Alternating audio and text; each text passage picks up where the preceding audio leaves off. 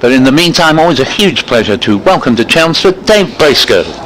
Yes, thank you, Paul. Good morning, Paul. Good morning, everybody. Absolute delight to be down here again. It does seem, though, that very often our visits over the last few years have sort of coincided with some miserable, grey, dank, drizzly weather, and it's been the same this morning. And opened the curtains, staying not too far away, but opened the curtains with a little bit of dread this morning. I could hear it raining in the night, and it was very, very dark. Arrived at the ground about 20 to 9. The floodlights were on already. The players were out having a little bit of a net, but even then there was light drizzle blowing. The ground staff sort of had the covers on standby. They were wheeled on, they were wheeled off, they were wheeled on. I don't really think the umpires, the ground staff, or indeed the players at any stage were 100% convinced that we were going to get underway on time. We did have the toss at about 10 o'clock. I was out there, and Peter Hartley and Rob White, our officials for this one, they did speak at length to Asiba Mead and Tom Wesley. Both skippers were happy to get the toss out of the way,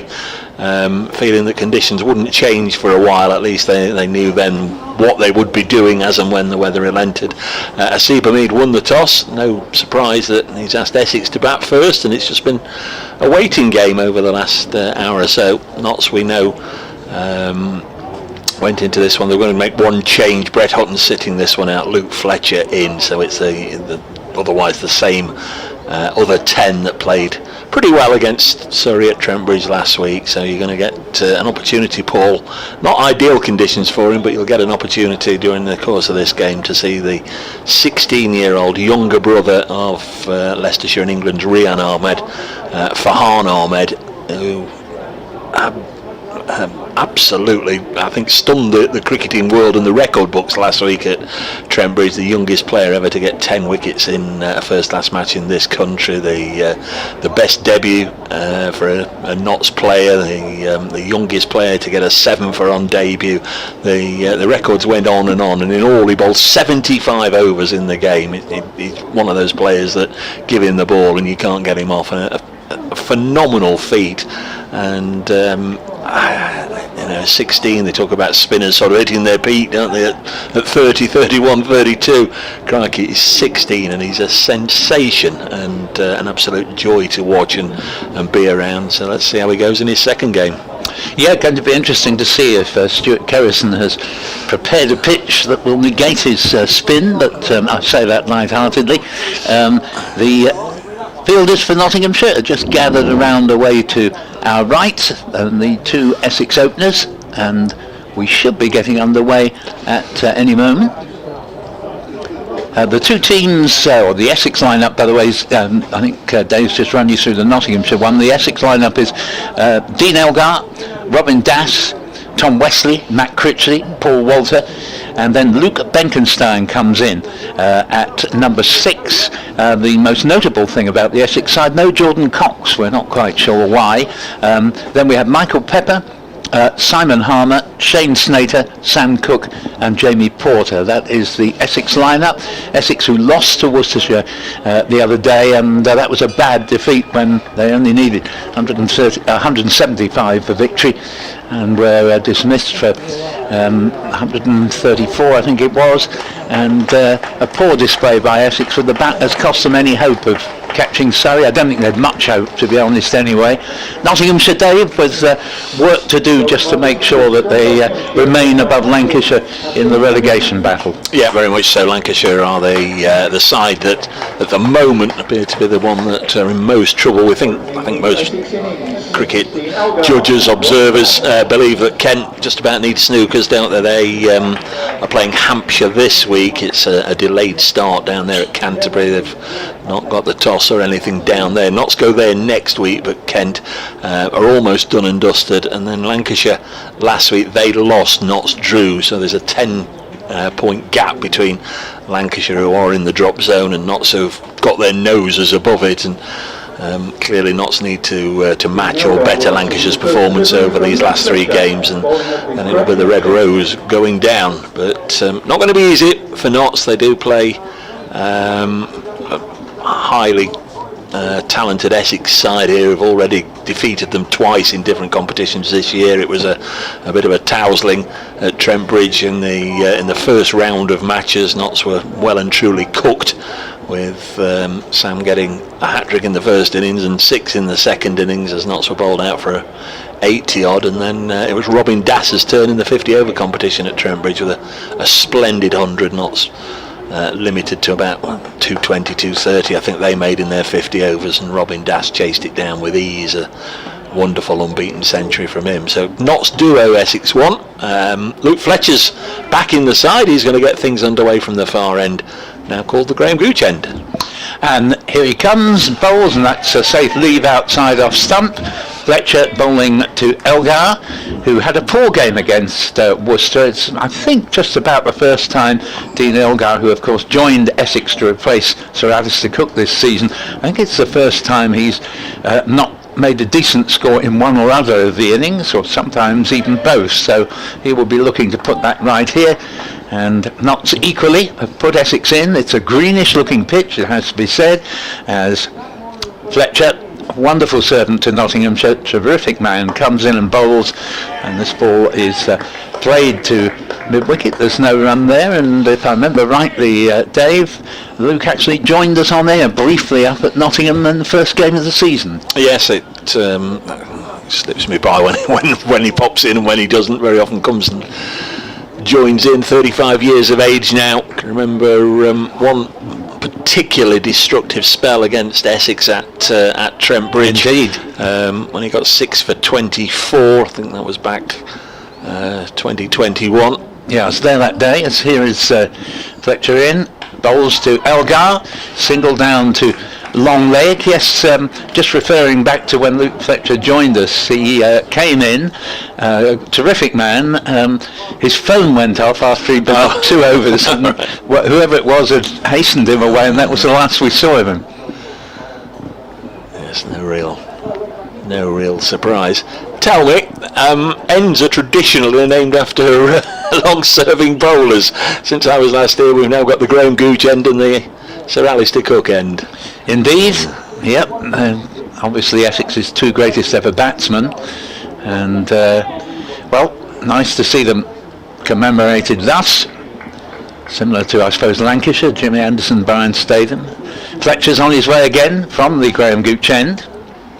Bowls to Robin Dass, the first ball he's faced in this game. Goes a long way down leg side, a 1 day wide, but not in the county championship. Score remaining 1 for no wicket. Essex put into bat after a delay of 70 minutes. Yeah, just again on the Notts team news, they were hoping to have Dane Patterson back for this one. The South African, of course, had to go home. He had a tour of the West Indies through August with the South African team, then had to go back to South Africa. Fletcher bowls, Dass correctly, plays slightly tentatively but safely enough down to mid-off, and there is no run. Score remaining 1 for no wicket. With his wife giving birth, the latest addition to the Patterson household arrived safely. Notts were hoping and expecting Dane to be back for this one, but his return flight has been delayed and obviously hasn't made it. So just a couple of opportunities left this season for Dane to come back. And I suppose the good news is that all are well in the household. Fletcher in again. Bowls, and Dass plays this ball quietly into the covers for no run. The end of the first over here. The fact that we lost the 70 minutes, there is an allowance of 30 minutes which can be added on, but 10 overs have been taken from the day's allocation. So 86 overs are set to be bowled, and they should be played because the forecast suggests we should remain dry for the remainder of the day. A dangerous thing to say, I know, but after 1 over put into bat, Essex 1 for no wicket. Sorry, Paul, I'm just trying to I need to get my binoculars and see. There's a sub-fielder on already, number 88, who we'll have a little look in a moment, see who it is. It's going to be Rob Lord to bowl the second over. Made his first-class debut last week against Surrey for the probably the Essex viewers, listeners, followers, a newish name. He would have played in the 50 over game at Trent Bridge back in August, just his second first class game, as I say. Went through the Lancashire system and then was released. Notts picked him up after done well for Cheshire in the minor counties. First ball sees Elgar, whether he meant to leave it alone, I'm not entirely certain, but that was the initial thought, I think, that went through his mind, and then dabbed at the ball late on, ran it down towards third, and they get a couple of runs. The outfield slow, lush, green, as you'd expect. A lot of drizzle this morning. Normally you'd expect that ball to have run away to the boundary boards. Couple more. 6 on to 3. Elgar, left-hander, stands with bat held aloft, brings it down just to work this to Mead on the leg side, and there's no run. Just see if I can reach my binoculars. Bugs me when there's a young man out there that I don't recognise and too far away to get the name. Yeah, I've been trying to find out myself by looking at squad numbers in the Playfair, but no, it's haven't come across an 88. It'll be one of the lads they've brought down to get a little bit of experience this week and do a bit of work. We also need, I guess, to establish who's not on the field right at the start of the game. There's Rob Lord. Comes into the right-handed Das and pushes this up to Hamid, and there's no run. So nothing very eventful so far in terms of ball beating bats. Certainly the conditions you would think would favour the bowlers, but always dangerous to make any assumptions on the very earliest overs. In a sense, I think Essex might have been a little relieved that the really dark weather that was around at the scheduled start prevented them from getting on as Lord bowls. That's a leave, goes through to the keeper, because we had a lot, didn't we, up and down the country, and I think there were about 5 or 6 wickets had gone down before 25 to 11, and I think 7 wickets have gone down already at Leicester this morning, with only 15 on the board last I heard. No, they've rallied. They're 52 for 7 now. So yes, it's a rally. Don't know if somebody's given it a bit of the old Welly. Willow, yeah, Cox and Scrivener just battling away there, but we're in a right old mess at 15 for 7 as Rob Lord runs away from us and bowls now, and Robin Das keeps it out. Peter Hartley and Rob White are our umpires. Peter Hartley, of course, well known, one of the elder statesmen. Rob White, former Northants top order batter. Our match referee is Dean Kosker, the former Glamorgan spinner. Croft and Kosker, they were always in tandem. Yeah, wonderful pair, and Kosker went on playing, I think, pretty much into his 40s, and remained a very good bowler with his slow left arm indeed. Master Holland is the 12th man. This is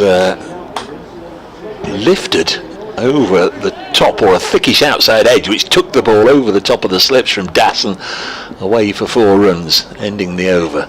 So Holland's brief visit out to the middle has ended. He's gone off, and Ben Slater has come back on, and the reason that Ben Slater obviously went off is now apparent, because he's suited and booted. He's got all the protective gear on, so it looks like he's going to be called for a stint in there at short leg with all that protective armoury on. So 4 byes they were to end the over there. 8 for no wicket therefore, with Das still to get off the mark, and Elgar on 4. He didn't get anything on it? No, it looked as if it had taken something, didn't it? Yeah. Apparently not, and that's the one ball that's really lifted alarmingly. And meanwhile, Luke Fletcher, very tall, is going to make his way in from the Graham Gooch end, and is on his way now.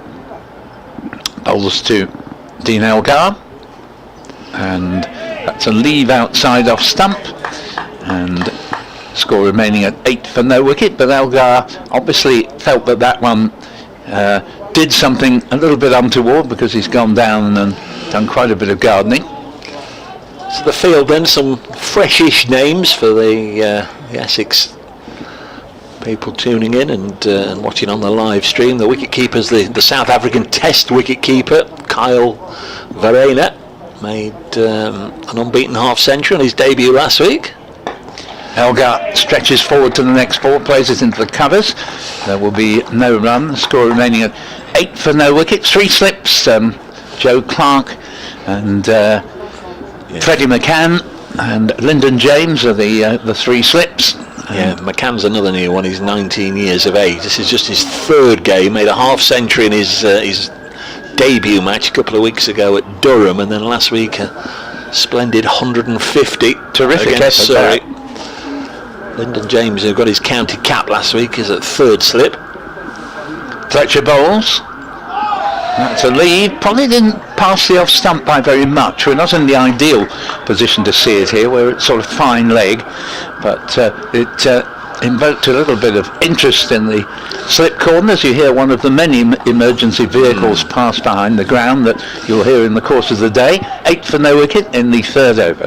Just continuing the fielders, backward point Liam Patterson-White, who got a 5 for against Surrey in the 2nd innings last week. Jack Haynes, the former Worcestershire player, at extra cover, and the captain Asiba Mead at mid-off. Fletcher bowls to the left-handed Elgar, places uncomfortably, stabs the ball down to a sort of shortish mid-on. There is no run, but he was uncomfortable with that particular delivery, and once again score remaining at 8 for no wicket. The only runs off the bat to Elgar, who has 4, and Robin Dass at the other end yet to get off the mark. Yeah, that was fielded, as you say, Paul, on the leg side by the 16-year-old Farhan Ahmed. Ben Slater under the lid at short leg, and I'm sure Rob Lord is somewhere down below us at long leg. Fletcher in again, bowls to Elgar. Elgar a little bit tucked up here, but plays it well enough out to Haynes, coming in from cover.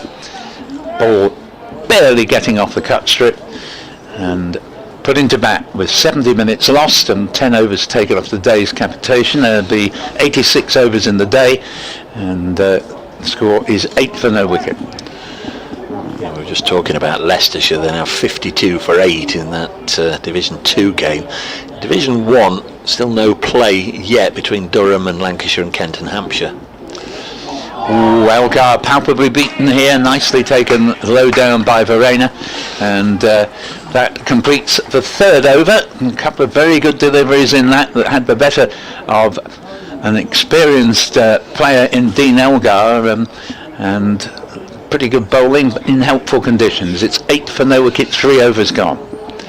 Yeah, I think the light's improving all the time, isn't it? It is. Everything's relative, but it really was filthy black at the time of the toss, and certainly the time that we should have started, when the drizzle was falling as well. The floodlights were on all throughout the players' warm-ups this morning. Never a good sign.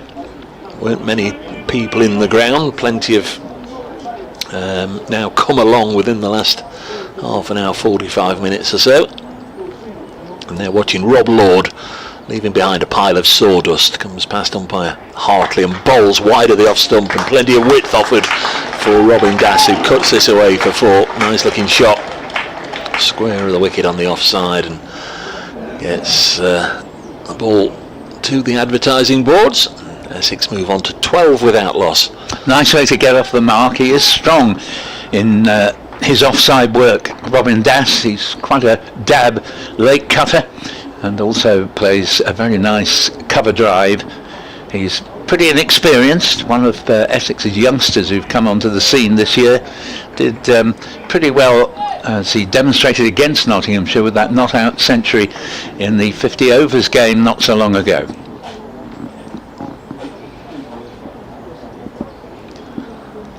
Poor start to the over for Rob Lord. What can he do with this second ball? It's right on the target, well defended by Dass. Lovely to have everybody along, and don't forget you can now find us on the smart speaker. Ask BBC Sounds to play, in this case, ask BBC Sounds to play Essex versus Notts, day one.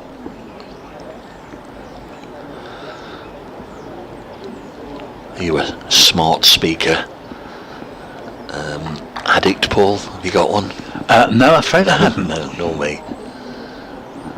There's Lord, past umpire Hartley, again bowling a tightish line, which Das nudges into the offside. Jack Haynes does the fielding. Yes, to give our listener the vague idea of the parameters of my abilities, the most recent technical development which I latched onto, nothing really since then, was the cassette machine. Early 70s.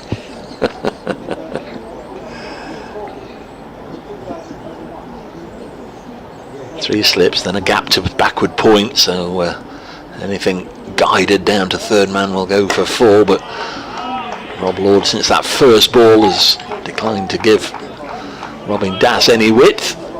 This is pushed out onto the offside. And the challenge, Surrey's bid for a third consecutive title, just fallen away lately. That defeat last week here against Worcestershire has maybe all but eliminated their final hopes. This has dropped down to the left of Slater, it's short leg. And there's no run. Yeah, I'm afraid you're absolutely right. It was only a sort of vague chance they could catch Surrey. Part of it would have depended on them beating Surrey in the very last game of the season here at the end of September, when the weather is often even worse than it is here today. But all hope disappeared with failing to make what looked a very lowish total on a pitch that had really proved a batsman's paradise, if anything, until their collapse. Lord in again, and once more it's turned onto the leg side, so poorish first ball to the over from Rob Lord, which has to be cut away for four, and was, but since then he tightened his line up and kept Robin Das nice and honest, 5 dots to conclude the over. So after 4, putting to bat Essex at 12 without loss, as we knock on the door of 12 o'clock. Lunch today will remain, I understand, at 12:30. They could perhaps have extended this session. Just hope the bad weather doesn't return, and it wouldn't be the first time that we've gone off on a cricket match in glorious weather, and then when he should be playing, then it goes dark again. Here's Fletcher. Comes in, going Goot Chen, bowls, wide of off stump, Dean Elgar shoulders arms, and Essex remain put into bat, 12 for no wicket after 4.1 of the 86 overs to which today's play has been reduced because of the loss of 70 minutes at the start of play. I'm just reminding you of the teams: Essex, Elgar, Das, Wesley, Critchley, Walter, Benkenstein, Pepper, Harmer, Snater, Cook and Porter. No Cox there, you'll note, we don't know why. And Notts, Hamid, Slater, McCann, Clark, Haynes, Farine, James, Patterson, White as a break-in as the next delivery is played to mid-on. Again, there will be no run as Ahmed fields that, and the other players I didn't mention are Luke Fletcher currently bowling, and Rob Lord, who will be bowling the next over, you would think, after this one.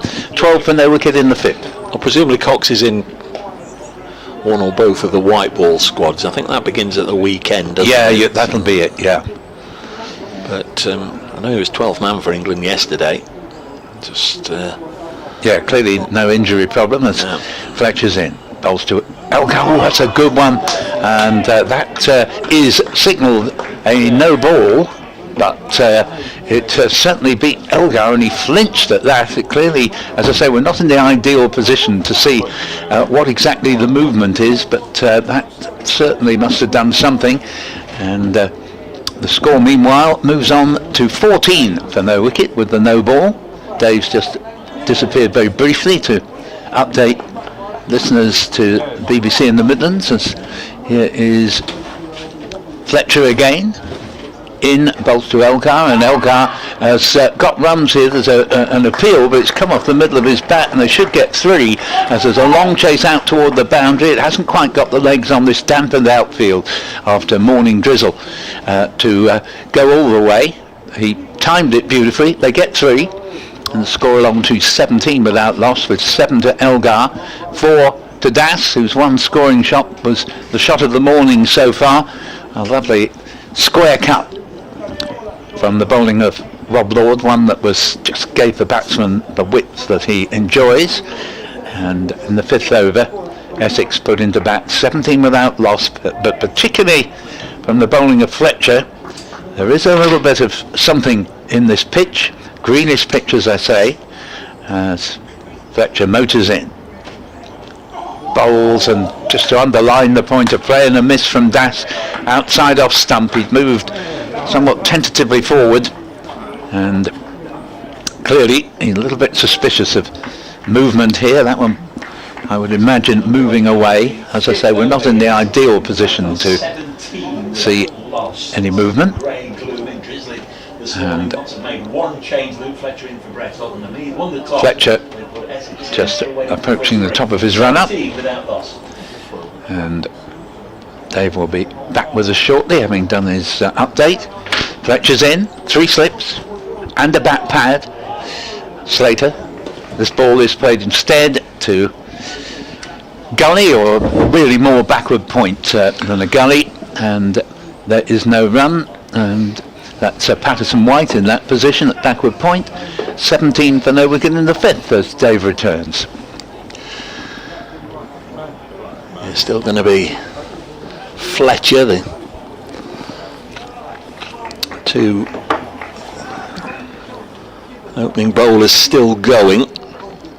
Notts have gone into this with a split seam and spin attack, as this is eased into the offside.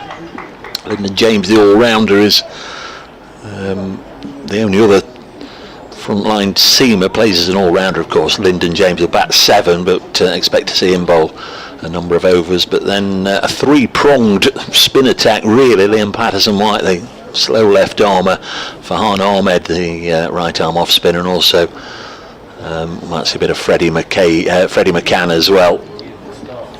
So split options, just in case they came here and there was a wicket that was tailor-made for Simon Harmer. Notts can at least fight fire with plenty of spin options of their own.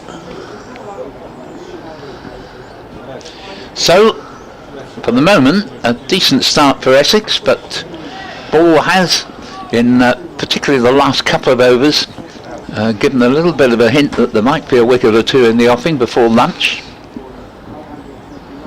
There's Lord past umpire White, and Elgar watched that onto the face, pushed it into the offside, fielded by Jack Haynes, and there's no run. In Division 1, the 2 other matches that I've seen cricket this morning, Somerset, they lost a wicket, second ball of the day. Somerset have booked the trend really, in that they won the toss down at Taunton, opted to bat first. They lost Lewis Goldsworthy to Kemar Roach, second ball of the day, but they're now 75 for 2. That match between the top 2, Somerset and Surrey. There's Lord in once more, and Elgar just turns this onto the leg side, fielded by Hamid. And in the West Midlands tussle at New Road, Worcestershire 63 for 3 against Warwickshire. It's been playing all 4 matches in Division 2, where Leicestershire will be wishing there'd been rather more rain in the East Midlands, because they're 59 for 9 against Yorkshire. Yorkshire, of course, one of the sides battling to go up. They began this round of games in 3rd place in Division 2, but already you sense that might be the start of a good week for Yorkshire, as Lord bowls cut away into the offside, but that's nicely fielded by Jack Haynes. As that left the bat, Elgar would have thought he was guaranteed a boundary. Jack Haynes has got up there, Paul, with lots of smears of green and dampness on his whites. It's pretty soggy, isn't it? It is, and the noise when the bat hits the ball is a clonk, which you tend to get in damp conditions. It was a splendid shot off the back foot into the covers, and a brilliant stop there from Haynes. Glamorgan are 72 for 4 down at Hove against the leaders Sussex. Northants 60 for 4 at home to Derbyshire, as Lord in again, 3 slips, waiting, and it's past the outside edge. I'm not sure he went at that with any great conviction. And the other one I haven't given you, the other side that's trying to snare one of those promotion places. Middlesex 102 for 2 at Lords against Gloucestershire, who of course are one of the 4 southern based sides that have made it through to the Blast Finals Day this coming weekend at Edgbaston. And have you got an update from the test match there, Dave? There we are, right at the top of the page. Sri Lanka 147 for 2, requiring 72 more. Oh, surely they'll win that. Lord again bowls, and this one's chipped up in the air. Can he get there? He can! The captain takes the catch, and Elgar's gone. And Rob Lord celebrates the first wicket here at Chelmsford, just his second first-class wicket. It was nicely judged by Asiba Mead, who this season we've seen him spill 1 or 2 catches, but that's a really important one. Dean Elgar was squared up a little bit, not entirely convinced what shot he was trying to play, but it just spooned up in the air for a second. I think he'll have thought maybe I've got away with that, but good sliding catch by Asiba Mead, having made up good ground from his position at a wideish mid-on. And Essex lose one of their big guns. They're 17 for 1. Elgar out for just 7.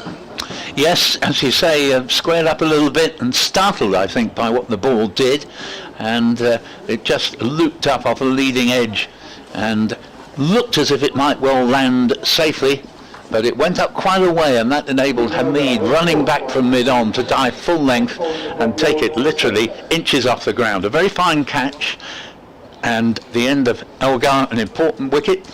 But I think it also illustrates the fact there is quite a bit there in the pitch to help the bowlers. There's been late movement, you can tell from the way that Elgar, to the one that was actually a no ball from Fletcher in the previous over, but it completely caught him unawares, and as I say, that's a sign of late movement. So plenty for Nottinghamshire to bowl at here, and I think it underlines as well how relieved Essex will have been that 70 minutes occurred when there was no play after they tossed up at the normal time at 10 o'clock, and not in those conditions then, with a drizzle in the air and very poor light. The floodlights were on. Not surprisingly put Essex in, so Notts were penalised, if you like, of not having those 70 minutes to bowl at Essex. But even now there's quite a bit happening out there, as Essex's skipper Tom Wesley has come in to replace Dean Elgar.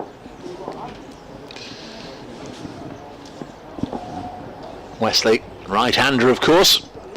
Rob Lord bowls a bouncer to him, and Wesley has to be right on his mettle at the start of his innings as he bobs underneath this one. It goes through to Verena, and Rob Lord has made the initial breakthrough. Just if I may interrupt very briefly to say that I'm about to be replaced as we welcome Nicky Chowdhury to join you, Dave. Thanks, Paul. More from Paul Newton in the fullness of time. Where are we? About 10 past 12. Lunch will be at the normal time, the scheduled time of 12:30. So just a very brief session here.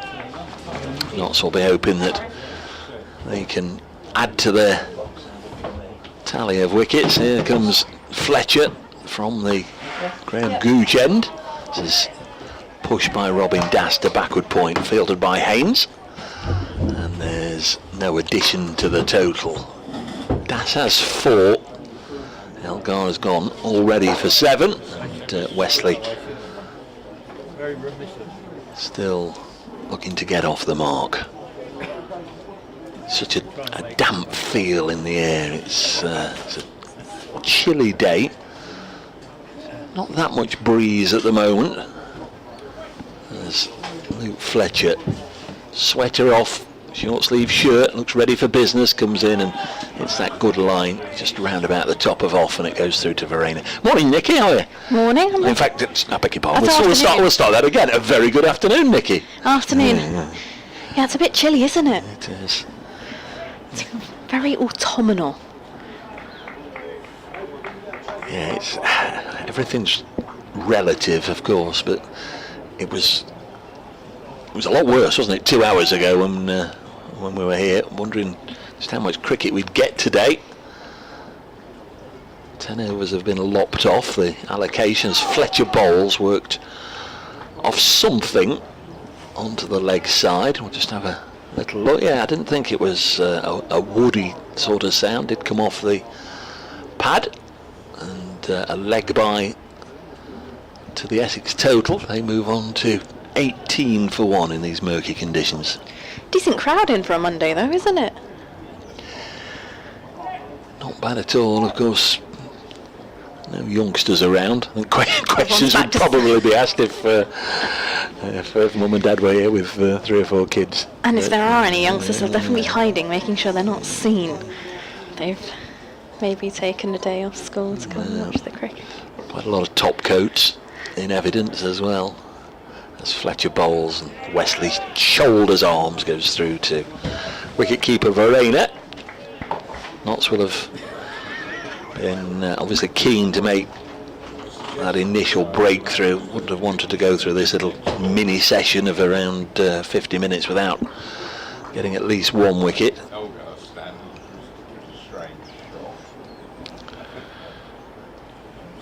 Fletcher playing against Essex for the 8th time has taken 23 wickets against them at an average of about 24 apiece. Comes in now and bowls Wesley a little push square of the wicket on the offside, and the left-handed LPW Liam Patterson-White does the fielding. It was always going to be to his right-hand side, so there was no danger there as they took that single. Essex with Luke Benkenstein making his first-class debut today, so a big match for him. Son of Dale, of course, the Lancashire head coach. Lancashire in a spot of bother at the moment in terms of the county championship. They're in 9th. Let's go into this one place better off in 8th. That's a really good delivery from Fletcher. Just as I say, round about the top of half, he sends down most of his deliveries, and I think that one just nipped away off the seam and goes through to Verena, end of the over. That was a beautiful delivery, wasn't it? Yes, he's had done that for many, many years. The archetypal county journeyman, if you like, Luke Fletcher. He's never really challenged for higher honours, but will give you an honest day's work, week in, week out, running, and will toil away. Always there whenever his skipper needs him, and he's kept the Essex batters nice and honest this morning. Here's Lloyd to Wesley. Runs away from us, 3 slips in place. As this one just a straighter delivery, and it's flicked straight to short leg. Short leg does a fabulous piece of fielding and shies at the stumps, and well, it's Ben Slater, and I think Wesley would have gone, and I think the reaction from the Notts players either side of the wicket, Slater who threw it and Patterson-White who's backing up, would also back up that thought. It was a brilliant bit of work. So quick. Very Wesley, close. Yeah, Wesley looked to set off straight away. I don't think he expected that to be fielded. It's a great stop. Really good. As here's Lord in now. And this one's off the front foot. He defends into the offside. We'll take a single. And brings Das on to strike. 19 for 1.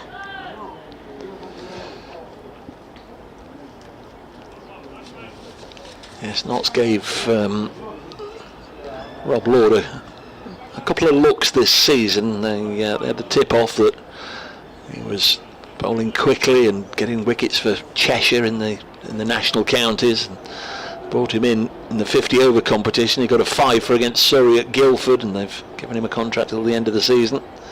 Made his debut last week. Here he is now, runs away from us to Das, who's forward, and he edges, and it's dropped, and it's gone through. And they'll take a single. Maybe I'm a bit harsh to say it's a leg by. Not entirely sure it carried to either McCann at second or James at third, but there was all sorts of things going off. I think Lord initially was going up for the LBW, and then there was lots of animation in that slip corner just in case it carried, but it was a leg by in the end. But this is challenging stuff here. This is good from Rob Lord. It's clearly a challenging day to be out there in the middle. We've seen from Leicestershire's score as well. Have any updates on that? As Lord at the top of his mark is in to Wesley. Plays this off the back foot to point. It's going to be a dot. Yeah, there was lots of animation in the last ball. And the way the slip cordon reacted, it was as though they were putting down an opportunity. Yeah, Leicestershire are 79 for 9. Make of that what you will. They were 16 for 7. Northampton's not faring much better at Wantage Road in that they're 68 for 5 now against Derbyshire. Again, a couple of wickets for Zach Chappell, who's enjoying a really good season. Former Notts quick bowler, of course. Here's Lord.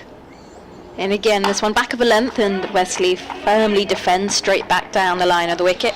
Lord fields off the back end of his follow through. Division 1, still no play between Durham and Lancashire or Kent and Hampshire. Somerset 83 for 2 against Surrey. Worcestershire have lost another wicket there, 67 for 4 in the match at New Road between the Pears and the Bears. That's an easy one to slip off the tongue, isn't it? The Pears and the Bears. Lord at the top of his mark next to a pile of sawdust. Runs in now, passes the umpires. Wesley's forward, looks to turn this round off his legs, but that's going to go down the leg side, through to the gloves, and that is also going to conclude the end of the over. 21 for 1 here, Essex, at the end of 8 overs. Yes, we've got about 12 or 13 minutes to go until the lunch break. Get greedy, don't you? If you're the fielding side, the bowling side in these conditions, you've got 1 wicket. You'd be saying there'll be lots of chatter out there. Come on, one more before lunch. Let's have another one. That would be the ideal situation, wouldn't it? Sri Lanka 153 for 2 at Lords in the Test match, not too far away. I guess as the crow flies. So the weather's okay there for as long as it's needed, as Fletcher starts with one a little wider than ideally he would have liked. So Robin Das was really on the top of his game last month at Trent Bridge in the 50 over competition. An unbeaten century against Notts. First time I've seen him in the runs, seen him play a couple of times in the past, but he was in the runs, looked a high quality player, he really did. He'll have fond memories of that innings, I'm sure, as Fletcher comes in to bowl to him. Cut away for 4, and that went very quickly past Liam Patterson-White. And Liam said he couldn't see it. From here it looked very close to the man at backward point, but there was no movement towards the ball at all from Patterson-White. Now, whether he could have got to it once the ball was in the air, whether he could have got to it in a position to, he's still saying, I just couldn't see it. From where we're stood, from where we're sat, that did seem pretty close to him. But I love that shot from Darcy. Just very little movement, and the way he stood and admired the shot afterwards. He might have been worried about it, because it did look from here as if it was very close to Liam Patterson-White. This one's gone through to Kyle Verena, the wicket keeper. So again, Clark, McCann and James, the 3-pronged slip cord, and then Patterson-White at backward point, Haynes at extra cover, and Farhan Ahmed at mid-off. On the leg side, the captain Asib Hamid, who would have been very pleased, as I say, to hang on to that catch to get rid of Dean Elgar, is at mid-on. Ben Slater under the lid at short leg, and Rob Lord is away to our left in front of one of the 2 screens that are on the ground. Fletcher bowls again to Das, and he's just pushing this into the offside, fielded by Haynes. If you want to get in touch, love to hear from you on the old Twittery thing, X thing at Brace Cricket. Are you on the Twittery Xy thing? I am on the Twittery Xy thing. What's my name on the Twittery Xy thing? I'll have to look it up. Bear with me. Don't remember all these usernames and handles that we have. At Brace Cricket, anyway, if you'd like to send a message, got some burning issue that you want to get off your chest, BBC Essex, BBC Radio Nottingham, and on the Essex live stream as this one thuds into the pads and drops down at the feet of Ben Slater. Close in there at short leg. Brilliant bit of work in the previous over from Slater. Very nearly executed a run out of Tom Wesley. 25 for 1. Both sides making one change from last week. Fletcher in for Brett Hutton, who's here on the ground, part of the Notts squad. Next one is cut away. That'll be more runs for Robin Das. This one was to the right of Liam Patterson-White, and that's gone for 4. I suspect earlier on it might just have pulled up in the sluggish outfield, but just had enough juice on it to reach the boundary boards.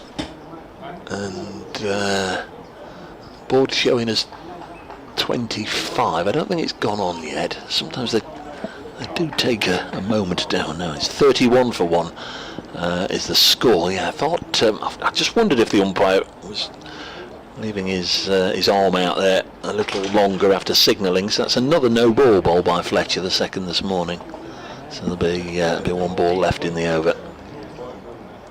Here comes Fletcher. In again, bowls, and again Das off the outside portion of the bat. So not got a middle on it. It's run down here. We've lost sight of Liam Patterson-White. The Notts players are applauding the chase of Liam Patterson-White, and there's 2 more. So that'll be 33 for 1 at the end of the over. He used an awful lot of the outside portion of the bat in that over, and Liam Patterson-White has had a lot of chasing to do and a lot of explaining to do for the one that he didn't get anything on, and you can see the state of his flannels as well, Nicky. I was going to say, you can see the big green stain of grass on his whites. And I've just found my Twittery Xy name. It's actually just my name. That makes it life easy, doesn't it? Nicky Chowdhury on Twitter, X, whatever you feel like calling it. And Lord just making his way to the top of his mark with ball in hand. And of course we're back with the Kookaburra. 3 slips in place as Wesley, tall in his stance, waves his bat, is off the back foot and pushes this to mid-on. The ball dribbles. Yes, thanks for the reminder. I'd forgotten all about the dreaded Kookaburra.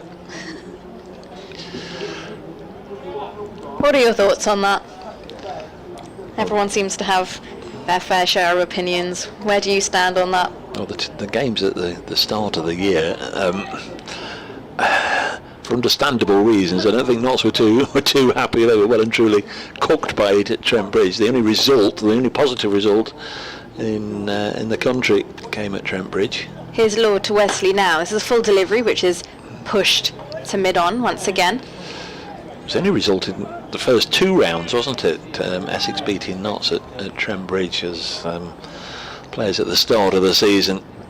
The bowlers in particular, of course, struggled to make any impact with that Kookaburra ball. Yeah, the games I saw at the start of the season definitely were all run fests, so it'll be interesting to see how obviously it plays now, and given that we've got the weather slightly more involved. Yeah, not a fan. Playing the competition with 2 different balls. Here's Lord to Wesley, and this one back of the length, it turns into the leg side and wide of mid-on, will take a single. Brings Das on to strike, 33 for 1. No, Division 1, sorry Nicky, Division 1's already compromised enough by the fact that, teams don't play every other team twice. Some you'll play only once, some you'll play twice, so it's compromised in that sense, and they're also asking you now to play with different balls at different times of the year as well. It's a very, very strange way of going round making a competition and supposedly making it fair. Here's Lord to Das now. 3 slips and a short leg, and Das is forwards, softly defends into the offside, fielded by Hamid at cover. No, I completely agree with you, and I think obviously the Duke's ball is so unique to England.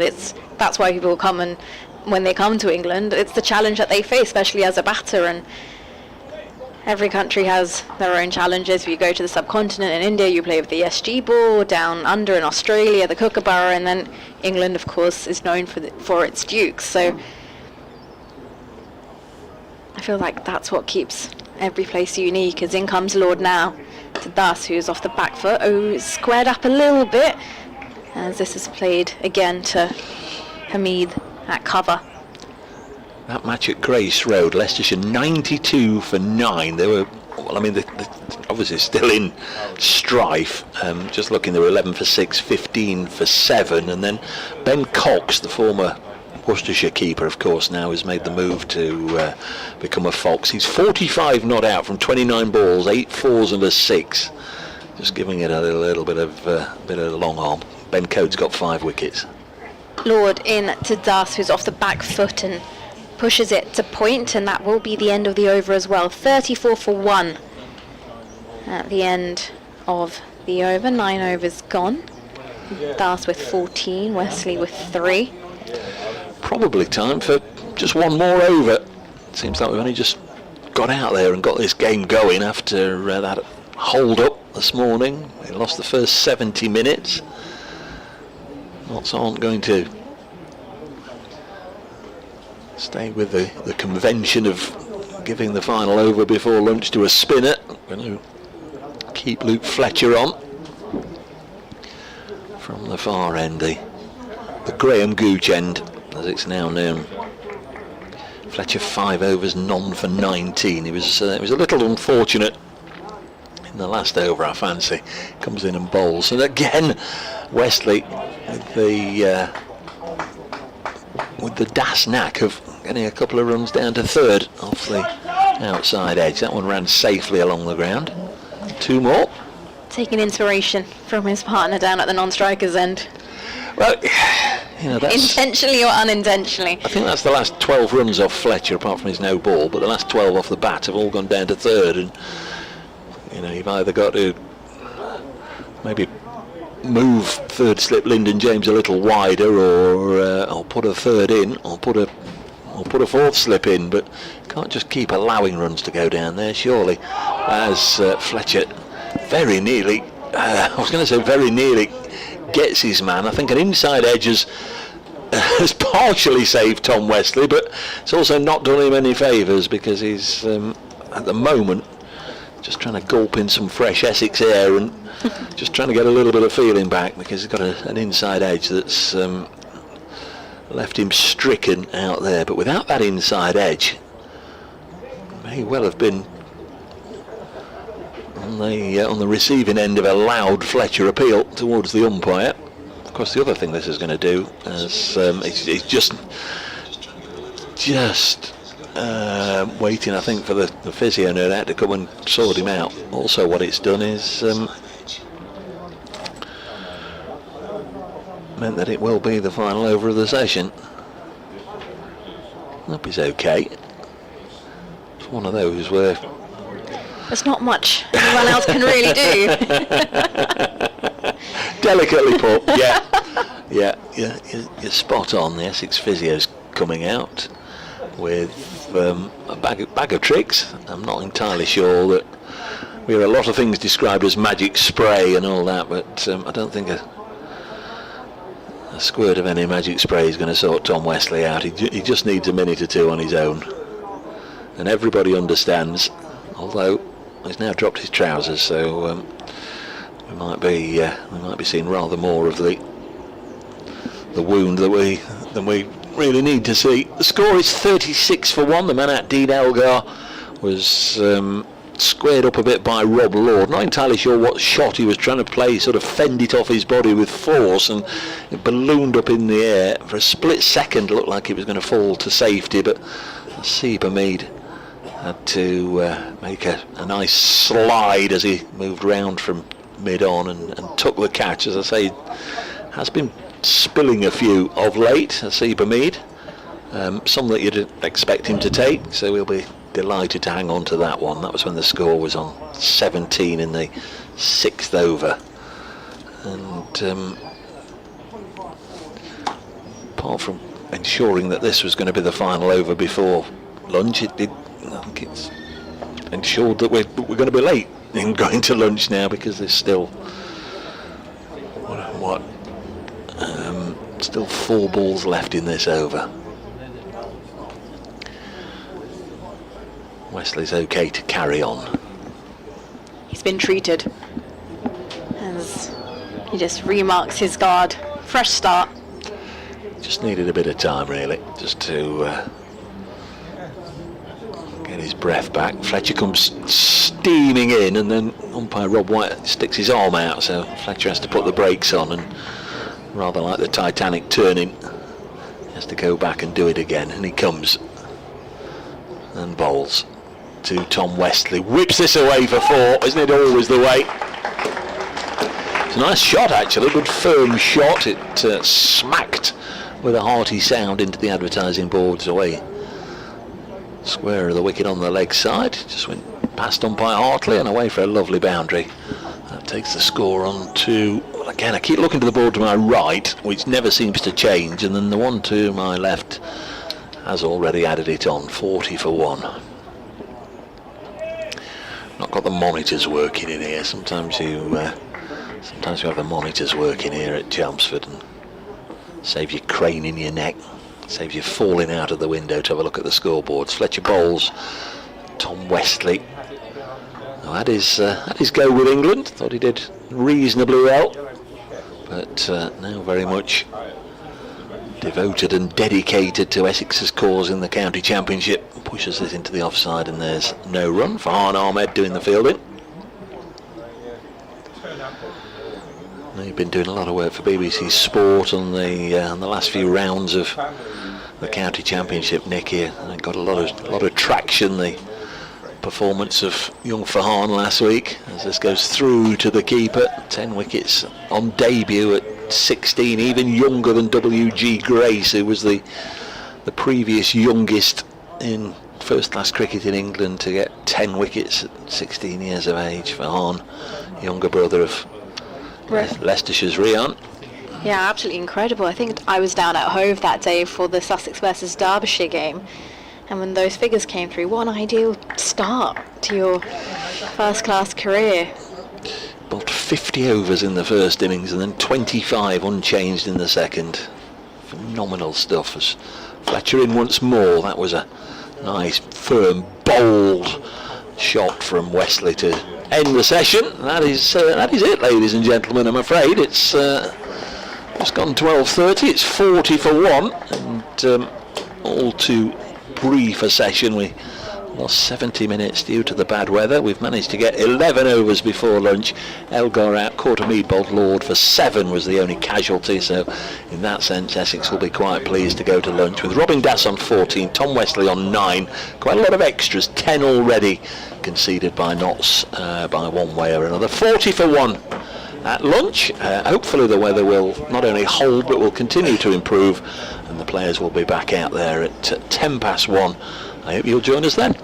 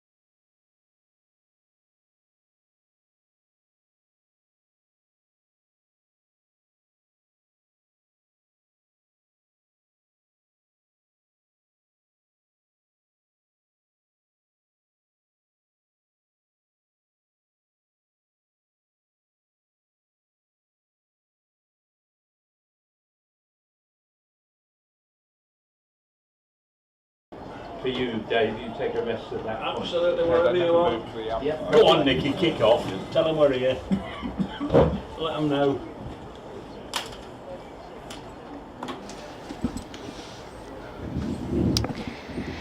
Hello and welcome back to the county ground here in Essex, where it is still a little bit gloomy, but the players are making their way onto the field, and Essex went to lunch at 40 for 1.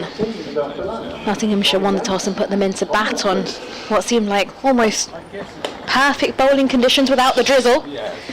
And I'll be joined by Dave, who's going to talk us through the next half an hour. Yeah, Notts well, I've been delighted to have got rid of Dean Elgar, obviously. 11 overs. You get greedy, don't you? They'd have been trying to get another wicket before lunch if they could, but it wasn't to be. Looks as if there's going to be a bowling change there right at the start of the afternoon session, with Lyndon James already peeling off his fleecy top, handing it over to umpire Peter Hartley at this end. So Lyndon James, the recent England Lions captain. 2 or 3 weeks ago he skipped the Lions to victory over Sri Lanka. I think we sort of had a little bit of an idea of how the Test series might go when we saw how relatively comfortably the Lions defeated Sri Lanka in that match at New Road. The Test match at, Sri Lanka have won. Yeah, the Oval has wrapped up 8-wicket victory, so England winning the series, but it's not been the whitewash summer that they were hoping for at the start of the match. It's a great comeback by Sri Lanka in the final Test match as well. Just the performance they put in yesterday with the ball. Some may argue that England were just a little bit complacent, which they were at times, I think it's safe to say. So is Lyndon James going to get us underway this afternoon? No floodlights on. This one's turned on the leg side, fielded by Slater, has he taken off those protective pads? I think he has, yeah. It seems to be just in his cricket flannels, stood by Peter Hartley at square leg, the umpire having a bit of a blather. I would imagine Luke Fletcher's going to bowl the second over because he's already down on the ground rolling about. It's the brightest it's been all afternoon right now. Well, since the game has started, it hasn't been this bright, which is encouraging. Yes, we had the covers brought on during the lunch interval with a little bit of drizzle falling. Here's Lyndon James, that lengthy approach, bowls, and Robin Das will punch this out into the offside. Chase on here for Rob Lord. The ball is very close to the road. Oh, that's good from Rob Lord, and it'll be 3 runs in the end. Good bit of work, saved a single. Lyndon James is leading wicket taker for Notts in those that are currently playing. Dylan Pennington got, what did he get, 30 or 31, but of course his season has already ended. 31 wickets at 23.8 for Dylan Pennington. Lyndon James 23 for Notts at 32. Best of 4 for 61. Comes in again, and Das just helps it out onto the leg side, fielded by Ben Slater. And there's no run. Both sides making one change from last week's matches.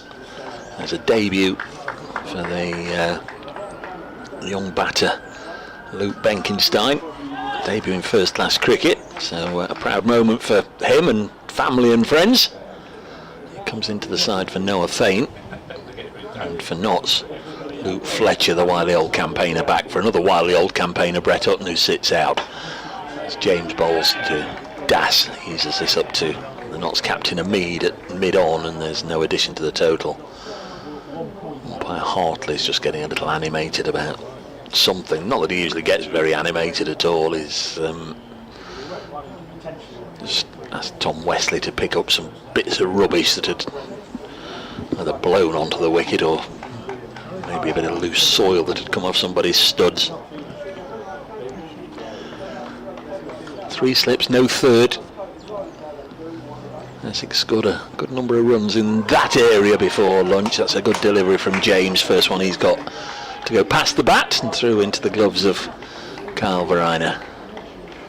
The commentary team this afternoon: Paul Newton from BBC Essex, Nicky Chowdhury from BBC Sport, Dave Bracegirdle from BBC Radio Nottingham, and if we can get anybody to come up the rickety steps here to join us, we'll snare them.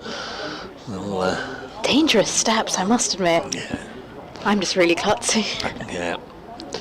Next ball pushed into the offside, and there's no run. End of the over. It'll be all right when they get the lift fixed. 44 for 1 at the end of the over. You know there's a lift up here. Oh, there isn't. Yeah, there is. Nah, you're pulling my leg. Otherwise, those stairs with a little bit of rain on them are a hazard for someone as klutzy as I am.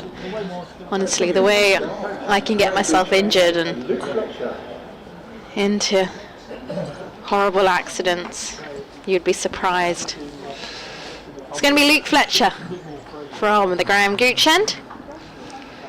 I'm sure most of you had followed the scores elsewhere during the lunch interval. Leicestershire were eventually all out in that morning session, bowled out in a session for 98, but they were 15 for 7. So is that the lowest? Is that the quickest a side has ever been bowled out? I'm going to have to do some research on that. No. Let's not go there, Nicky. Let's not talk about that. No? Let's not talk about anything like that at all. Fletcher into Wesley now, runs in towards us. Fletcher's forward, and it nips back, and I think this is quite high. Nottinghamshire have gone up, but the umpire's not convinced. It's been signalled a leg by. Wesley gets himself off strike as well, and I think that's a little high. I'm going to have to watch it back on the replay. I absolutely agree with you. Everything looked good if the stumps had been 6 inches taller. Exactly. It did nip back. It did Wesley, who's showing the umpire the mark above his pad. It was a good delivery from Fletcher. It did, as I say, jag back, but height always looked to be an issue. Yeah. Did jag back, and we're just having deep square leg being brought in to square leg, as here is Fletcher. Gone down all the way to the boundary, and he hasn't got back. I think that has just been signalled a leg by to the scorers. Tell you what, extras are playing. He's playing a gem of an innings for Hampshire at the moment, with 15 already. For Hampshire? For Essex. Did I say Hampshire? Yes, you did. Oh, leg buys are playing a gem of an innings for Essex already. Hampshire? Where did that come from? Here's Fletcher into Das. He's crouched low in his stance. High back lift, and this one's pulled away. And it's not going to... I'm going to have to stick my head around the window. That's gone. I'll get a I think it's been 3. fielded by Rob Lord down there. Yeah, you were toppling out the window. I was watching Luke Fletcher, who did a Mark Wood. I can't remember seeing him go down like that, collapsed like that, on releasing a ball. I don't think ever. He's looking at his studs. He absolutely went down like a ton of bricks. I completely even lost vision on that. I was sticking my head out the window. No, quite rightly. If it had been a wonderful catch down at long leg, you'd have seen it. But if it had been a permanent bit of permanent damage to Luke Fletcher, I was watching that end. Here's a Fletcher into Wesley, who's forward and defends as this goes into the leg side. It's a dart ball, and apologies, that's Das on strike. Tell you what, that was a good ball from Fletcher, considering what happened to him in the previous delivery. He just ran in and gave it everything and ran through the crease. You know, it would have been I'm sure, a little bit of temptation in a lot of bowlers just to take that one a little gingerly and make sure that your feet didn't give way or anything. But no, he's a big man, the workhorse. Here he comes again. Das eagerly awaits, and this one, I think he's nicked this. It's been put down at slip. No, it didn't carry. Pitched about 6 feet in front of Joe Clark at first slip, and he couldn't take it cleanly, and they scampered through for a single. Das didn't really have much foot movement there, just played with his hands, and he's lucky. Well, yeah, he was lucky he didn't go hard at it, or it would have comfortably carried to one of them, but just played it with very soft hands and pitched well in front of Joe Clark. The thing is, things not quite happening, but almost. It's one of those where you feel something might just happen for Notts here. They're getting close to creating an opportunity. Fletcher in now to Wesley, who's forward and defends straight back down the line of the wicket, and that will conclude the end of the over as well. 13 overs gone. Essex are 52 for 1, I believe, if I'm looking at the right scoreboard. Yes, I am. It's all updated now. Yeah, it's something like that. Yeah, I mean, in that over there was an LBW shout that looked good, apart from the fact it was going over the top. There was one hook down to long leg, which wasn't a million miles away from Rob Lord, and there was one nicked which didn't carry to slip. So when I say they're close to making things happen, it's like a football being on top, a football team being on top. That's when you say, you've got to score when you're on top. When you're having these little moments of pressure, that's when you've got to get your wickets. Here's Lyndon James into Robin Das down the leg side, taken by Verena with, again, immaculate footwork. Really, really impressive debut last week at Trent Bridge. 150 overs he was out there for in the first innings when Surrey were batting, no byes at all. Just wonderful glove work throughout and a couple of good catches. Ball returned to Lyndon James, who sets off from starting position beside the pile of sawdust and bowls again to Das, who forces this off the back foot, square of the wicket out, giving Rob Lord another chase. They've settled for 2, or at least Tom Wesley settled for 2. I fancy the younger man Das might have been interested in bombing back for a third, had his skipper given him any encouragement, but just 2 more. 54 for 1. Wesley has 12, Das now on to 20 from 42 balls faced. Dean Elgar out for 7.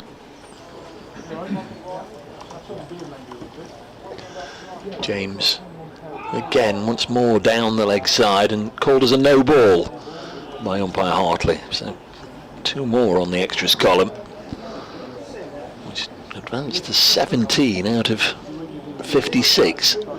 It's quite a high percentage, really.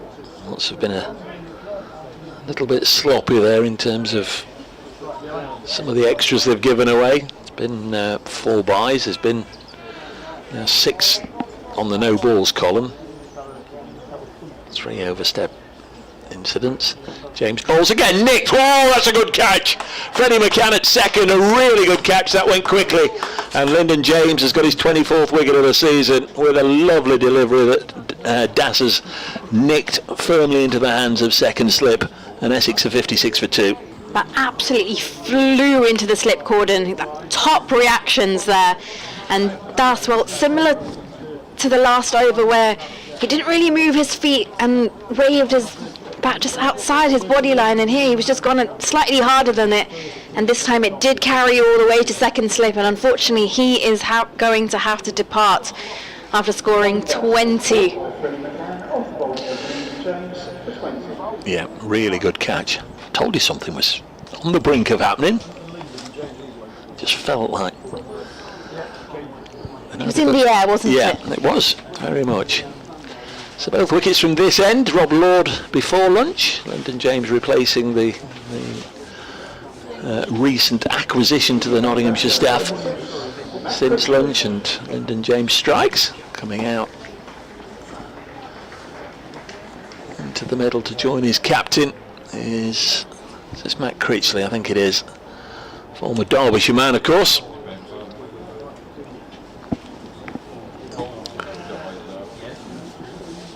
Family connection with Ben Slater. I think they both, I always get this the wrong way around, but I think both their partners are sisters, if that makes sense. So okay. There is a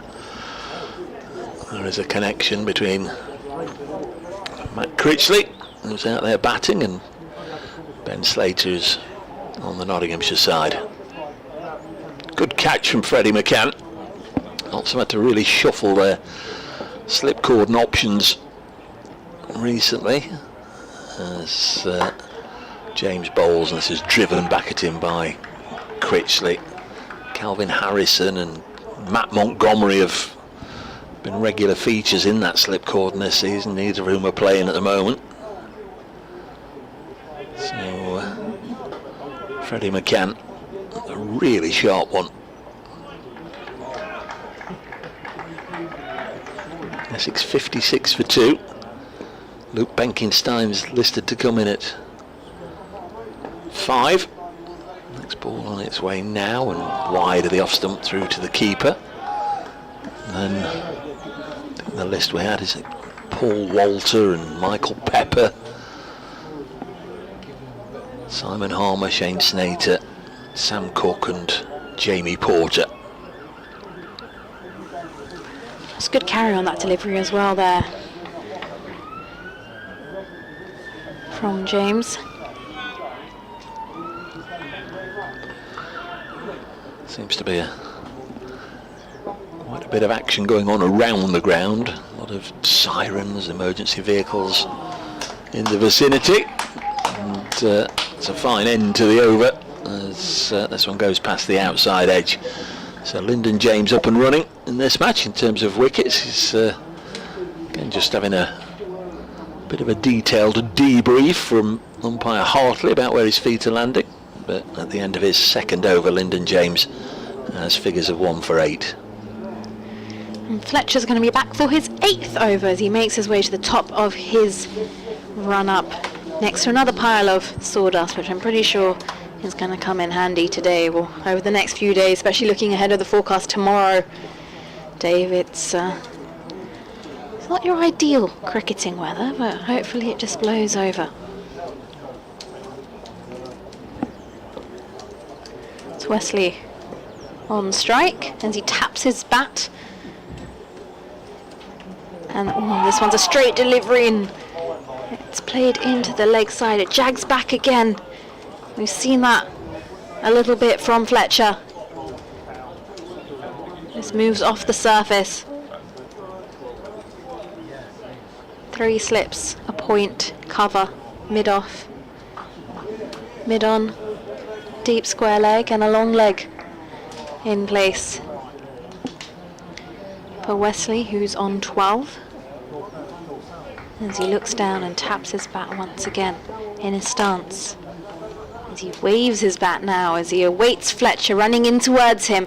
This one's a short one. He looks to play it down the leg side. There's a half-hearted appeal here from Nottinghamshire, but I do not think that there has been any form of willow on contact with that kookaburra. And nor does the umpire. Never hurts to try it on, does it? Especially with a... Well, if you don't ask, you don't get. Well, exactly. Absolutely. Spot on. That's what I was always told. And apparently, even if you ask and the umpire gives it, and it's maybe your wrong decision, that's not your job at the end of the day, either, is it? Yeah. Here comes Fletcher in again. This one down the leg side once more, and no bat on it, and that's well taken as well by... How do I pronounce his name again? Verina. You told me at the start of the day. I said I'm definitely going to have to ask you again, Dave. Verina. It's all right. Play yourself? Yep. Played since I was 8 years old, so a while. And that's in what? The women's game, or do you play for a men's club, or what? I'll tell you after this delivery. Or joint? Joint as Fletcher's in now again. And this one, it's a beautiful delivery, and it's been signalled a no ball. And it's a play and a miss from Wesley. This is not something that you used to see. I mean, he's 36 years of age, Fletch, but you can count on one hand normally the days where he oversteps, but there's been a lot of it at both ends here today. I'm not entirely sure why.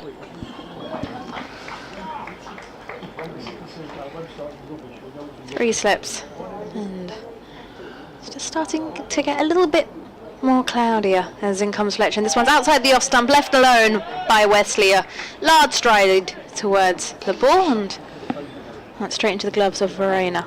Did I say it right? Yeah. Yeah. Okay, great. I apologise if I butcher any names. So where do you play? So I play for My club cricket is at Guildford. I've been playing women's cricket there. I haven't actually played men's cricket this year. I actually haven't played this season, unfortunately, due to several factors. As in comes Fletcher in now, and this one drags back again, and a half-hearted appeal, and this is... Apart from the overstepping, this is really good from Fletcher, actually. That one again nipped back, and I'm just surprised that Wesley isn't rubbing that inside thigh, because that looked to be one of those that sort of misses the pads and leaves you with a nasty bruise, and then it just ballooned up again into the slip cord. He's bowling well at the moment. He is, and apart from the overstepping. From the sound of it, I think that just got him on the thigh pad, because there was a bit of a thud as the ball hit body. As Fletcher at the top of his mark turns again, looks down at his target and makes his way. And this one, a straight one off the back foot, turned into the leg side. They're looking for two. They should make it, and they do make it back. Hamid, I believe, with the fielding, and that will conclude the end of the over as well. Essex 58 for 2. Yep, good stuff from Fletcher, as I say, apart from the overstepping. He looks a threat. So that's where at the main Guildford club. We're sorry, but Notts were there last month. Yeah, it's a lovely ground, isn't it? It is, fabulous, yeah. Beautiful clubhouse. Yeah. Very fancy. Get lost. I got lost in the first time I went. When they were like, this is your new clubhouse, I was on the 3rd floor. I didn't realise how I got there. But, yeah. Lovely setup. Lyndon James. As Nicky said, it just appears to be getting a little gloomier as James bowls, turned by Critchley to Liam Patterson-White at mid-wicket, no run. And of course played county cricket since I was 8 years old. Started off at Sussex, went over to Surrey with the Surrey squad this year. Did go to Worcester 2021 when it was COVID times, and then back at Surrey. Obviously the whole women's setup is changing from next year 2025 with James to Matt Critchley. Always played a loose push at that one, well away from his body, well outside the line of off stump there. Critchley, little fortunate not to feather that through to the keeper. Essex have lost both openers now. Elgar before lunch to Rob Lord for 7, Robin Dass and Lyndon James previous over for 20. If you weren't with us at the start of the day, we had the toss and really gloomy conditions. The lights were on, there was a little bit of drizzle in the air. Both captains were happy to toss as James bowls. This is a nice push through the offside. That'll go for 4 by Matt Critchley. Nice way to get your first boundary, and did get your first runs. He's off the mark with 4. It's 64 for 2. Notts won the toss at 10ish, but the drizzle just got a little heavier, couldn't start on time, and in fact it was another 70 minutes, or we lost 70 minutes at the start of the morning before we did get underway. 10 overs lopped off the day's allocation, so we just had a very brief stint before lunch of 11 overs, which saw Essex reach 40 for 1. They're now 64 for 2 as Lyndon James runs in again to bowl to the former Derbyshire skipper Matt Critchley, who pushes this into the covers, and there's no run. When I say former Derbyshire skipper, I know he had at least one season as the skipper in the Blast against Notts. Don't think he was ever the official club skipper across all formats, but certainly was their white ball skipper in the Blast. Am I right in thinking the weather comes from the right hand side, just behind the pavilion? You're asking me? Oh yeah, that's a really good point. There's Lyndon James in and bowls, and a lovely looking shot which has clattered into the stumps. They're going to get a single. The ricochet has at least meant they could get a single, but that was a little harsh on Matt Critchley because it was a high quality straight drive. The only problem was it was too straight because it demolished the stumps at the non-striker's end. It was a beautiful drive, and what a sweet sound off the bat. Sweet sound off the sticks as well at this end. Critchley looking good in the early stages of his innings. He's on 5 from 8 balls faced. Wesley's had a rather more turbulent start, but just tickles this fine down the leg side for 4 to end the over. He's going to move on to 9, and Wesley's on to 18. It's 69 for 2.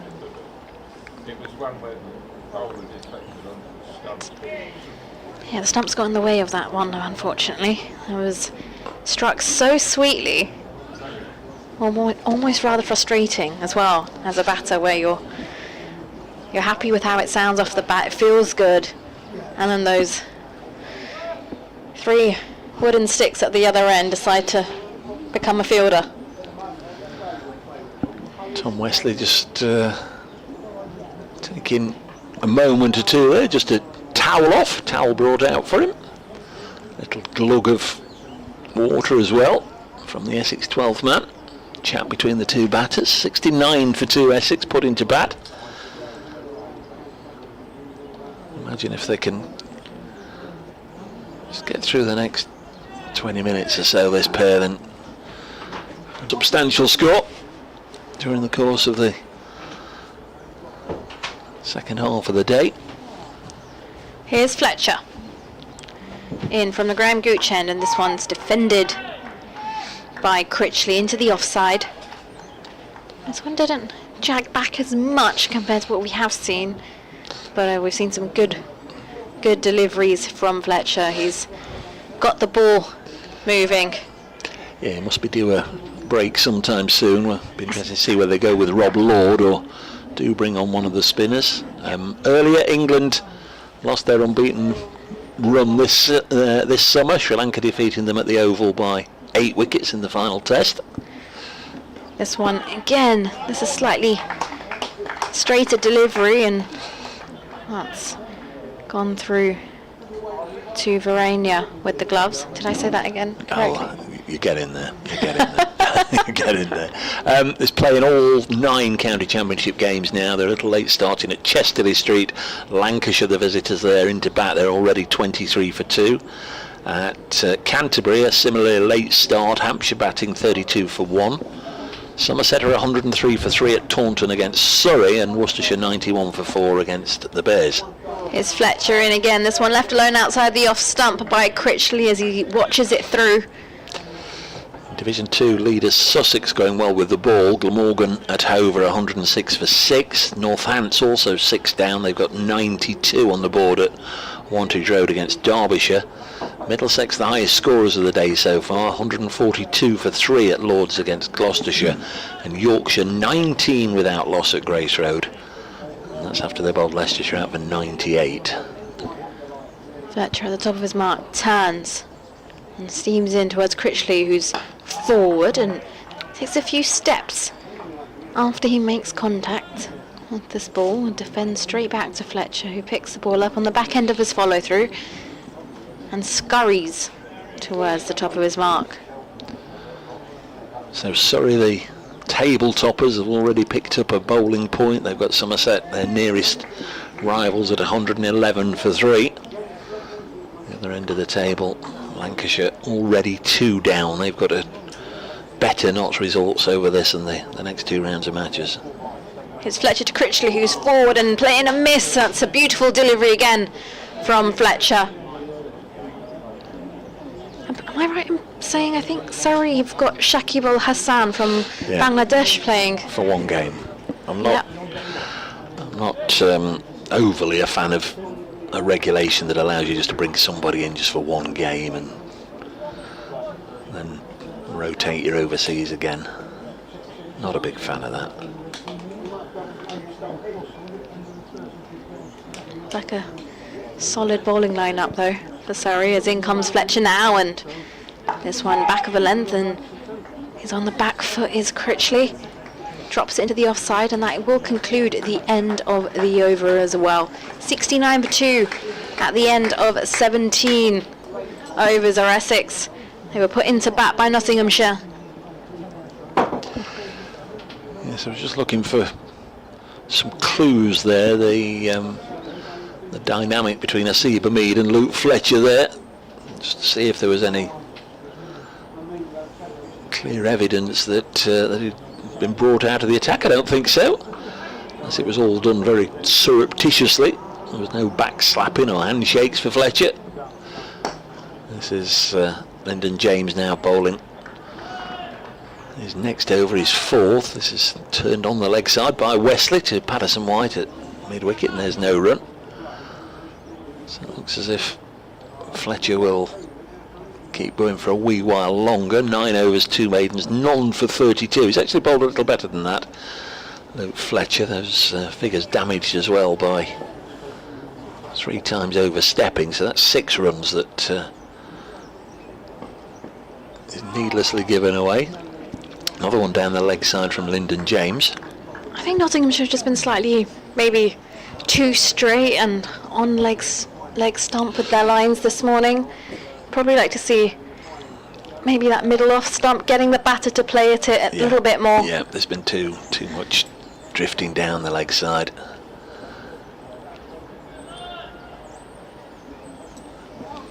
Clearly not a plan to bowl for leg side strangles.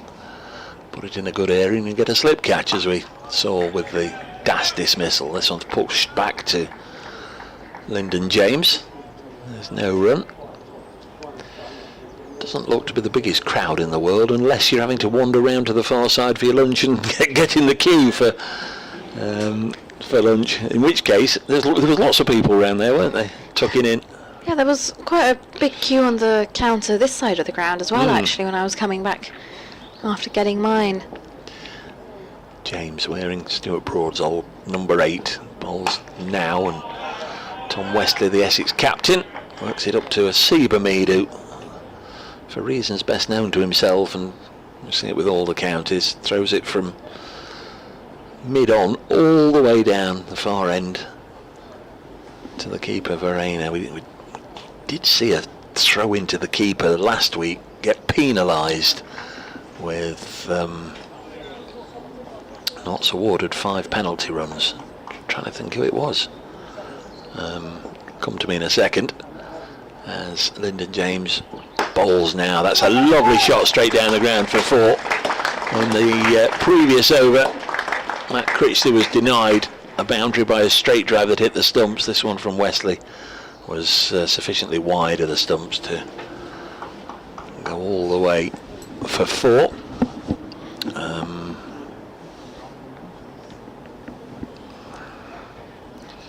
There's currently a discussion on the BBC and echoing exactly what your thoughts are on Surrey bringing in Shakib for that one game. James bowls again wide of the pegs and goes through to the wicket keeper. End of the over, a better over there for Essex, who are, says he again, toppling out of the window. 73 for 2. Busy just trying to. Will Jacks. It was Will Jacks who speared a ball in towards to the Surrey wicket keeper Ben Folkes, and in the umpire's opinion it was dangerous. It was close to the head of Freddie McCann, the batter, and they immediately gave Notts 5 penalty runs. Wondered what on earth was going on at first, as the umpires got together, and there was the usual remonstrating, and Rory Burns, the Surrey skipper, was called across, and then the umpires were on the walkie-talkies, but it was a dangerous throw into the keeper, judged by the umpires, which you don't see every day. Fletcher's going to continue. Dave Bracegirdle and Nicky Chowdhury here at Chelmsford, and I shall make way in just a moment, and Nicky will be joined by Paul Newton. Thanks very much, Dave. As his Fletcher in from the Graham Gooch end, and Critchley's forward drive straight to Hamid at mid-on. He's got some big blue sunglasses on his head. He's definitely not going to need that today by the looks of it, and perhaps maybe not for the next 3 days. September is well and truly here, and the autumnal weather has come along with it. Fletcher making his way back to the top of his mark, turns, looks ahead at Critchley, who taps his bat now, and he's in, and this again, full face of the bat, defends to Hamid at mid-on, who pounces like a leopard on this one and throws it back to Verena with the gloves.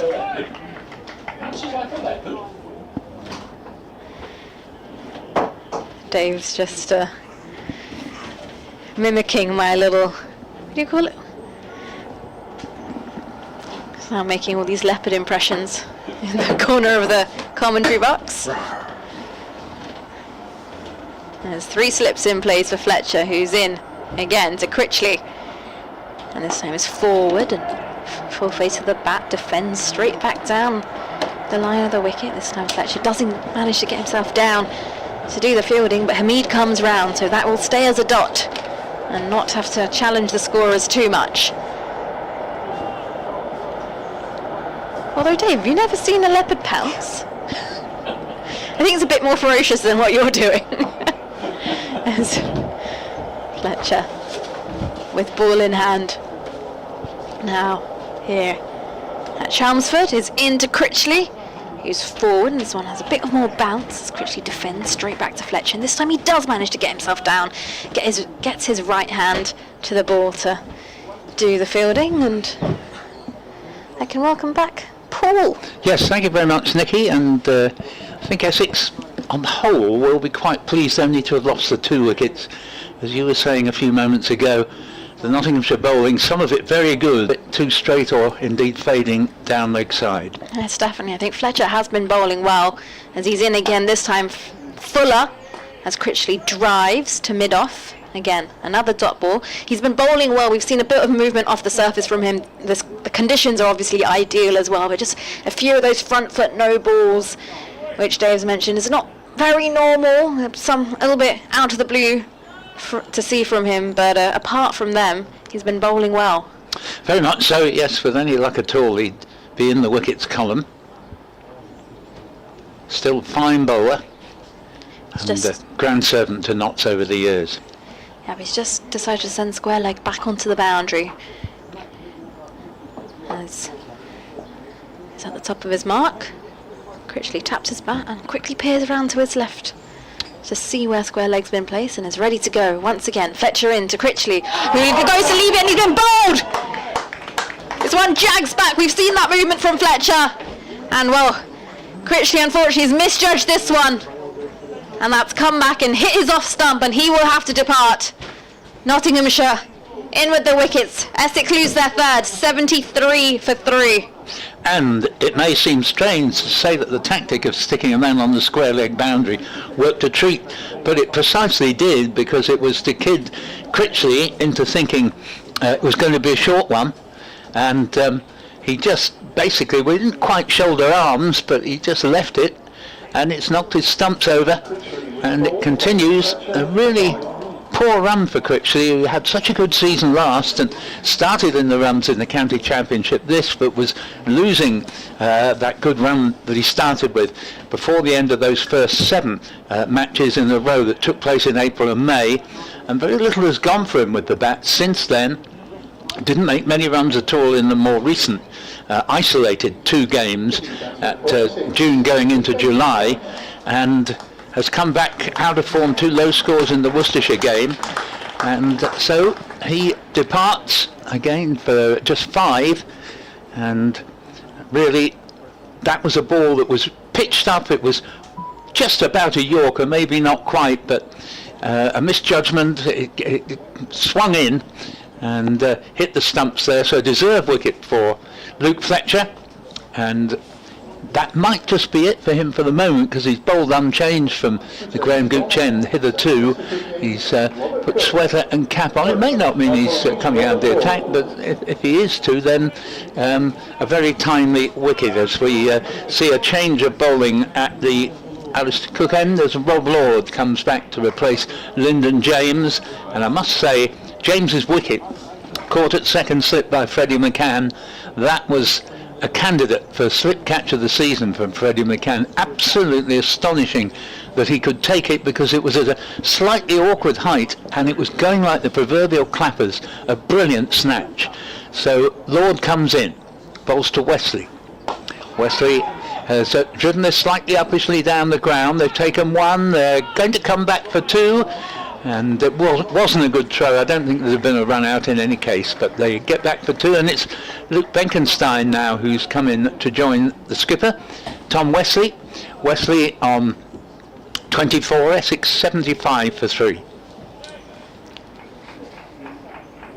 Critchley bowled, just leaving a ball that swung and hit his stumps a moment or two ago by Luke Fletcher for 5. And Essex reduced to 73 for 3 at that point. Lord in again, bowls to Wesley, and that one that goes a little straight will be pulled up about 5 yards short of the boundary, and certainly Benkenstein was up for a third run there, and I think he'd have got it, but probably the right decision, because one quality Wesley doesn't have, been a super batsman for Essex over the years, never been quick between the wickets. And I remember on his debut in the T20 game, he got to 30 odd, playing very well, and was run out. And I remember one match he was run out in both innings. So he may be right to have sort of stewed the third run there as Lord comes in and bowls to him.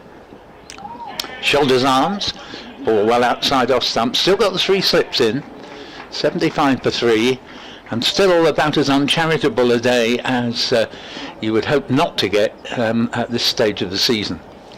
He was looking good, Matt Critchley, for the 20 balls that he was in for. They played some good shots, good contact off the bat, and unfortunately he just misjudged that one. And yeah, it's what's been happening to him this season, looking all right until he gets out as Lord's in, bowls, and that's another leave, and there's excitement there because it, from the reactions, didn't miss the stumps by much. We've already seen one leave that led to a wicket just a moment or two ago. So the 3 men to go. Dean Elgar caught by Hamid, bowled Lord for 7 before lunch. Lunch at 40 for 1 after a 70-minute delay and 10 minutes lost off the day's schedule. Then Das caught McCann, quite brilliant slip catch off Lyndon James for 20. And more recently, Matt Critchley bowled by Fletcher, leaving the ball, and suddenly finding the ball had gone into his stumps for 5. And here's Lord in, bowls, and this is a safer lead for Wesley. yes, Luke Fletcher finally in with the rewards. We saw some deliveries that jagged back, and they did catch the batter by surprise on a few occasions in the morning session, and finally after lunch he gets that breakthrough. Interestingly, I would have expected Paul Walters to come in at 5, but Luke Benkenstein playing instead of the advertised player who was Noah Thane. Benkenstein coming in ahead of Walter as Lord bowls to Wesley, and Wesley places ball away defensively into the offside. The over ends with a dot ball, and Essex 77 for 3 with 26 to Wesley, who for the most part has played well after a slightly shaky start. Understandable on this green pitch with the ball doing quite a bit to help the bowlers. Benkenstein had a very successful 50 overs campaign for Essex this year, so I think he's earned a chance to play in the first team, and he has now joined Wesley. yes, Benkenstein at the crease as well. The floodlights have just come on here at the county ground down in Essex. It has gone a little darker than what it was just as we came out after lunch, and let's just hope that it doesn't get worse. No, the forecast intimated it might brighten up a bit into the evening, and I think it'll need to, because if it stays as heavily overcast as it is at the moment, I think even with the lights on they might come off. Fletcher in now, and this one on leg stump line, and it's just played off the back foot by Benkenstein, and short leg does the fielding. And yes, the shadows aren't too prominent at the moment, but you can see where Hasib Hamid is at mid-off. There's a very light shadow at the moment. You just hope it doesn't get too heavy as all floodlights are on around the ground. They're very bright. Don't look at them directly, Nikki, otherwise it's not going to be good. As in comes Fletcher now to Wesley, to Benkenstein, sorry, and he's forward and defends. Yes, it's not a good picture in the first 2 days of this game because we've already lost 70 minutes play today, albeit just 10 overs if we can play all the remainder, but that's very much in question with this heavy cloud cover. And then tomorrow, I'm afraid, is a pretty ghastly forecast, particularly after lunch, with a strong likelihood of rain throughout, and then it should be okay on Wednesday and Thursday. Fletcher into Benkenstein, who's forward, and this one stays low, it drags back, and there's a appeal from Knotts, but it's not very convincing, and I think that's agreed upon. Well, I must admit I would not have been surprised if he'd been found guilty there by Rob White, the umpire in question, because it certainly wasn't going over the top. It was a ball. Stayed low, didn't it? It did. It stayed low. It was a ball of full length. So it's just a case of whether it would have hit the stumps from here, and we're sort of looking over third slip's head. Not the perfect position. We don't have our replay facility that we normally have. Hopefully we'll get that mended before long. But yeah, that was well worth a shout. Fletcher into Benkenstein once again, who's pushing at this one, and it's gone straight into the gloves of Verena. It's a play and a miss from Benkenstein. He's getting tempted into that.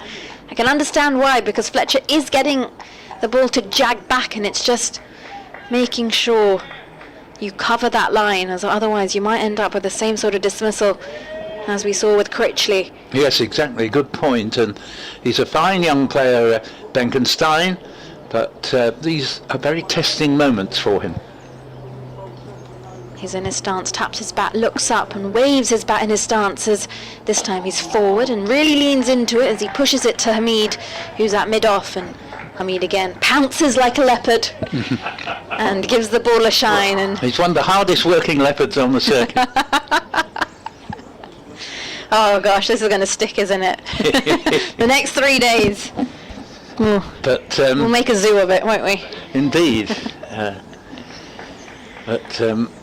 Yeah, Benkenstein would have been relieved to find the ball coming out of the middle of his bat there. Fletcher runs in towards us now. As Benkenstein, again, this one jags back, and he really fails to get his feet moving, and that is going to conclude the end of the over. Lots of movement here from Fletcher. It's very exciting here if you're a Nottinghamshire fan.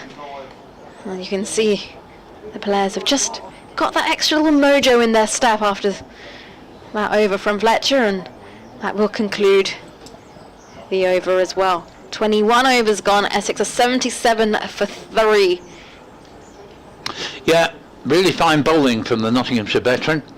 And Essex, well, Wesley's playing fairly assuredly, if anybody is, but it's not easy out there, particularly I think when a batsman first comes in, and even then, when you're settled, it's moving around. Fletcher getting a lot of movement back into the right-hander from outside off stump, and Benkenstein will be relieved to have survived that over, as Lord begins a new over from the Sir Alistair Cook end, and that's edge for 4, and it was just beyond. Very good catch to take it, even if it had been at the fieldsman, because it was fading fast, took the edge and was going quickly to ground, just about did so. So Lyndon James, the third slip, even if he'd been in the path of the ball, it would have needed a fourth slip to have caught it, but would it quite have carried it? Would have been touch and go.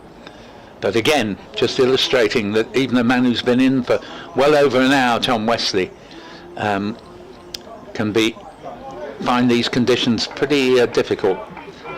And Nottinghamshire, I'm sure, if the conditions remain in this sort of way, will also struggle when the time comes. 81 for 3 on the board. Wesley takes an easy single, lets the ball come onto him and just works it off the hip to backward square leg. And he moves along to 31. Essex have been a mess without him. It's 82 for 3 in the 22nd. So does the weather normally come from the right-hand side here, Paul? Round behind the Predominantly, clubhouse? yes. It does. That sort of west direction where only about 60% of all our weather comes from. Yeah. I made the mistake of asking Dave earlier, and he just looked at me being like, how am I supposed to know? Yes, it's sort of, I think the forecast was that the general direction would be northwest today, as Lord is in, 3 slips a back pad, bowls, and Benkenstein attempts to hook a short ball, misses, didn't really get in the best body position to play the shot, and goes through to Verena, and score remaining at 82 for 3. Nice conditions if you're a bowler, that's for sure. I wouldn't mind a bowl if I'd been a bowler, and wouldn't particularly be enjoying a bat, although it's a nice challenge just to see if you can survive out there for a bit. Lord is in. Pass umpire Palmer bowls, and the ball is played into the offside. Umpire Hartley, I should say. And score remaining at 82 for 3 as that ball is just forced a bit uncomfortably out into the offside. No run.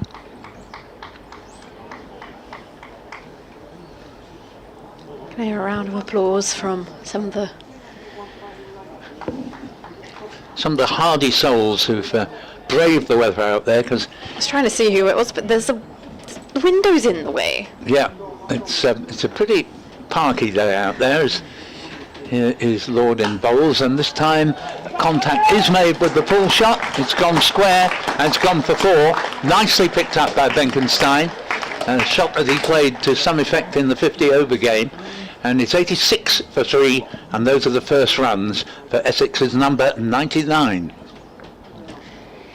Yeah, he saw that and really made the most of that short delivery, did Benkenstein. There was a gap out in the deep.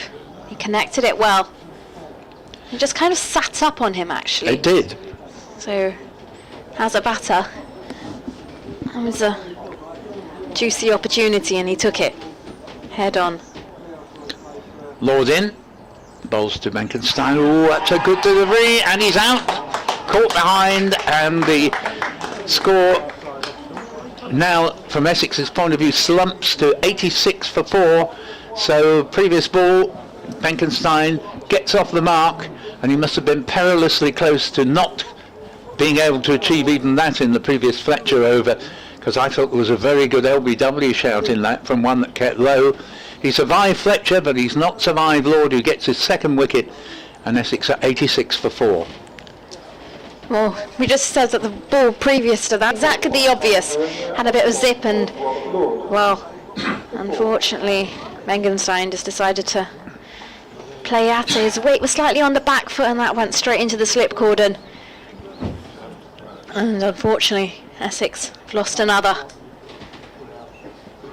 Yep, nice breakthrough for, not a double breakthrough with Critchley having departed only 3 overs earlier.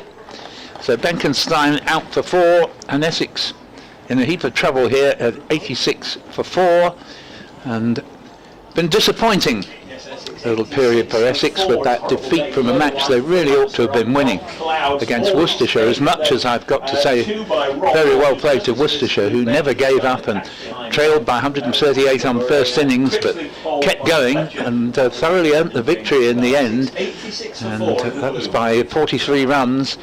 But Essex will be kicking themselves for not making 175 in the 4th innings of a match where the batsmen on the whole have been getting the better of things, but they've got a different sort of battle on here. Essex in very different conditions to those played against Worcestershire, and that was the last ball of the over. So Fletcher, who's bowling a marathon stint here, continuing. He's got ball in hand as he runs in now, downhill. And this one straight, and it's tucked round the corner off the back foot by Wesley, down into the deep west square leg, does the fielding. He'll get a single, and the score moves on to 86 for 4. Yeah, you can tell the difference in class of Wesley, who played that with all the time in the world. Not that I'm trying to say he's always been able to do that today, because it's been really tricky batting conditions, but he is a class player. Sadly now in the latter end of his career.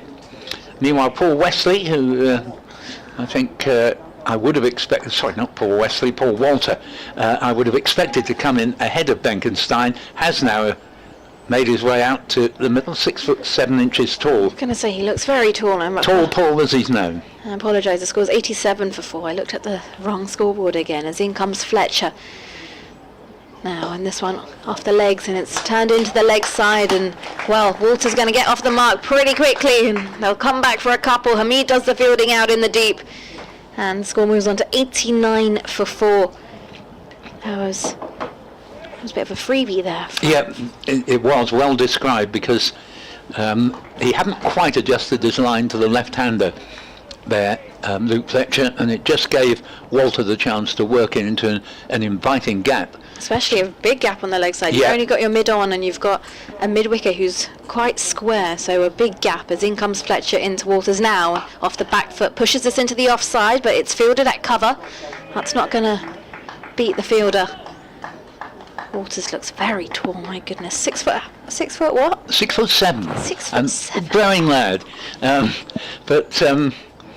Yes, he's played the only two deliveries he's faced, and played them with confidence.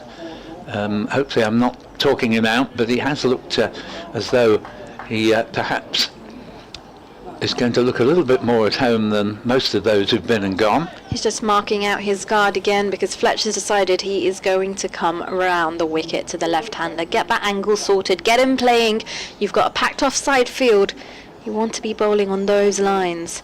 Not too straight as Fletcher's in, and this one's short, and this comes into Walters, who turns it off the back foot straight to mid-wicket.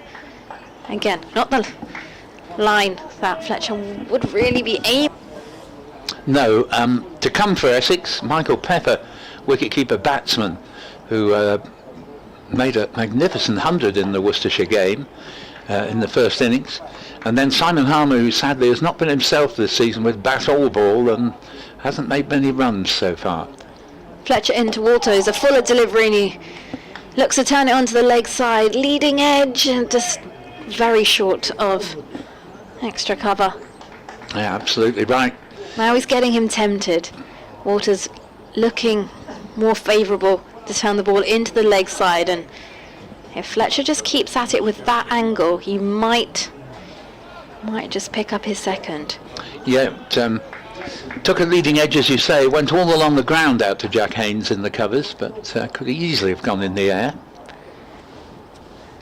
Fletcher in again. This time Walters advances down the pitch and lets this one go through, and that will conclude the end of the over as well. 23 overs gone. Essex at 89 for 4, and Paul, I think it is time for me to make way so that you and Dave can have a natter. Yes, okay, thank you very much indeed, Nikki. And just slightly adjust my chair. We don't have a lot of room to play with in these shallow corridors in the commentary box. But Nikki Chowdhury will be back with us in, I was going to say half an hour. In fact, the tea interval is not all that... Oh, in fact, I've totally misjudged. We're a long way from the tea interval yet. These new timings for September, it's going to be 3:25 to 3:45, and I think I heard the announcer say that was unchangeable, like the lunch interval as well. So we see Lord begin a new over from the Cook end, and bowls, and that's a leave from Tom Wesley, and just making way for Dave to rejoin me with 89 for 4 on the board. And it was 40 for 1 at lunch, which means I think Nottingham should be very pleased with their post-prandial progress. Very much so, yeah, to get 3 wickets in a relatively short space of time since lunch will be absolutely top of their list. I was just actually having a look, refreshing my mind of the 50 over match at Trent Bridge last month. I'll come back to it in a second. Lord is on his way again past Peter Hartley and bowls. And that's played by Tom Wesley down to the second man in the match with 99 on his back, and in this case it's the Nottinghamshire skipper Hasib Hamid. Yeah, Essex won that. No grouses about that. It was a comfortable win in the 50 over match. Notts bowled out for 218, Essex 219 for 3, century from Robin Das, 83 from Northane. But at the start of the innings, Rob Lord picked up 2 quick wickets. Well, he's looking for his 3rd wicket in this match now, and he wasn't far off having it there because it was a rather airy-fairy drive from Tom Wesley, and he's fortunate it didn't take the edge on its way through to Varane. And the 2 quick wickets he got at the start of that innings were Luke Benkenstein for 4, which was one of those athletic boundary catches caught by Jack Haynes, one of those where it would have gone for 6, he caught it right on the ropes, had to throw it inside, step back on and all the rest of it. And then Tom Wesley came in to replace Benkenstein, and it was one of those, he clean bowled Wesley, stumps going in all directions, so you might remember that. Lord's in and bowls to Wesley. Bouncer, Wesley spots it early and just crouches down, lets it pass over his left shoulder on its way through to the wicket-keeper, and score remaining at 89 for 4 in the 24th. Yeah, they do like him in the Notts camp. I think he's got plenty of attributes. There's lots they can work with him. He's come into the side and say got a 5 for in just his 2nd match down at Guildford against Surrey, admittedly a depleted Surrey 2nd string, but the Rory Burns and Sibley and Folkes, he got some good wickets. And this ball is played, I'm not entirely sure where that was where Wesley was aiming it, but it goes to wide mid-on. Hasib Hamid retrieves and they get a single, so that makes it 90 for 4, and Wesley up to a top scoring 33. And there is a nice feel to this Nottinghamshire side, I think, Dave, even though they've not had a great season, but I just have the feeling they might be picking up nicely. And I like the fact they've got 1 or 2 old stagers like Luke Fletcher, who's bowled magnificently here today, but these good young players, Freddie McCann, another case in point, who looks to have a big future. Yeah, there's been a huge transition over the last year or 2, and even this year. I mean, it started off obviously with Ollie Stone and Dylan Pennington, who are not around at the moment. Next delivery, and Walter, nice shot down. Didn't entirely time it, but played it well enough to Fletcher at mid-off. He's made a confident start, Walter, and he's got 2. There are 33 to Wesley, and after 24 overs put into bat, Essex are 90 for 4. Yeah, Ollie Stone obviously with England, as is Ben Duckett. Pennington's injured, will miss the rest of the season. I mentioned this morning Dane Patterson's in South Africa, where his wife has given birth to their latest. He's not around, and there's been a number of other players that have sort of been in the side as a regular feature over the last year or 2, and indeed this year. Tom Moore's not involved at the moment. Obviously Varane has got the gloves. Calvin Harrison, the leg spinner, played all the games this year up until last week. Here's Fletcher from the Graham Gooch end, bowls a lovely delivery which beats Wesley and goes through to the keeper. And Wesley's one of those players that if you create so many chances or get him to play so many loose looking shots and don't get him out, you begin to wonder, is it going to be his day? He's 33 not out. I think he could have gone perhaps 4 or 5 or 6 times, but he is still there, and Notts will ruin the fact that the Essex captain isn't back in the dressing room with his pads off. He's a fine player. Notts have kept 3 slips throughout. Fletcher in once more. This is turned onto the leg side. Fielded by Haynes. There's no run. Yeah, it's been a really fine marathon stint from Luke Fletcher, and particularly in sort of his last 5 overs, it's been absolutely outstanding. Yeah, he had 6 before lunch, and this is his 7th since. And he's tightened up as well. He'd gone for a few this morning, a few edges, found their way down to 3rd man. He's bowled 3 no balls, so that of course accounts for 6 runs against him. He's in again and bowls, and that's another boundary, and a little example of what I was talking about there. Tom Wesley, give him one to put away, and sure as eggs are eggs, he'll cash in, and a lovely, elegant straight drive. Yeah, I mean, it wouldn't be fair to call it a bad ball, but it was a nice half volley where Wesley, who does have that ability to put the odd bad ball away, that's what class players can do. Well, Fletcher, of course, pitching it right up there, and he's hoping there's that little bit of doubt that in the batsman's mind that it might nip back and strike the pad and get you plumb in front, or it might nip away and get the edge. And this one, I think, is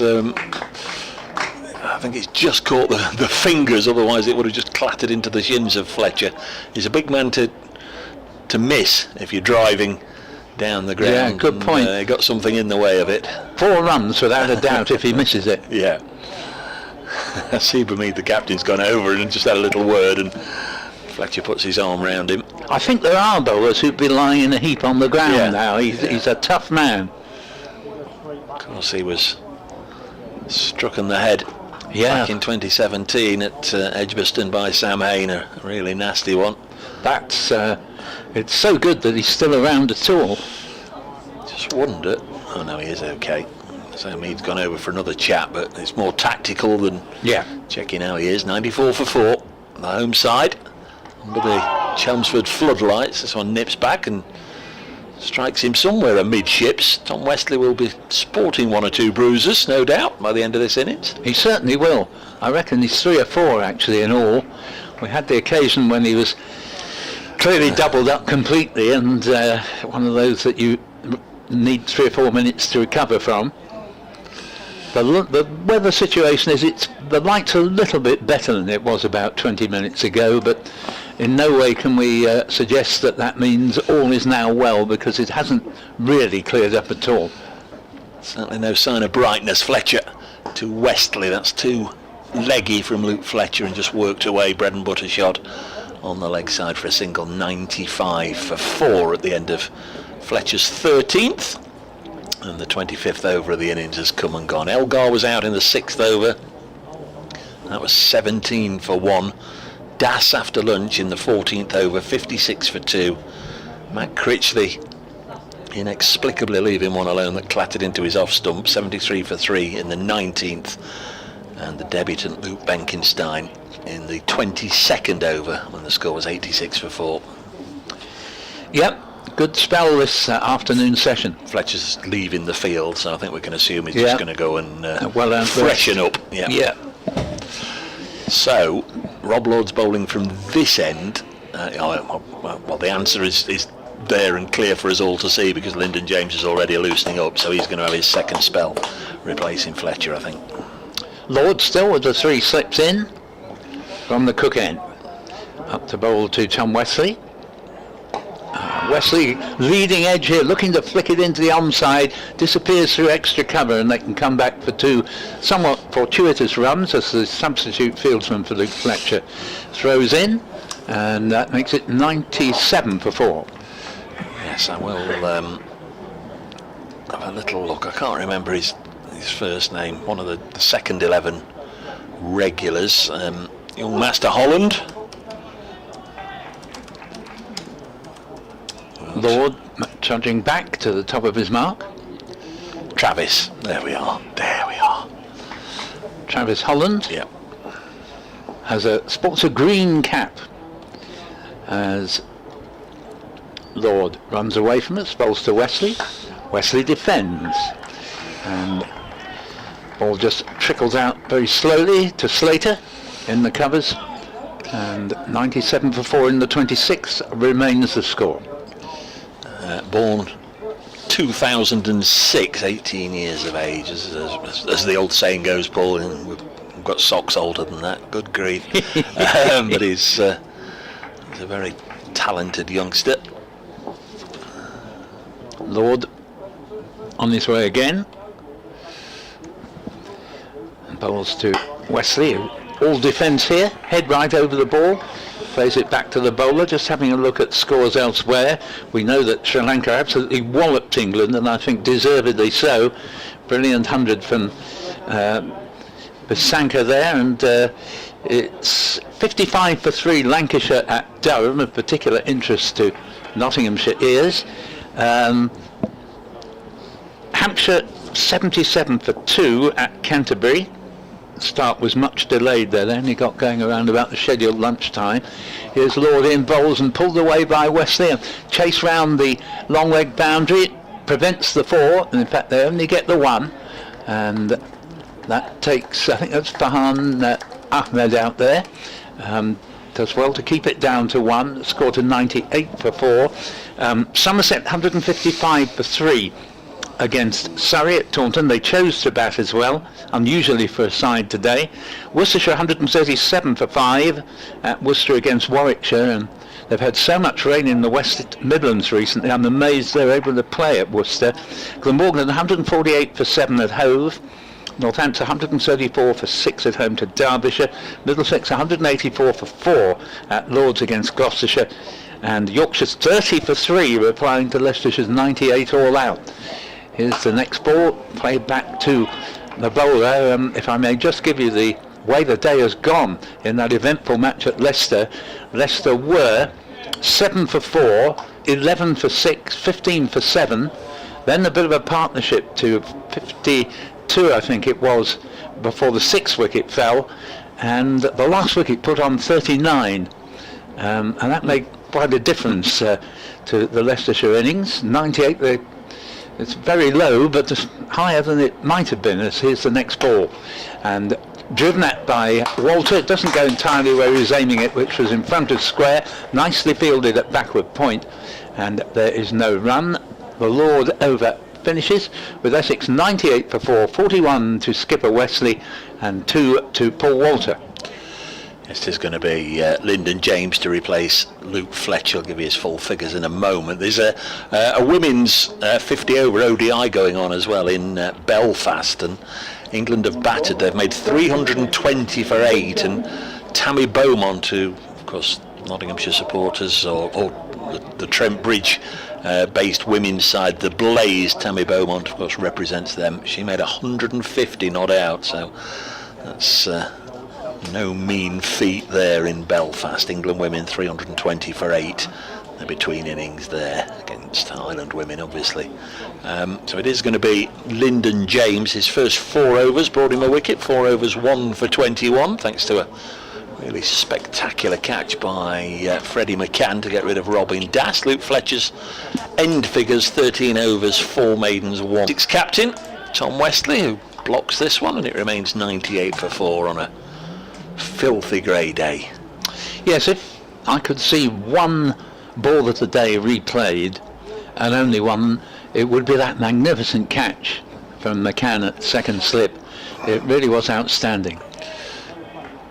Very quickly, and he sort of took it round about his throat. Yeah, by his left ear. An incredible grab. Wesley's on 41. Lyndon James bowls to him, and he's hit this one nicely, just dragged it onto the onside of straight, and there's Farhan Ahmed. We haven't seen bowler ball yet. Last Sunday the Surrey second innings lasted 50 overs, and we only saw 2 bowlers. Liam Patterson-White bowled 25 of them, and Farhan Ahmed bowled 25 of them. Quite extraordinary.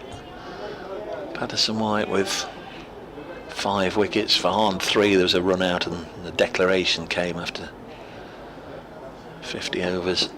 This is nice from Wesley, but Hamid's got there well, made good ground there, the not skipper. That takes the score to 99. Just triple checking the different scoreboards there, because there was a bout of applause. I thought the fans were ahead of me and had realised it was 100, but no, that is 99 for 4 as Tall Paul comes back onto strike. Yes, he's a bit of a fan of Paul Walter, but he hasn't had the best of seasons with the bat. One very good 100, but apart from that, he's struggled. Lyndon James to bowl to him, and he's turned this through mid-wicket for at least a couple. Hamid's after this, as always when Asib Hamid chases after the ball, he loses his cap. Not once has he ever chased after a ball and it's not come flying off in the breeze.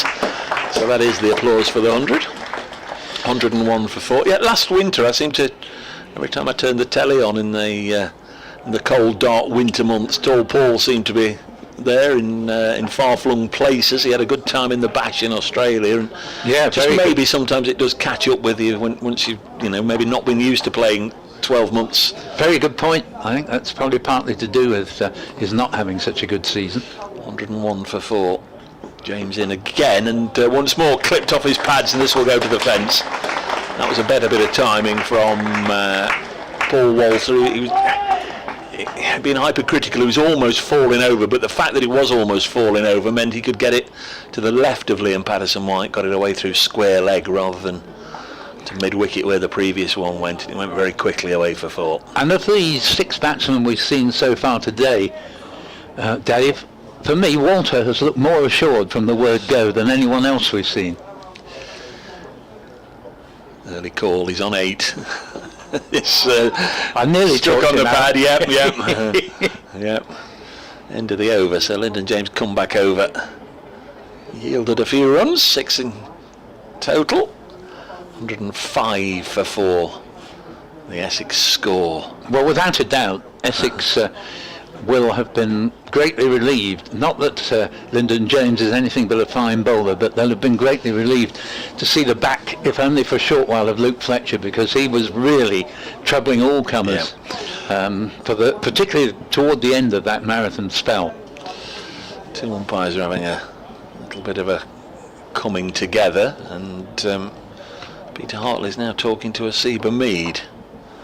We don't have a Chris Wokes situation. We saw that in the Test match. He bowled 2 overs, and then they said, well, you can stay on if you want, but he's got to bowl. Yeah, I wouldn't have thought light. I know it's not great light, but I wouldn't have thought it ought to be a problem at the moment. There's definitely a debate between the Notts captain and the 2 umpires going on about something. Let's hope it's not. In fact, I don't think it was the light they were talking about, because they haven't perched their meters on the bails. But that may well come, once we get past the tea interval. Lords running up the slight slope from the river end, which now of course is the Cook end, and playing a miss there from Wesley on the drive, goes through to Varane. Lord, who's picked up 3 wickets, 2 wickets, 2 of the 4 to fall.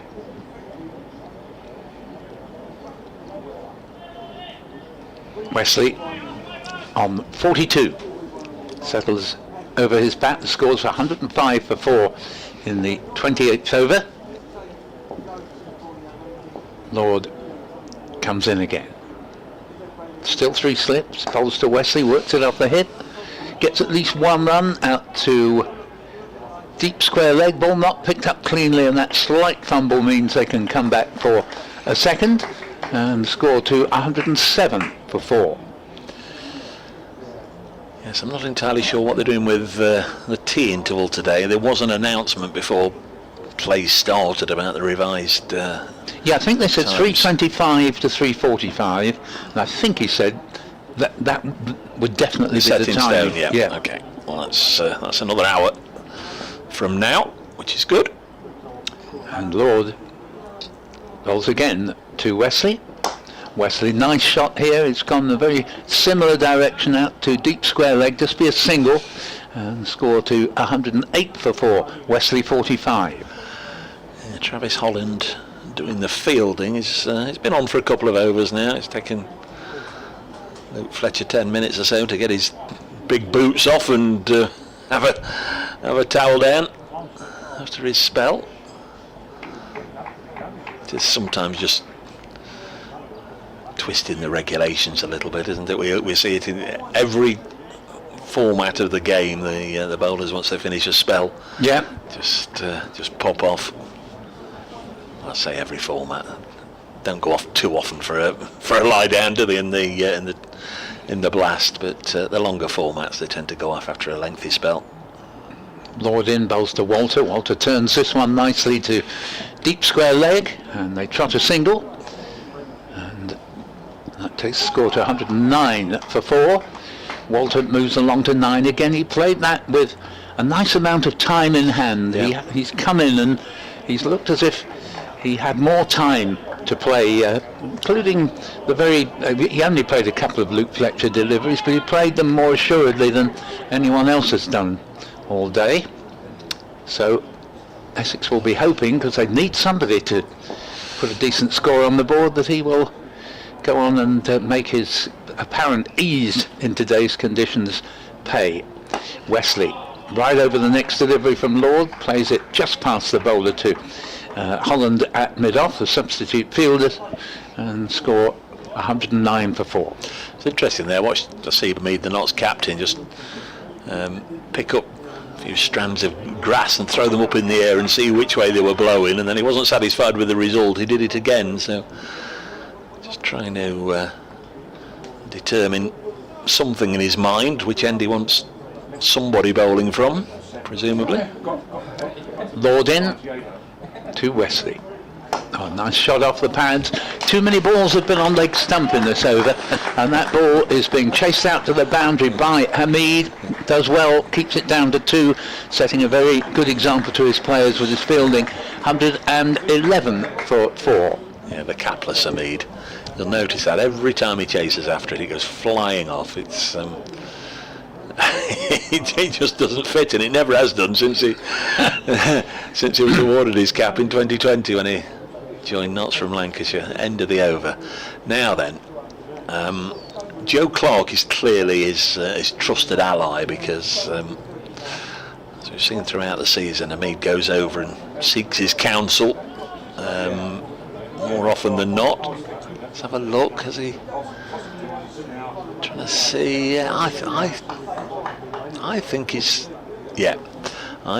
just put Farhan Ahmed on at this end. I think that's what he's done. Just told him to get ready. Nelson on the board, 111 for 4. It's going to be Lyndon James to bowl to big Paul Walter, and the left-hander with 2 little ducks on his back turns this on the leg side, and Hamid fields. He didn't lose his cap then, but he didn't really have to sprint after that ball, just had to reach down a couple of paces to his left. 112 for 4, so Nelson didn't work for Notts. Brings Wesley back onto strike on 47.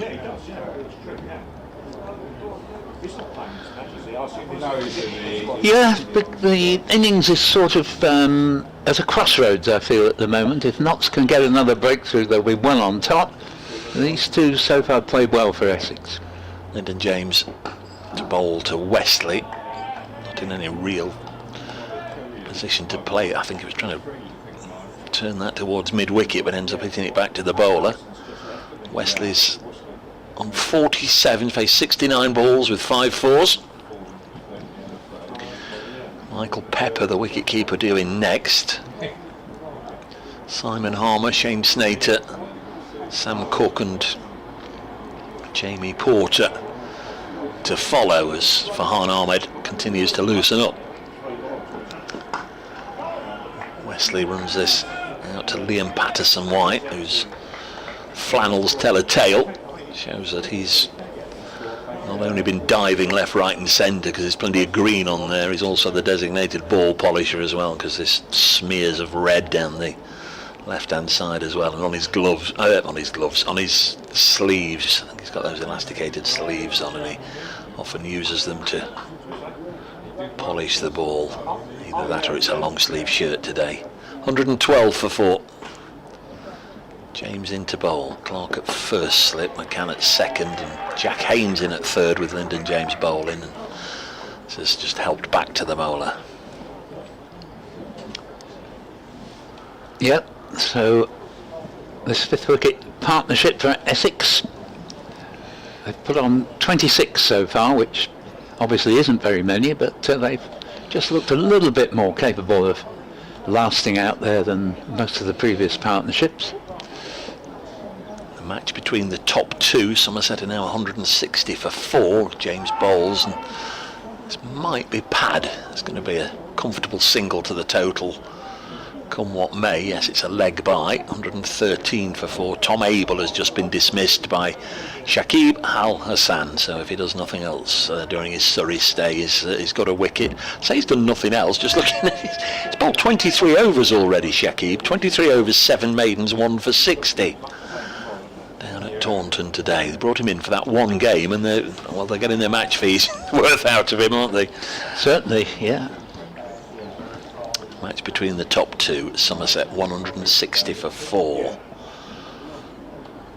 against Surrey.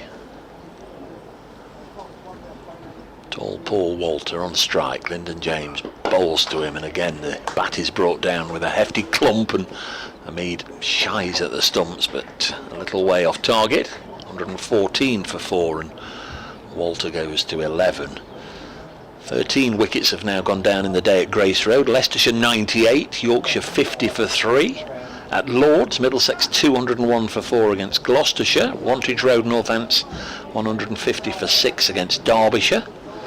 Glamorgan batting down at Hove against the Division 2 tabletoppers Sussex. They're 154 for 7.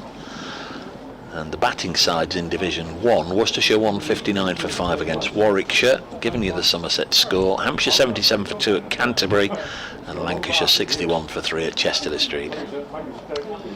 So it's going to be Farhan Ahmed to enter the attack now. 30th over of the innings. Our first chance to see some spin today. Overall, I suspect this is very much a medium pacer's pitch, but doesn't mean to say this young man mightn't have other ideas. Just bowls a few warm-up deliveries to Rob Lord before preparing to bowl for real. Initially to the left-handed Walter with just the one slip. First time there haven't been 3 all day. He crouches as he begins his run-up and bowls. And that's taken the edge of Walter's bat and gone down to long leg for a single. Score 115 for 4 with 12 now to Walter. Philip the bookman asking why we didn't start earlier this morning. Well, we would have done, Philip. 10:30 would have been the start time, except for the fact it was raining then. But yeah, once we're in September, all the matches that start in September are 10:30 starts. So it'll be the same again tomorrow morning. Hopefully we'll start on time. If you're planning on joining us either on the live stream or on the BBC Sport website and app, or on your smart speaker, 10:30 start, weather permitting. Farhan in and bowls, and this ball is turned straight to the skipper, Hasib Hamid at mid-wicket. Yeah, off spinner from a very strong cricketing family. You'll know all about Rehan Ahmed, the Leicestershire and England Test player. Another brother who's a very good club cricketer. Dad is as well. Bowls now, and keeps a little bit low, played out, and eventually the bowler himself fields running towards cover. No run. I think the dad's Naeem. I met him last weekend, and understandably he was as proud as punch at what Farhan had done against Surrey. Here he comes, Ken. Helicopter overhead. Bowls, single, just played calmly by Wesley to Lord at deep mid-on. 116 for 4. 48 to Wesley and 12 to Walter. Are they popular then, those Chelmsford City tours? See Chelmsford from the air? I'm sure they are. It's, Farhan Ahmed crouches as he prepares to bowl, almost as if he's casting a spell. Bowls, and this ball is played to backward point. There will be no run. The home of radio, is that right? It is, yes, Marconi. Marconi what? Well, he sort of started... He wasn't from here though, was he? No, he was an Italian, yeah, but that's what I thought. Yeah, this was his base as Ahmed's involved. Now that ball's hit in the air, but back over the bowler's head. Just for a moment, it looks as if it might be heading down deep mid-on's throat, but it was well clear in the end. And a boundary to Walter takes him to 16. The score to 120 for 4 in 30 overs. Wesley is on 48. And I'll take one more over, and we'll bring back Nicky to join Dave. I need to know more about Mr. Marconi. So he's set up what, a factory here, or? Well, I assume so. Yes. I mean, okay. I don't know Sorry. much about him myself. You know, it's just the sort of legend that goes with him. Chelmsford, birthplace of radio. Right. Yeah. Yeah. It's on the sign, isn't it? As you come in? Yeah, absolutely. And occasionally, I've introduced our broadcast at the start of the day. Welcome to the birthplace of radio. Oh yeah, and I'd milk that, Paul. I'd milk that for all it was worth. Yeah. Yes, I mean outside of the local area, there's no great reason why people would have either heard of Marconi particularly or associated him with Chelmsford. No, certainly wouldn't associate him with Chelmsford, but for the fact I've seen the sign so many times. Yeah. Lyndon James in the distance then, running now towards us, past umpire Rob White, the former Northants bat, and Tom Wesley has been in the 40s for a while. Eases us into the offside, and there's no run. I have a feeling Rob White too was a very fine county cricketer. I'm probably confusing him with someone else. I think he might even have originated from Chelmsford, but I know he's scored quite a lot of runs against Essex. And others, of course. 120 for 4. James, 1 wicket. Wesley turns this on the leg side, and there's no run.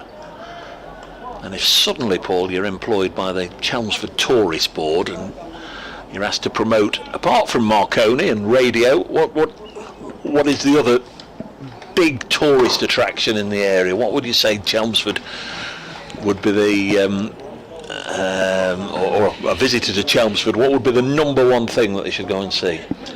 Well, there's always Chelmsford Racecourse, in fact, the newest racecourse in the country, 8 miles up the road. This is pushed into the offside. Is it Great Lees? That's what it was originally called, yes, and they changed the name to Chelmsford.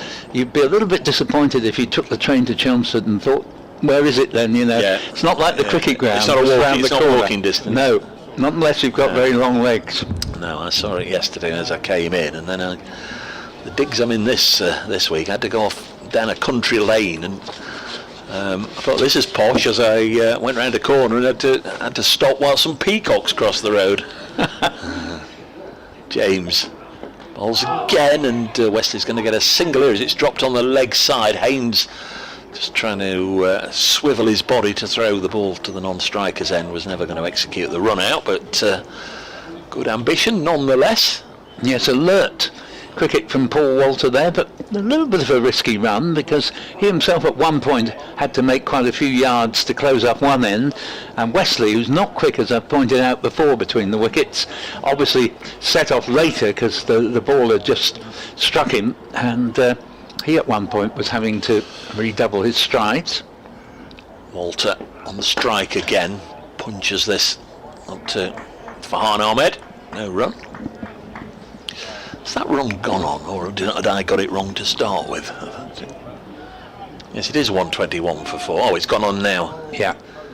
It does take a bit of a while, doesn't it? It's almost like a button is pressed on this side of the ground, and it actually has to go all the way round the ground to hit the scoreboard and then turn the number. It's a ball behind all the time. Yeah. You're all right once you know that. That's right. You need to get in the right pace. Another lovely shot down the ground for 4 by Wesley. Thought for a moment Lyndon James was going to be spared because that was so close to being another one that clattered into the stumps, but wasn't quite. 125 for 4 at the end of that over. Thanks to Paul. More from Paul Newton in the fullness of time. He makes way, and leaping like a leopard into his seat will be Nicky Chowdhury. Walter's on to 20, 125 for 4. Tom Wesley's on 49. Brett Hutton's on the field as a sub. Not sure if Travis Holland's on as well. Thanks. Don't think he is. I think they've just swapped over for the time being. So it's going to be Farhan Ahmed to bowl to Tom Wesley on 49. Leg side field set deep with deep square leg, deep mid wicket, long on. Bowls now. Ball pitched up, floated up there, and Wesley nudges it back to the 16-year-old. 125 for 4.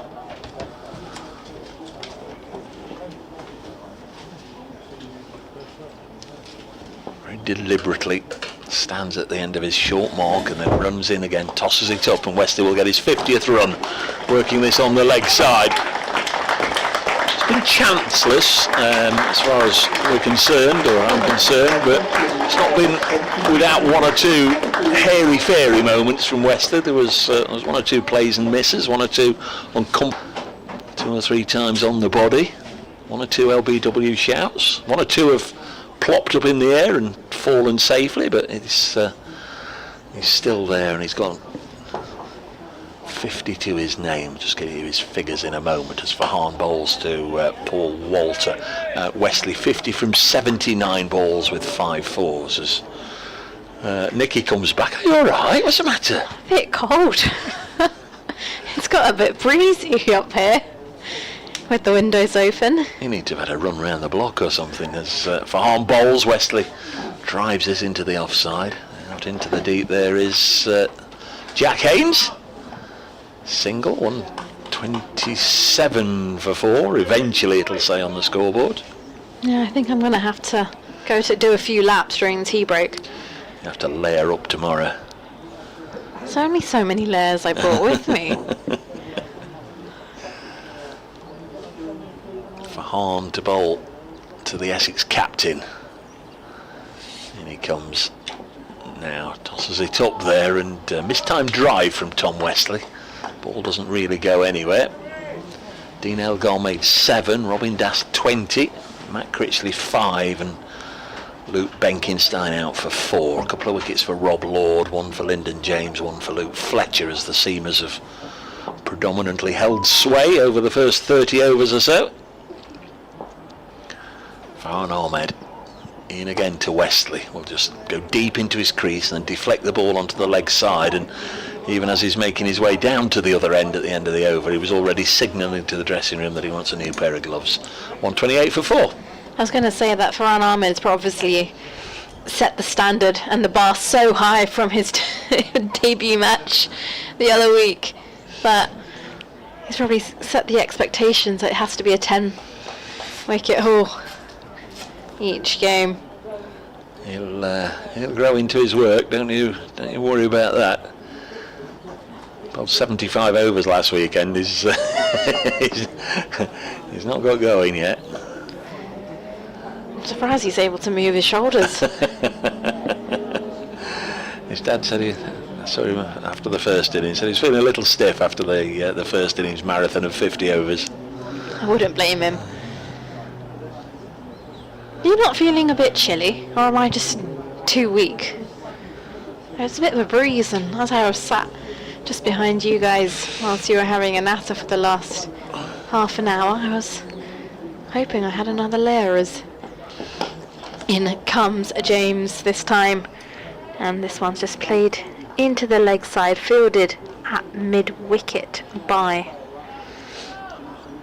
I can't tell who it is. That's Farhan Ahmed. Yeah. There we go. Yeah. England women, you would say, well on course to victory. They made 320 for 8 in their 50 overs in Belfast. They've got Ireland 7 for 3. Ireland doing a bit of a Leicester there in reply. All 3 wickets to Kate Cross. A bit of a Leicester, as here is James into Wesley, who's off the front foot and turns this into the leg side. It's gone down towards deep square leg. They'll take a single. Brings tall Paul Walters onto strike, and Kate Cross is having a brilliant streak as captain, right? She's in the first game against Ireland, I believe her figures were 6 for 30. Those are career best ODI figures for her, and I think that was also, if my stat is right, it was also best bowling figures for an England captain as well. And she's in with the wickets today in the second game against Ireland. As here's James to Walters, who's tall in his crutch on his forward, defends into the offside, and it's a dot ball. And I heard bits of her post-match conversation with Daniel Norcross on TMS after the first game just the other day, and she said she's trying, that she really wants to be a captain who leads from the front. She was like, there's no point leading and captaining if you can't go and then produce the magic with the ball in hand. And that was one thing that she was really keen on doing, and she clearly is succeeding, as this one's cut away by Walters. It's a little bit of width there from James, and they'll take a single. Score moves on to 130 for 4.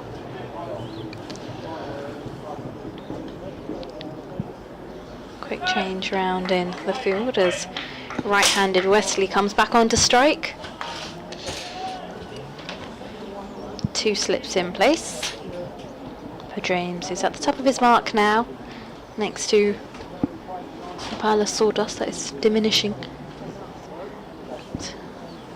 As he comes in, Wesley is off the back foot, on his toes, defends. And that's fielded at mid-on. Noisy old ground, this one, as always, close to the city centre. And all the vehicles going past, the motor bike engines have been allowed today. We've heard the trains whizzing past, and the police and fire and ambulances. Always a noisy place, but cricket ground sort of secluded. James into Wesley. He turns this down towards long leg.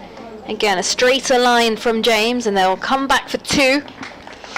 Score was 132 for 4. Yeah, good running. And then James just down his haunches a little bit at the end of that over. It's also the end of the over. 33 overs gone.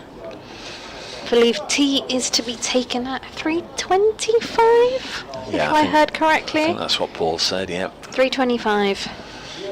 Luke Fletcher's back on the field. Where have you been? Says the umpire. 132 for 4, so not 2 subs. In fact, Liam Patterson-White was off the field as well, so Travis Holland and Brett Hutton go off. Liam Patterson-White and Luke Fletcher are back on for Arn Ahmed to continue, bowling to Paul Walter. It's 1 slip. There's 4 fielders saving 1, 3 on the offside, Mead on the leg side, everybody else on the fence out in the deep. Paul Walter's already played 1 expansive looking shot down the ground off Farhan. Pushes this one back to the bowler. You can almost see the revolutions on the ball as it was making its way. Yeah, he's got long levers, has Paul Walters, so that one you were just talking about down the ground was hit with so much ease. Comes again, and this is turned to a Seba Mead at straightish mid-wicket, no run. Interesting last week watching him at 16 years of age and himself setting his field, knowing where he wanted his fielders, moving them around. Balls again to Walter, again it's turned on the leg side, and he gets there quickly, fizzes the ball into Verena. But the run easily accomplished. 133 for 4. He's got a long run up, hasn't he? He's got enough time to ease into it, skips into it, and Mead's gone over to have a word with him. He stands very deliberately with legs apart at the end of his run up, or the top of his mark. So to ball to the right-handed Wesley, got 5 on the leg side. slip in play. Where's 97? Comes in bowls, can turn on the leg side past the diving Hamid. Single down the ground to Rob Lord. Just don't know if the slip is really worth it for Wesley, especially at this point in the game. Given that Wesley's also the set batter, he's gone on to make his half century, unless that's definitely a bit more of a mental tactic as opposed to... 134 for 4. Bowls now, and Walter drives again nice and straight. Lyndon James doing the fielding at long on. Liam Patterson-White's getting himself ready. So we may be in for a little bout of spin at both ends, as we saw pretty much throughout the match at Trent Bridge last week. Patterson-White getting a 5 for in the Surrey second innings, bowling in tandem with Farhan. Wesley's got 55, 135 for 4. As he tosses this up, and this is it out into the offside, and Fletcher manages to drop down on the ball and gets back to his feet.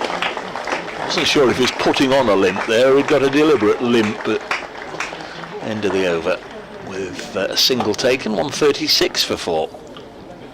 Yeah, good job to get down and stop that from Luke Fletcher. It was almost like you just said, David, just a drop to the ground as opposed to any sort of dive with a smooth transition into it. I believe Dave's making his way for his 3 o'clock update. He'll be back with us in just a bit. Players just getting themselves into position. Oh, he's back with us already. I thought you were going for your 3 o'clock. Yeah, my laptop said critical battery connect as Luke Fletcher is going to come back into the attack by the looks of it.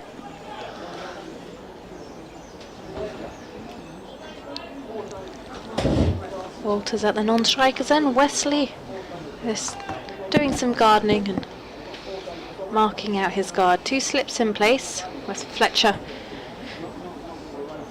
coming back. He's at the top of his mark from the Graham Gooch end. In he comes now, and this one back of a length and just pushed off the back foot to point by Wesley. He's come back on the pitch and gone straight back into it, has Luke Fletcher. Yep.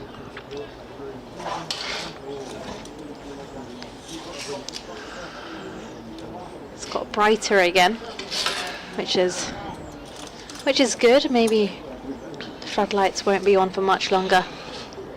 Yeah, I think Notts will be just looking to re-exert some control, maybe just slipped away from them a little bit whilst Fletcher came out of the attack. Fletcher to Wesley, who's on his toes this time in defence. Fletcher doesn't get himself low enough to field off his own bowling, but that ball is dribbled down and Hasib Ahmed comes round to pick it up, gives it a shine.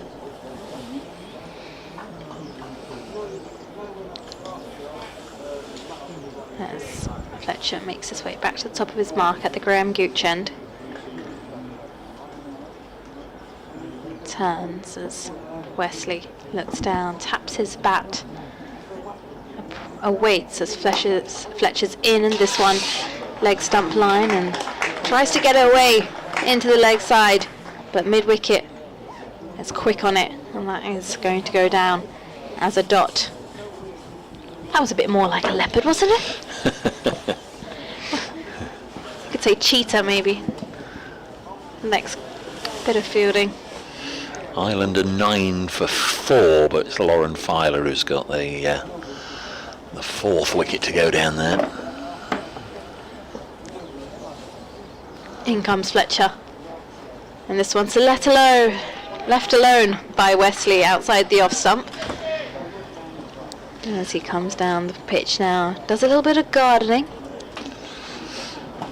2 slips, Clark at first, McCann at second. Notts have got a backward point, an extra cover and a mid-off. 4 fielders on the leg side, 2 out. Long leg and a deep square. Standard regulation, mid-wicket and mid-on as well.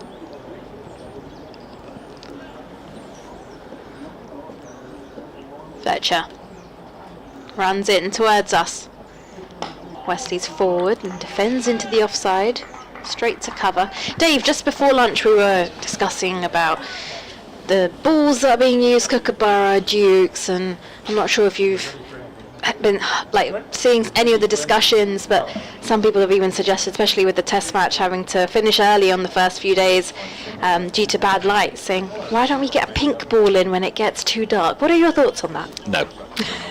It's a bit random though, isn't it? Saying, oh, all right, it's a bit dark, so here's a completely different ball to play with. As in comes Fletcher now, and this one's driven beautifully off the front foot, down past mid-off, and Hamid's on the run, but he stops the boundary, but they will come back for 3. It's a beautiful shot there by Wesley. And that will also conclude the end of the over as well. 139 for 4 at the end of 35 overs. I've commentated on 3 matches, 3 pink ball matches, and quite frankly, it's not been great cricket. It's been very difficult to see during that twilight period and beyond.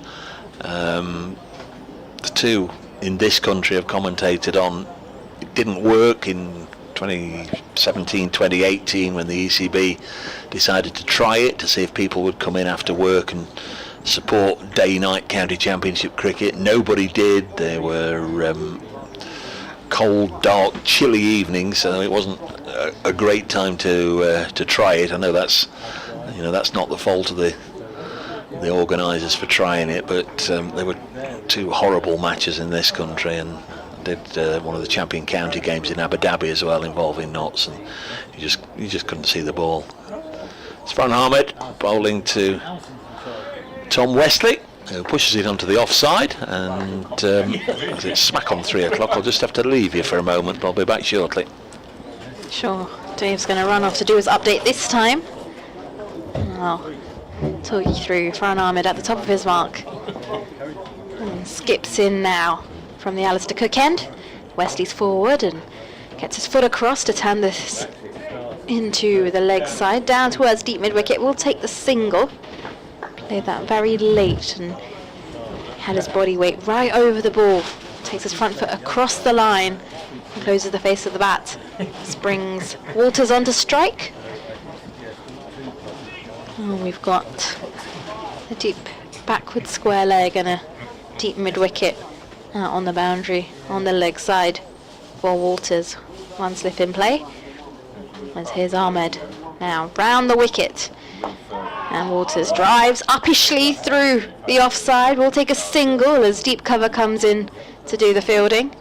Score moves on to 141 for 4.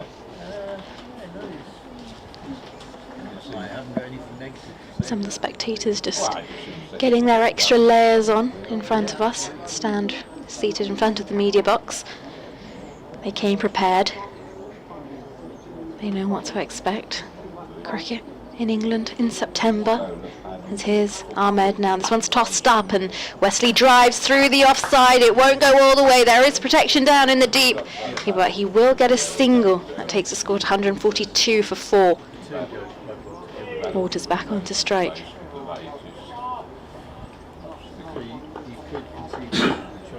Definitely has to change his length here for Walters, does Ahmed, because obviously he's a tall man.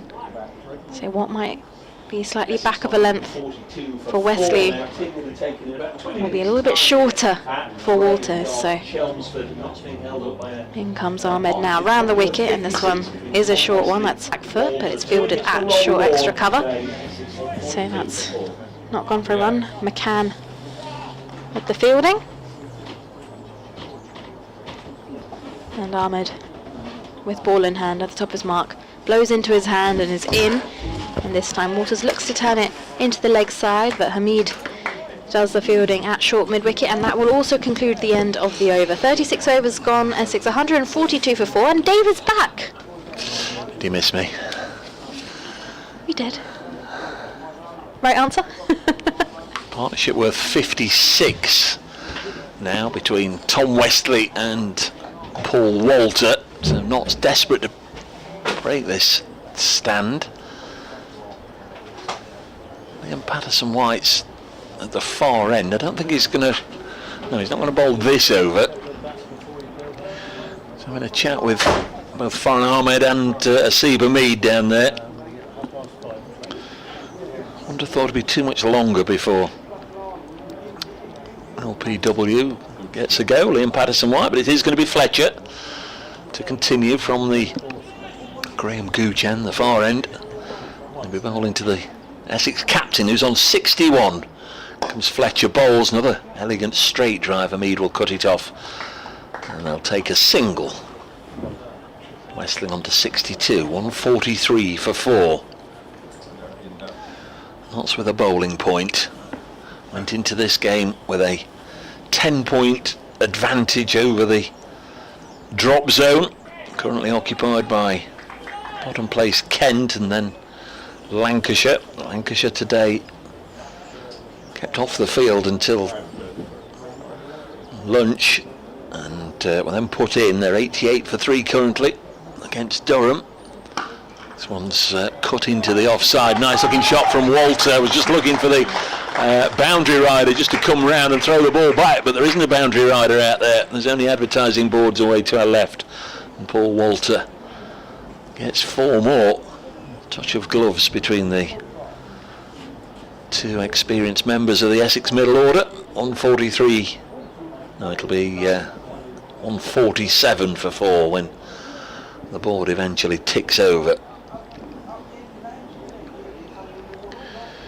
Extraordinary start to the day in that so many wickets went around the country.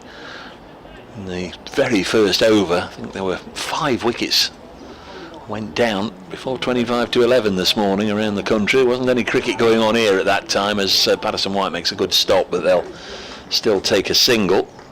You couldn't believe it, could you, when you were going through the scores? No. In fact, the most dramatic start was at Leicester. Leicester, in the end, managed to muster 98 before being bowled out. Yorkshire 91 for 4 in reply. So that game, the most advanced, as you can expect in any of them. Middlesex going along nicely at Lord's, 222 for 5 there, with Max Holden having made 77. Here comes the big burly presence of Luke Fletcher, and he's whipped by Wesley through mid-wicket. Foreign Ahmed's after it. They'll come back for a second, and that'll be the 150 up on the board.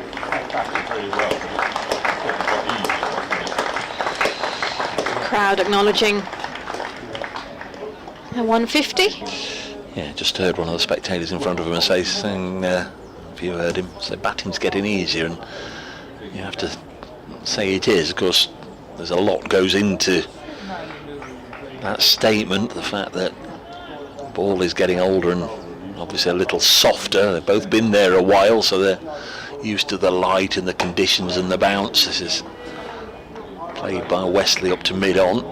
Bowler's obviously getting a little tireder as well, so it all just culminates in the fact that it is a little easier to bat right now than it was that tricky 11 over period before lunch and straight afterwards.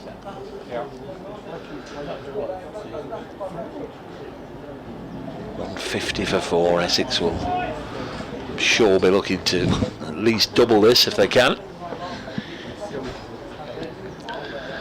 Get into a position where they can get amongst the batting bonus points. Fletcher comes in, and there's plenty of animation from behind the wicket there, but Luke Fletcher knew it had been bat first. 150 for 4 at the end of the over. 2 batters get together. Walter towering over his skipper. Still Liam Patterson-White continues to loosen up. I'm sure we'll see the slow left arm spinner for much longer. Yeah, there he goes. I think he's going to have the next over, but it's going to be Foreign Ahmed to bowl the next one, and it'll be described for you by Nicky Chowdhury. Thanks so much, Dave.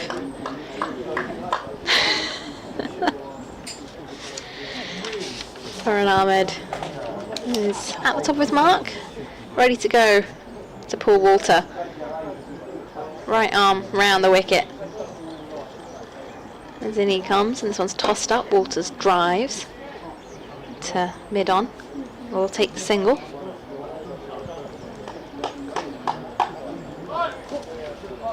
Brings Wesley on to strike.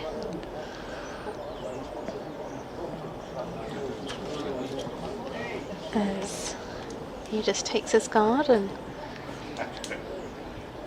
long on's just been brought in a few yards. Lord at long on. number 4 on his back.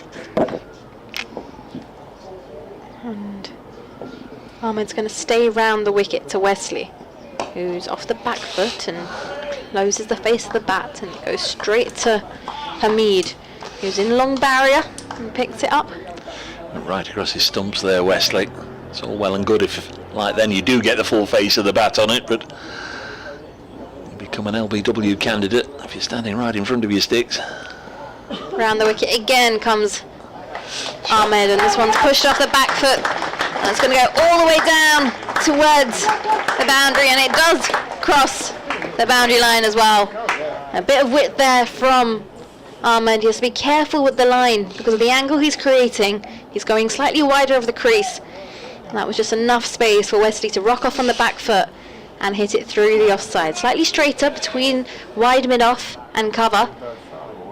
He's done a good job to find the gap. Score moves on to 155 for 4. See both Liam Patterson-White and Rob Lord loosening up there. Dropping hints to the skipper maybe. Ahmed into Wesley again, who this time off the back foot plays it to square leg, and that goes down as a dot. 15 minutes to go until tea. Lots of had a good first half to this session. Essex have roared back in the second half of the session. Ahmed continuing round the wicket to Wesley, who's forward again, takes his front foot across the line and turns this into the leg side down towards deep mid wicket. Will take the single, brings Walter back onto strike. Yeah, Freddie McCann doing the fielding there. He's obviously another bowling option, but I would imagine they will look to use Liam Patterson-White before him, and maybe also give the seamers another go, judging by the fact that Rob Lord's continuing to loosen up. As I say, there's quite a few of them loosening up at the moment, or they're just trying to keep warm as in comes Ahmed. This one's tossed up and Walter's got everything on it, and this is up and over down the ground, and it's signalled 4 towards the scorers. And well, again, we spoke about his long levers, and he really got hold of that. Slightly fuller pitched from Ahmed. Well, he's gone the distance, and that will conclude the end of the over as well. 38 overs gone, Essex 160 for 4. Yeah, we can't see the rope down below us. The overhang of the. I'd have to hang out the window. Yeah, well, even then, maybe I'd still fail. The spectators are in front of us. This end of the ground, the Alistair Cook end. So it is going to be Liam Patterson-White to take over. Probably time for a couple of overs from each end between now and the tea break. So left arm spinner coming into the attack for the first time today, with Essex on 160 for 4. This partnership now worth 74 between Wesley and Walter. Came together when Benkenstein fell, trying to take on the short ball from Rob Lord, and just somethinged it through to the keeper, whether it was glove or just shaved the bat as he went for the vigorous pull shot.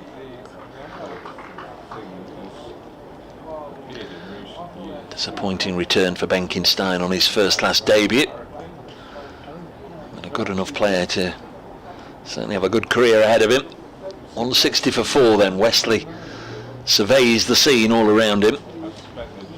Joe Clark in at slip. Here is Liam Patterson-White. Tosses the first ball up nice and full, just deflected down the leg side. In fact, it was deflected down the leg side via the pad, so a leg by to begin with. 161 for 4, and now they've got to reorganise for the left-hander. Fletcher's got to make the trek from mid-wicket for the right-hander to long leg for Paul Walter. He's definitely getting his steps in today. Yeah. Is that a good haircut in the last few days as well? Big Fletch, judging by the look of him. Patterson-White bowls drilled back at him. One number 22 leathers the ball back at another number 22. That was punched hard. Yeah, certainly appeared to be. If his hands were cold, well, they'll definitely be warmed up now. 161 for 4. That's what you need, some catching practice. Next ball tossed up there, and this time he drives it by way of a change to mid-off, and there's no run. Awesome hand warmers. Yeah, Well, yeah. it's not that cold for hand warmers. That's just me being a little bit too precious. Patterson White in again. Walter drags it, this time on the leg side, and there's no run. He's trying to take aim, isn't he? Is it one back at the bowler, one to mid-off, one to mid-on? What's he going to do with this next one as Patterson White comes in off 3 or 4 strides, pushes it square of the wicket on the offside, no run. Can't get him away at the moment. Ox would go in with a spring in their step, were they, to just break this partnership just before tea, which is 10 minutes away now. Patterson White, I think this is the final ball, goes through to Varane. It is the end of the over. 161 for 4. Dave, I'm not sure if you've seen this clip that's currently on social media from the Durham versus Lancashire game. Durham's coach Alan Walker has found himself filling in a square leg umpire. There's a clip going out, I'm not sure why, what circumstances those were under, but there's a clip where he's had to. No, I didn't know. I mean, there's been lots of incidents over the years, either with an umpire falling sick or some cases being struck by the ball. And what's happening here, they're going off, they're taking them off the field. Now I think this was a case of the umpires saying you can stay out there if you want to bowl your spinners, but Asib Hamid wanted to bowl Rob Lord, and so they're going to go off at 161 for 4. I would imagine they'd elect to take an early tea. You would hope so. Which would mean,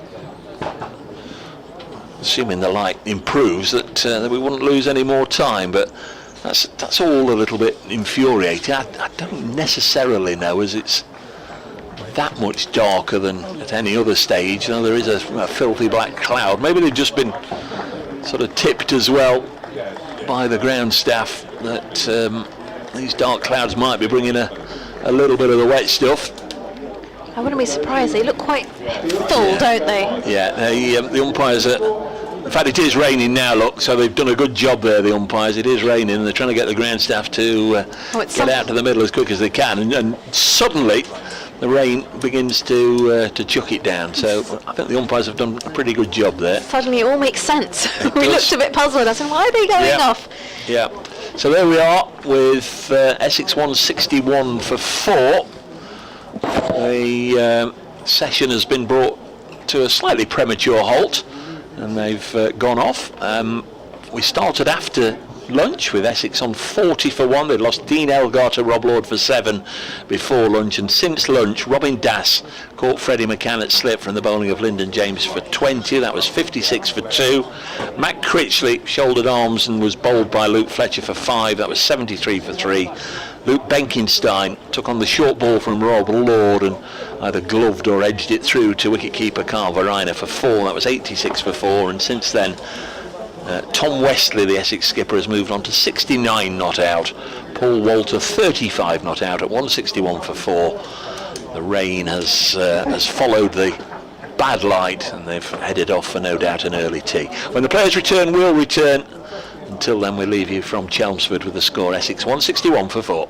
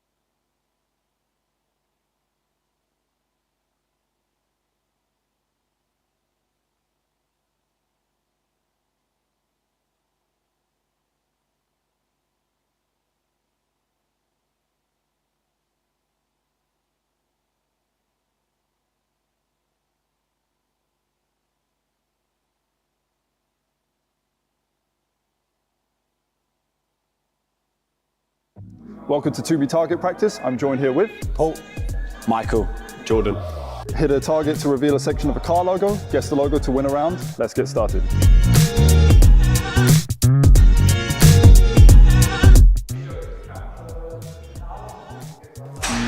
Miss. Very close, very close. Go straight out the middle, then I'll hit something. Miss. Miss. Miss again. Oh, yo! Jeepers! Miss. Down the middle is probably not the best. Yeah. You hit these before, haven't you? Nice, oh my god. Nice, oh. Smashed. Right, we might have an issue here. No, you Okay, The top middle one. top middle. Get it off with you. Oh my word. You got a guess or not? Do you get to guess now? No. Yeah, you get to have a guess. guess, yep. Only him, because he Yeah, hit I it. know. Any ideas? I have no idea. Ford, I have no idea. Unfortunately not Forbes, no. Almost. Get somewhere. Close. Get somewhere. Close. Which one, Coxie? Which one? Bottom left. Helpful. There you go. Fiat. Correct. Thank Well you. done. First round done. Easy game. Easy game. Yeah, next time, bro. Unlucky.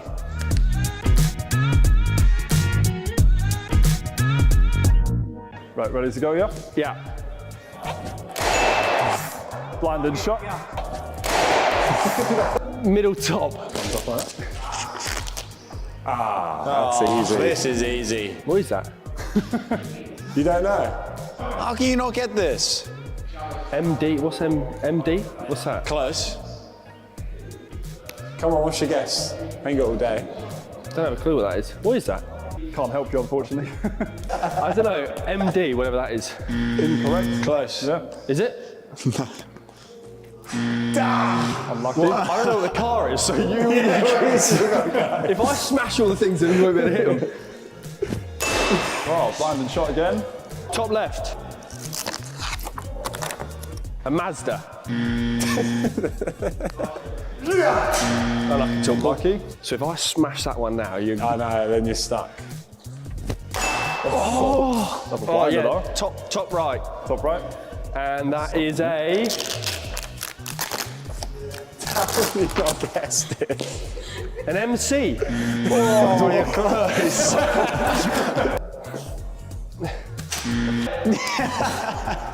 The wind's blowing that one there. Oh, you did hit it. Which Bottom one? middle. Bottom middle. Bottom middle.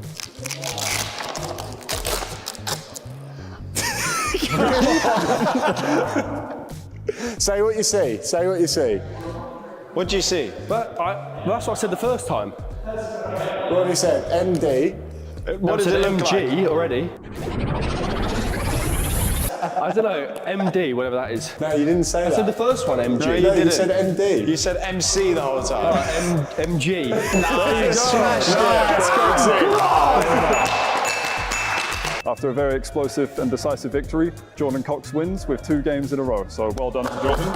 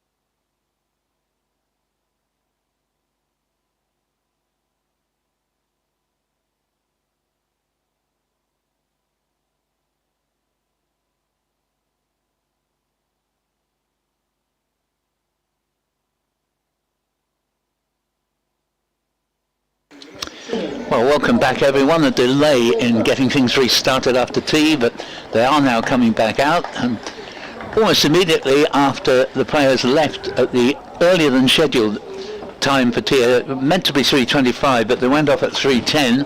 We had quite a downpour for 5 minutes. Didn't amount to very much. The players are now just resuming the field, with Essex 161 for 4, redeemed at the moment by a partnership of 75 unbroken for the 5th wicket between skipper Tom Wesley on 69 and Paul Walter, who's the one player for Essex today who's really looked in touch from the moment he came out to the crease. 35 to him.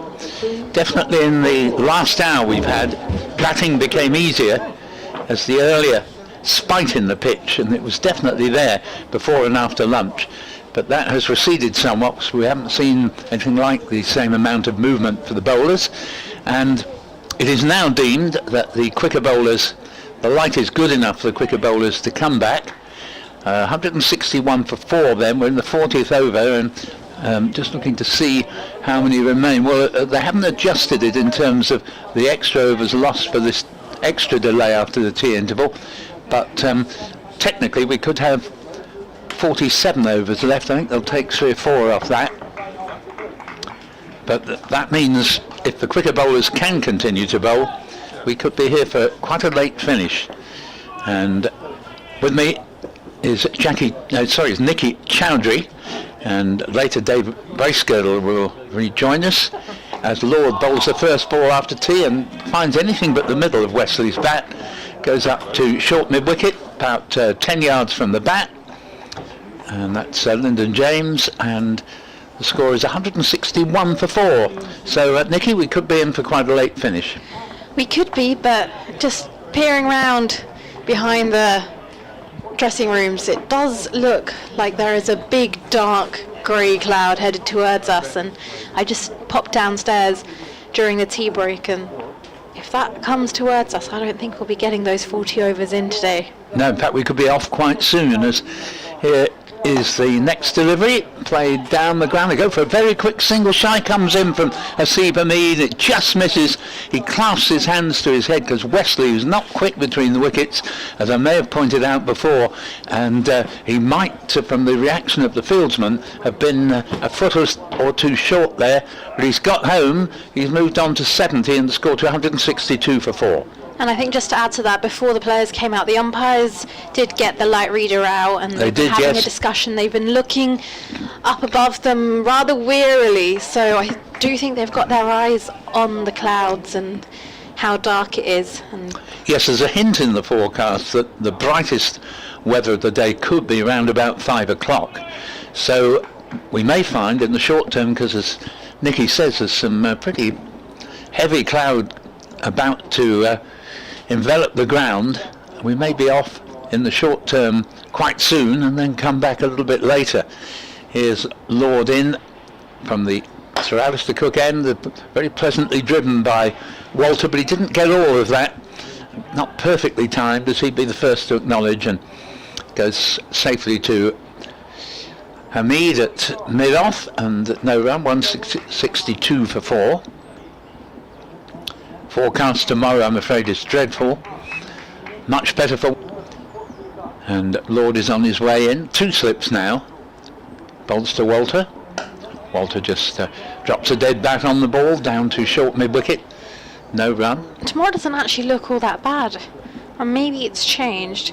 In the evening, it does get quite heavy from 5 o'clock, but in the morning, it doesn't seem to be too bad. Yeah, it's after lunch, isn't it? It begins to pick up. But you're right, they've improved their forecasts from what it was when I looked only an hour ago. Wednesday, again, roughly from 3 o'clock through to 6, there's 70-60% chances of rain there. Oh dear, well that's got worse, because they were saying that'd be a fine day this morning, as the next ball's played down to mid-off, Walter to Hamid, and well, basically these weather forecasters change their forecasts literally in the blink of an eye. So all you can do really is turn up and hope for the best. Take your raincoat, take your umbrella, take your sunglasses, and pack your shorts just in case, basically, because you never know how the weather's going to turn. It's getting a bit breezy out there. You can see the trees just on the other side of the ground are swaying a little bit. Hire a fair-sized van to take all that equipment that Nicky's mentioned to the ground for you. And Lord, meanwhile, as the light does dip again, is in and bowls to Walter. Walter edgily has found a gap past second slip, and it's gone for 4. So 166 for 4, with Walter up to 39, and predictably really in the conditions today, a large percentage of the runs scored have been behind the wicket on one side or the other. 166 for 4 in 40 overs.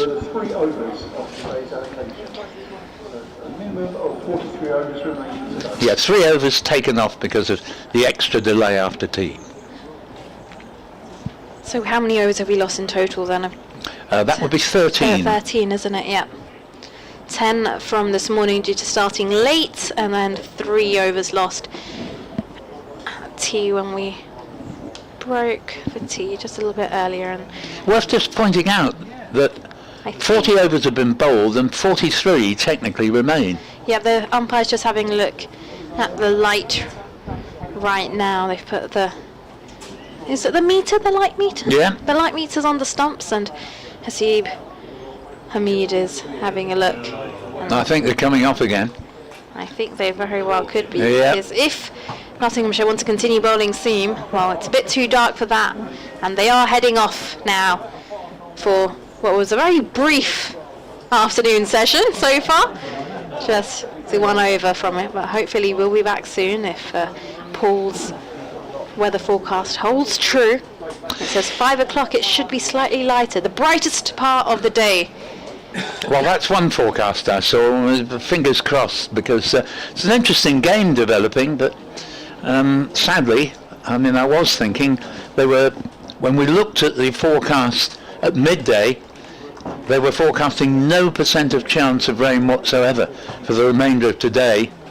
But that has long since been scotched when we had a heavy shower at 3:10. You can understand why Nottinghamshire don't want to have to bowl slow bowlers only, because there's nothing in it really at this stage for the spinners. And not surprisingly, they want to bowl the quicker bowlers. Okay, so we'll leave it there with Essex put into bat.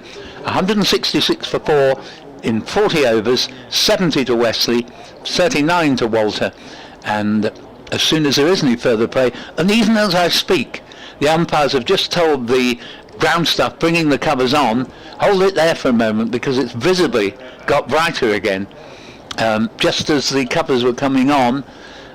So we'll keep you in touch, and we may be on sooner rather than later.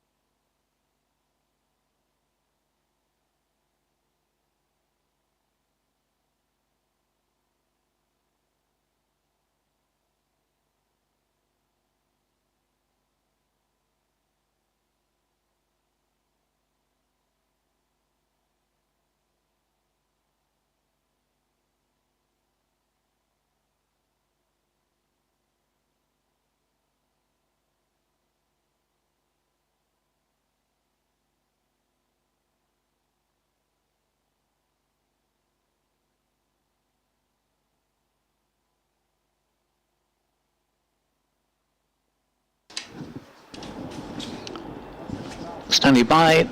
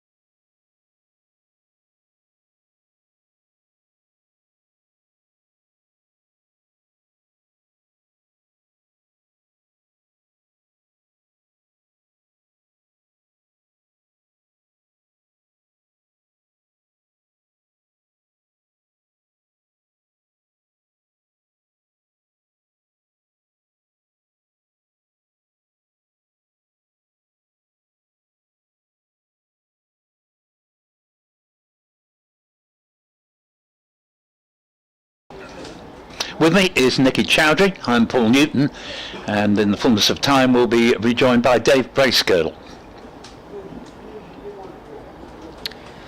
I'm not sure how much brighter it actually is, but I'm Yeah, gonna not. go with what you're saying, because clearly maybe... I think enough to tilt the meters from just below the line to just above, but that's not much. And Nottinghamshire, understandably in my opinion, are not happy on the condition play could be going on, but only if the two spinners were on, because it's patently a medium pacer's wicket here at Chelmsford. It's not to say that spin mightn't come into its own eventually in the game, but on the day I think you want to be bowling your cricket bowlers virtually throughout. You might bring the spinners on as Nottinghamshire did at one point, see if Farhan Ahmed could work his magic of Trent Bridge last week, but the ball didn't really turn very much, if at all. Lyndon James will bowl the first over to Tom Wesley, and Nicky to take up the commentary. Yeah, James at the top of his mark is running in now towards us. Wesley on strike. Off the back foot, turns this to short mid-wicket. Starts off with a dot. Though I feel like we've lost some spectators. Oh, bound to be, I think. It's, as you noted, it's turned quite chilly. The breeze has got up more since lunchtime, and I think some spectators may have thought, well, we've had a reasonable amount of cricket for the day, and it's, as I say, getting pretty cold. In again now, and this time Wesley's forward and defends. Played that well. It was an off-cutter, and it was keeping a bit low. Wesley getting his head over the ball and jamming the bat down in time, sending it back virtually where it came from. But it must be difficult for the batsman to keep coming in and having to go back out again. Yeah, I think it must be frustrating for all the players, I really, agree. because they just want to get on with it, don't Yeah. they?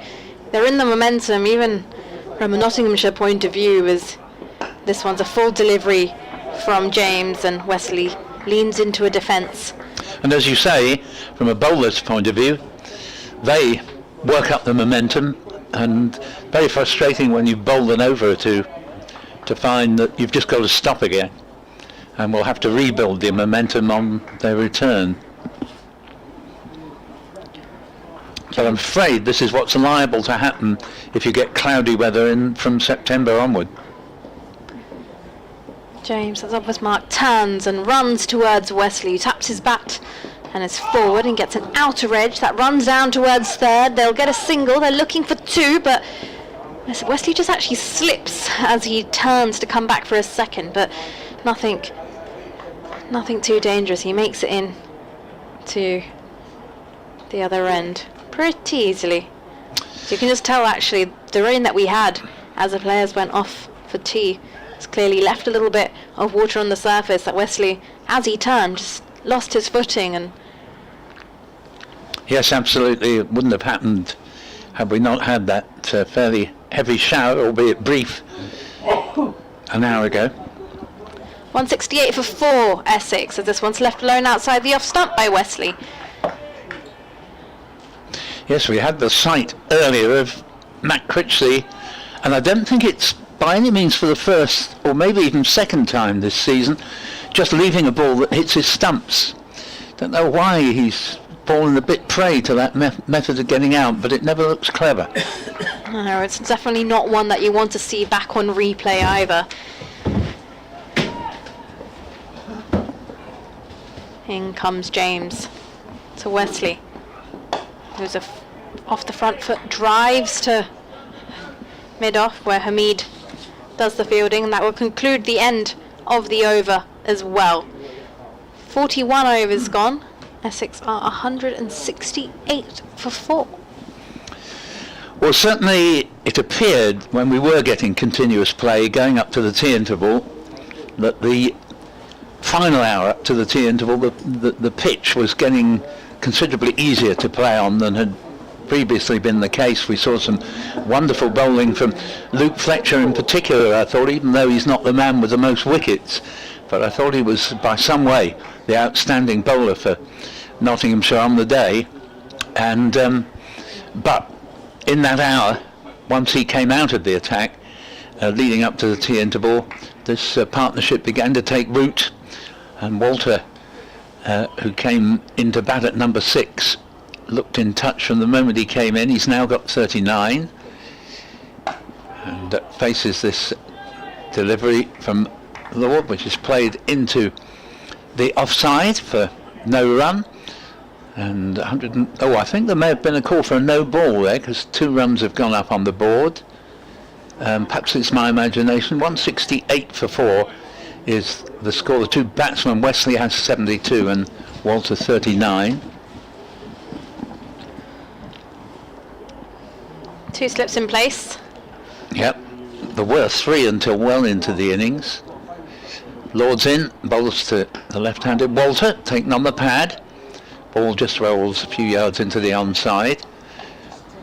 And difficult day for players of both sides here, with so much waiting for play to start, and then once they got towards the tea interval, off and on.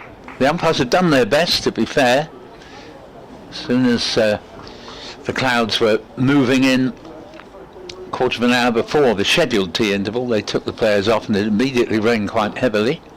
Here's Walter, hitting slightly across the line, looking to drive powerfully through, and from his point of view, hopefully past deep mid-off, but didn't time it, got a thick inside edge. Bowler himself fields 168 for 4.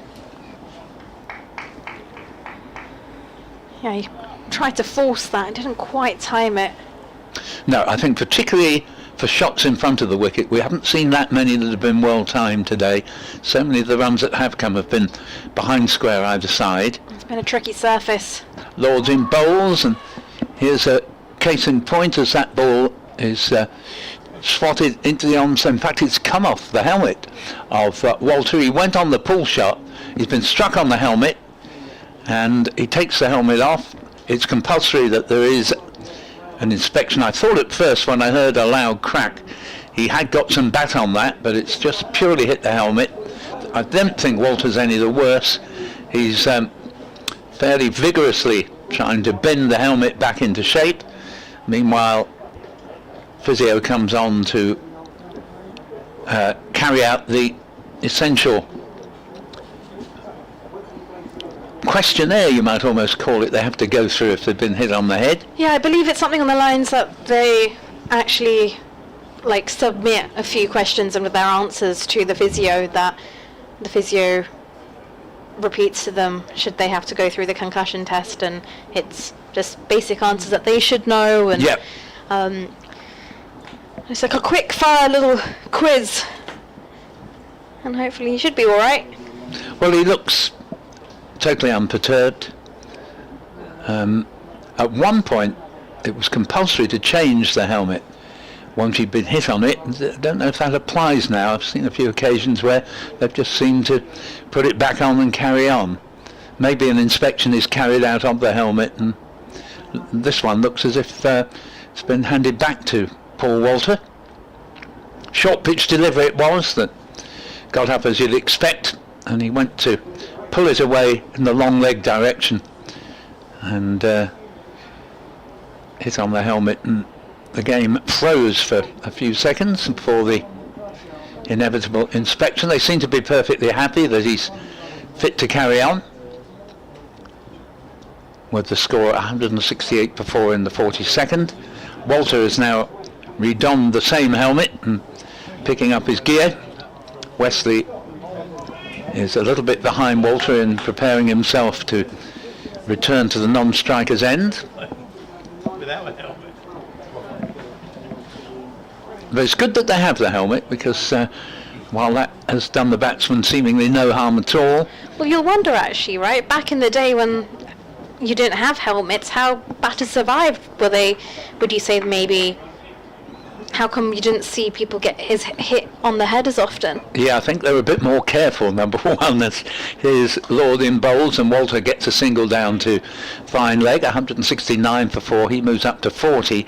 You may argue that maybe technique was better, Yeah, well, players probably watched the ball a bit longer. Yep, I'm sure that's true. Subconsciously you've got your helmet, so you tend to take your eyes off the ball a bit early because you know there's that protection there. Yeah, I would say this, that in those days, I think by and large a player would take one of two decisions. Either one would be a ducker, gone underneath it and wasn't hit, or you had players who were really good at the hook shot and could pull off the shot without getting hit. Short players, funnily enough, are often very, very good hookers. Alan Lamb would be a case in point. Brilliant hooker of a cricket ball. He was only about 5'5".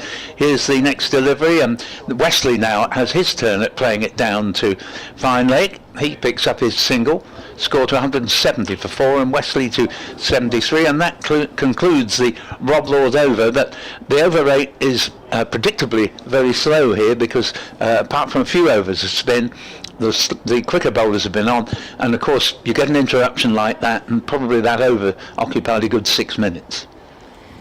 Yeah, and then you could say some players were more willing to wear it as well, take on the short delivery, take it on the body. But it's interesting how the game's changed, and I think you see a lot more incidents where batters do get hit on the head nowadays, as opposed to maybe what we were used to before. As this one's gone down the leg side from James, and well, Wesley just looks to take it down round the corner, but doesn't get any bat on it. Yeah, James has just bowled a little bit too much outside leg stump at times today. Yeah, we've seen that tendency from quite a few of the bowlers. Yeah, no, you're right. I think mainly with the seam attack.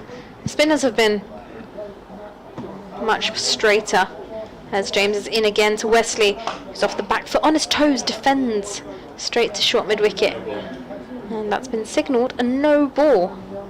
Two more, and actually I've seen, I think most of our no balls have actually come from the bowlers bowling from the Graham Gooch end. Definitely right. I don't think we've had a no ball. I might be mistaken from at Sir Alistair Cook end, but yeah, we know Luke Fletcher in the spell before lunch had bowled 3 no balls.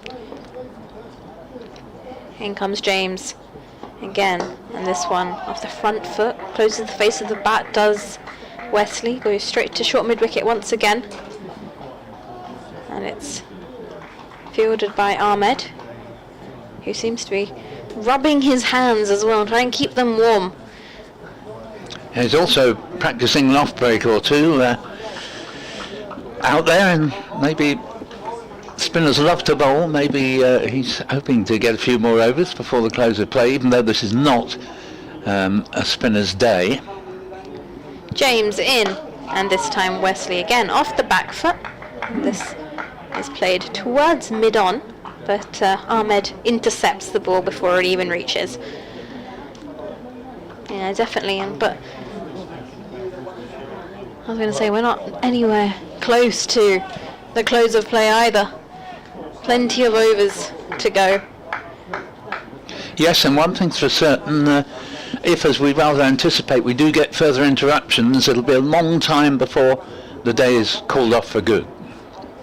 James to Wesley, full delivery, and this one's flicked off the pads and it's going all the way down towards the deep mid-wicket boundary, and it goes all the way into the advertising hoarding. It's a beautiful shot there from Wesley, overpitched from James, and well, he's made the most of that. Essex move on to 176 for 4. Yes, that's pretty much the most productive of his shots, Tom Wesley. Can also be his undoing. When he had his brief test fling against South Africa, they worked out that he tended to flick the ball off the pads like that, just in the air. Well, this was not in the air at all. It was a beautiful bit of batting. He had the balance absolutely right, so his head was right over the ball when he played the shot, and the timing was exquisite. Yeah, he's been patient. He's waited for those, and well, he timed that so sweetly. It was 2 full, 2 straight from James as he makes his way in once again to Wesley from the Graham Gooch end, And this time this one cuts back at him, back of a length, and it's defended into the offside.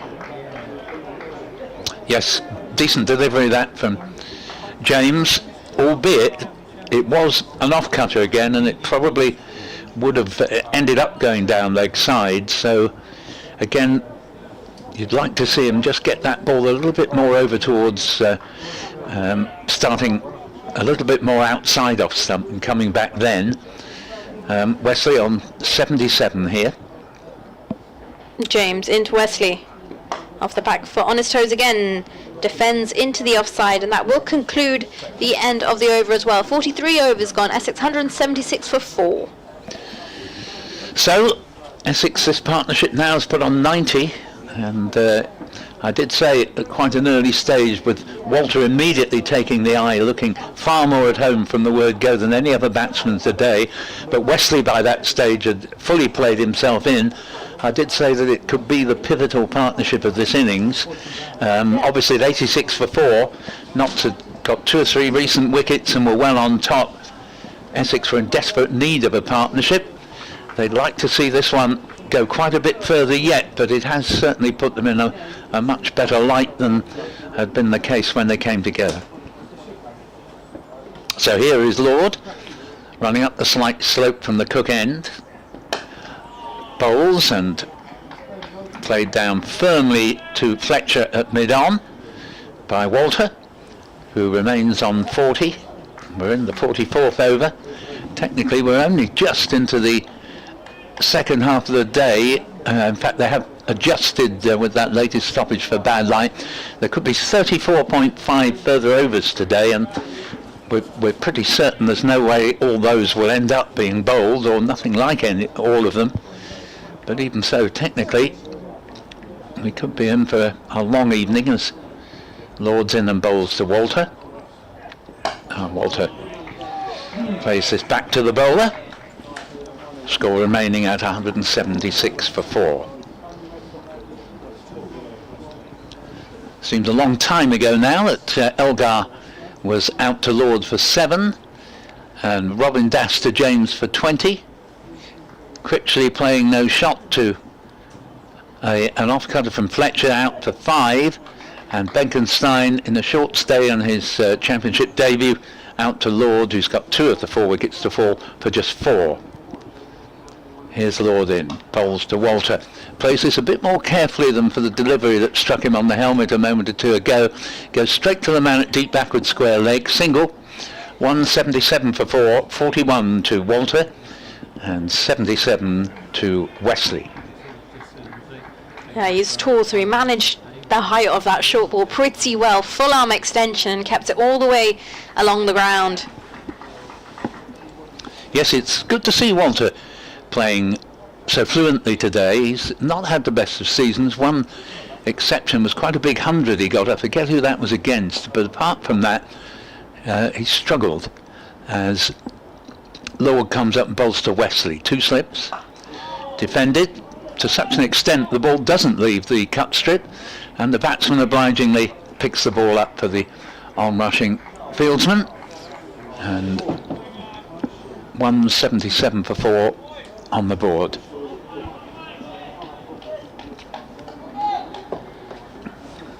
Oh, Lord making his way back to the top of his mark. That pile of sawdust at the end of the run-ups have diminished on either side. They've been put to good use. Lord to Wesley, who plays this firmly off the back foot down to Luke Fletcher at mid-off. Regulation bit of fielding because there was never a hint that there was going to be a single there. Fletcher just doing some limbering up, which I was just thinking a moment or two ago.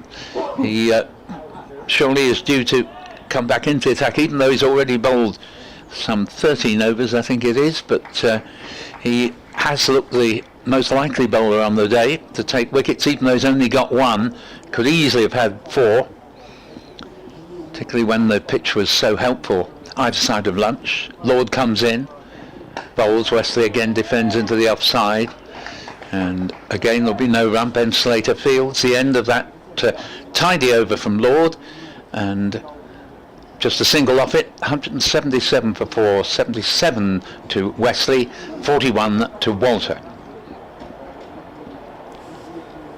Yeah, Fletcher is going to be coming in to the attack once again from the Graham Gooch end. He's just handed his sweater to the umpire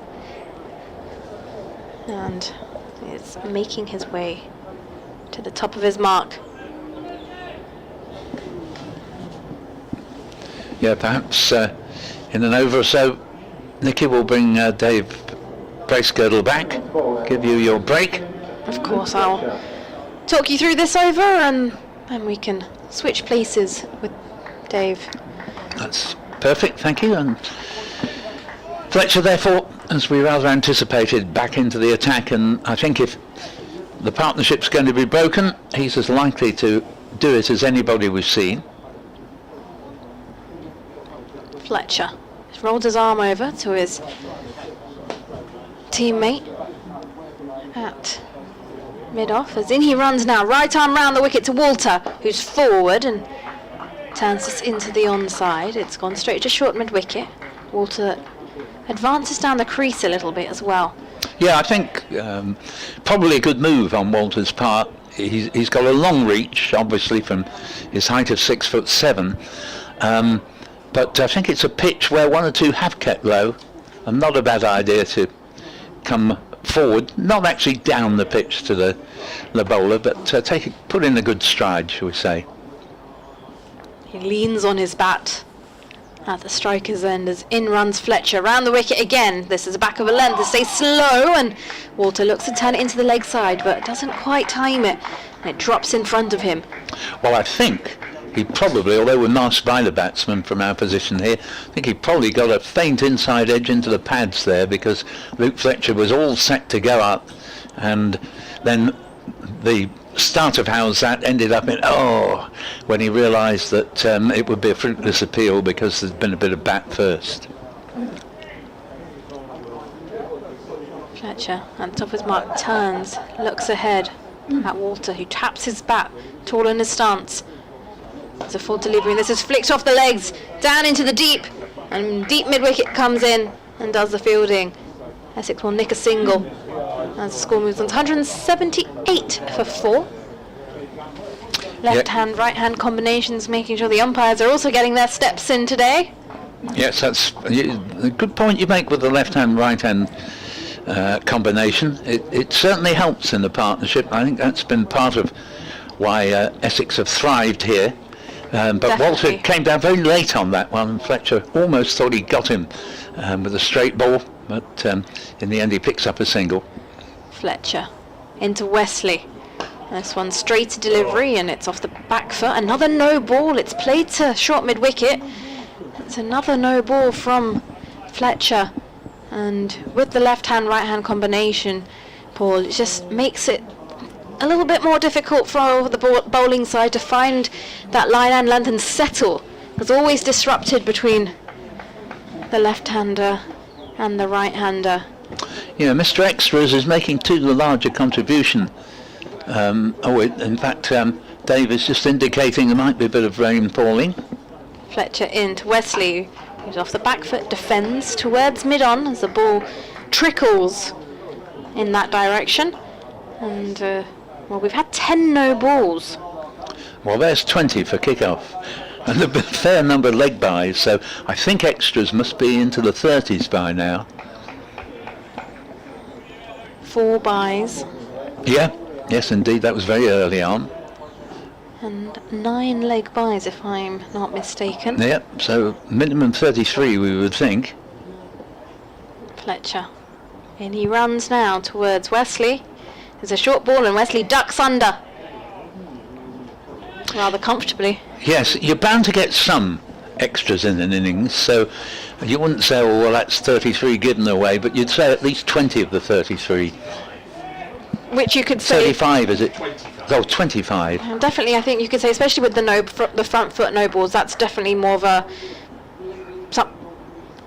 extra that you could control yourself, yes, as opposed to perhaps a bye, which sometimes challenges the keepers as well. And Fletcher's in And this one's left alone by Wesley outside the off stump. It will conclude the 45th over. Essex 180 for 4.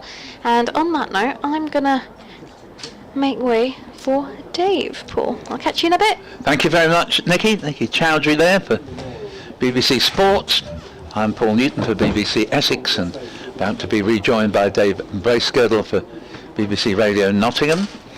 And there is some much brighter stuff over on the far horizon that could eventually fulfil my inkling that perhaps the brightest weather of the day could be around about 5 o'clock. It should be getting here in about half an hour, but we might have to go off in the meantime. Welcome back, Dave. Thank you, Paul.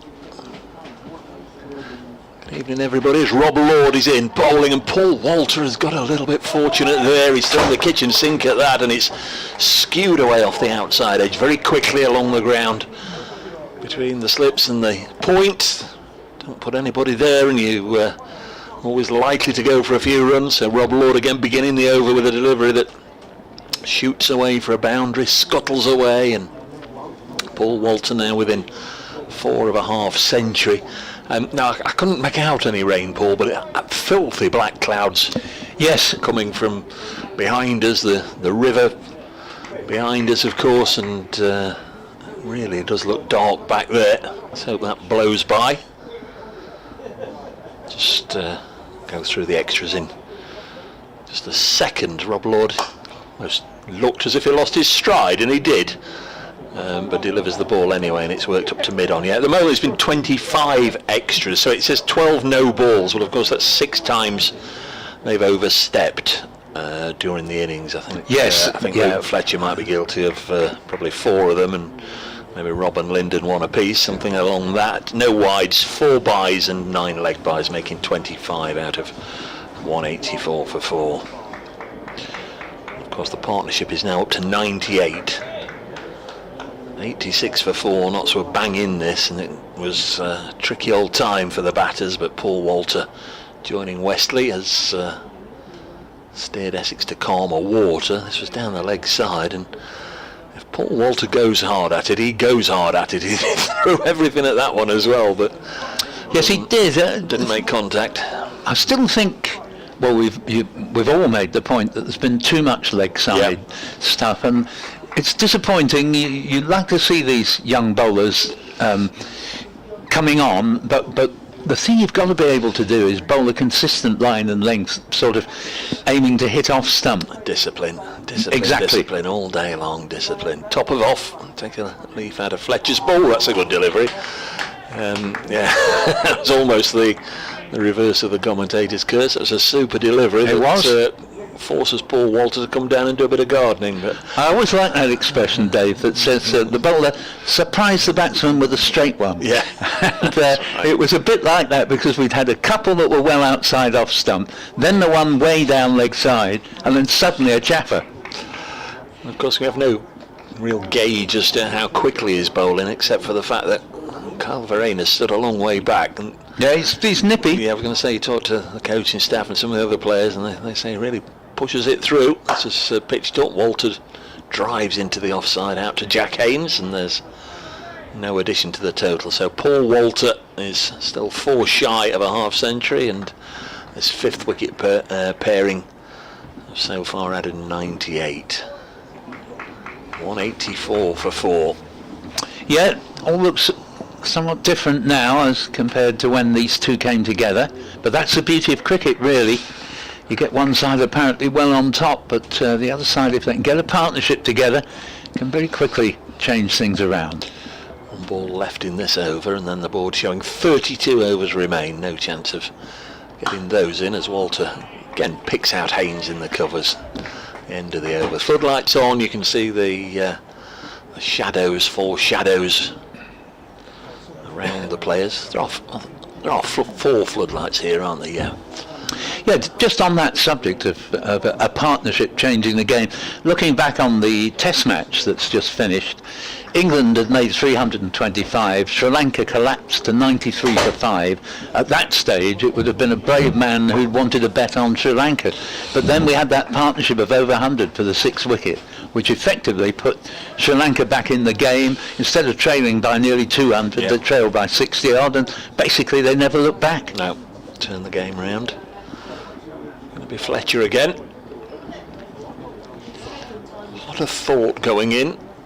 Consultation in progress with skipper Asib and Mead, and well, I think one of the thoughts was that Freddie McCann should come out a second slip, and he set off running, and then Joe Clark has said, "It's all right, you stay there, Freddie, I'll go and have a run." So McCann comes back, and he's the sole slipper now. He's got to decide where he's going to stand, either at first or second, or probably 1.5, try and cover both jobs, and Clark's gone in at mid-wicket alongside Liam Patterson-White. Fletcher in from the gooch end.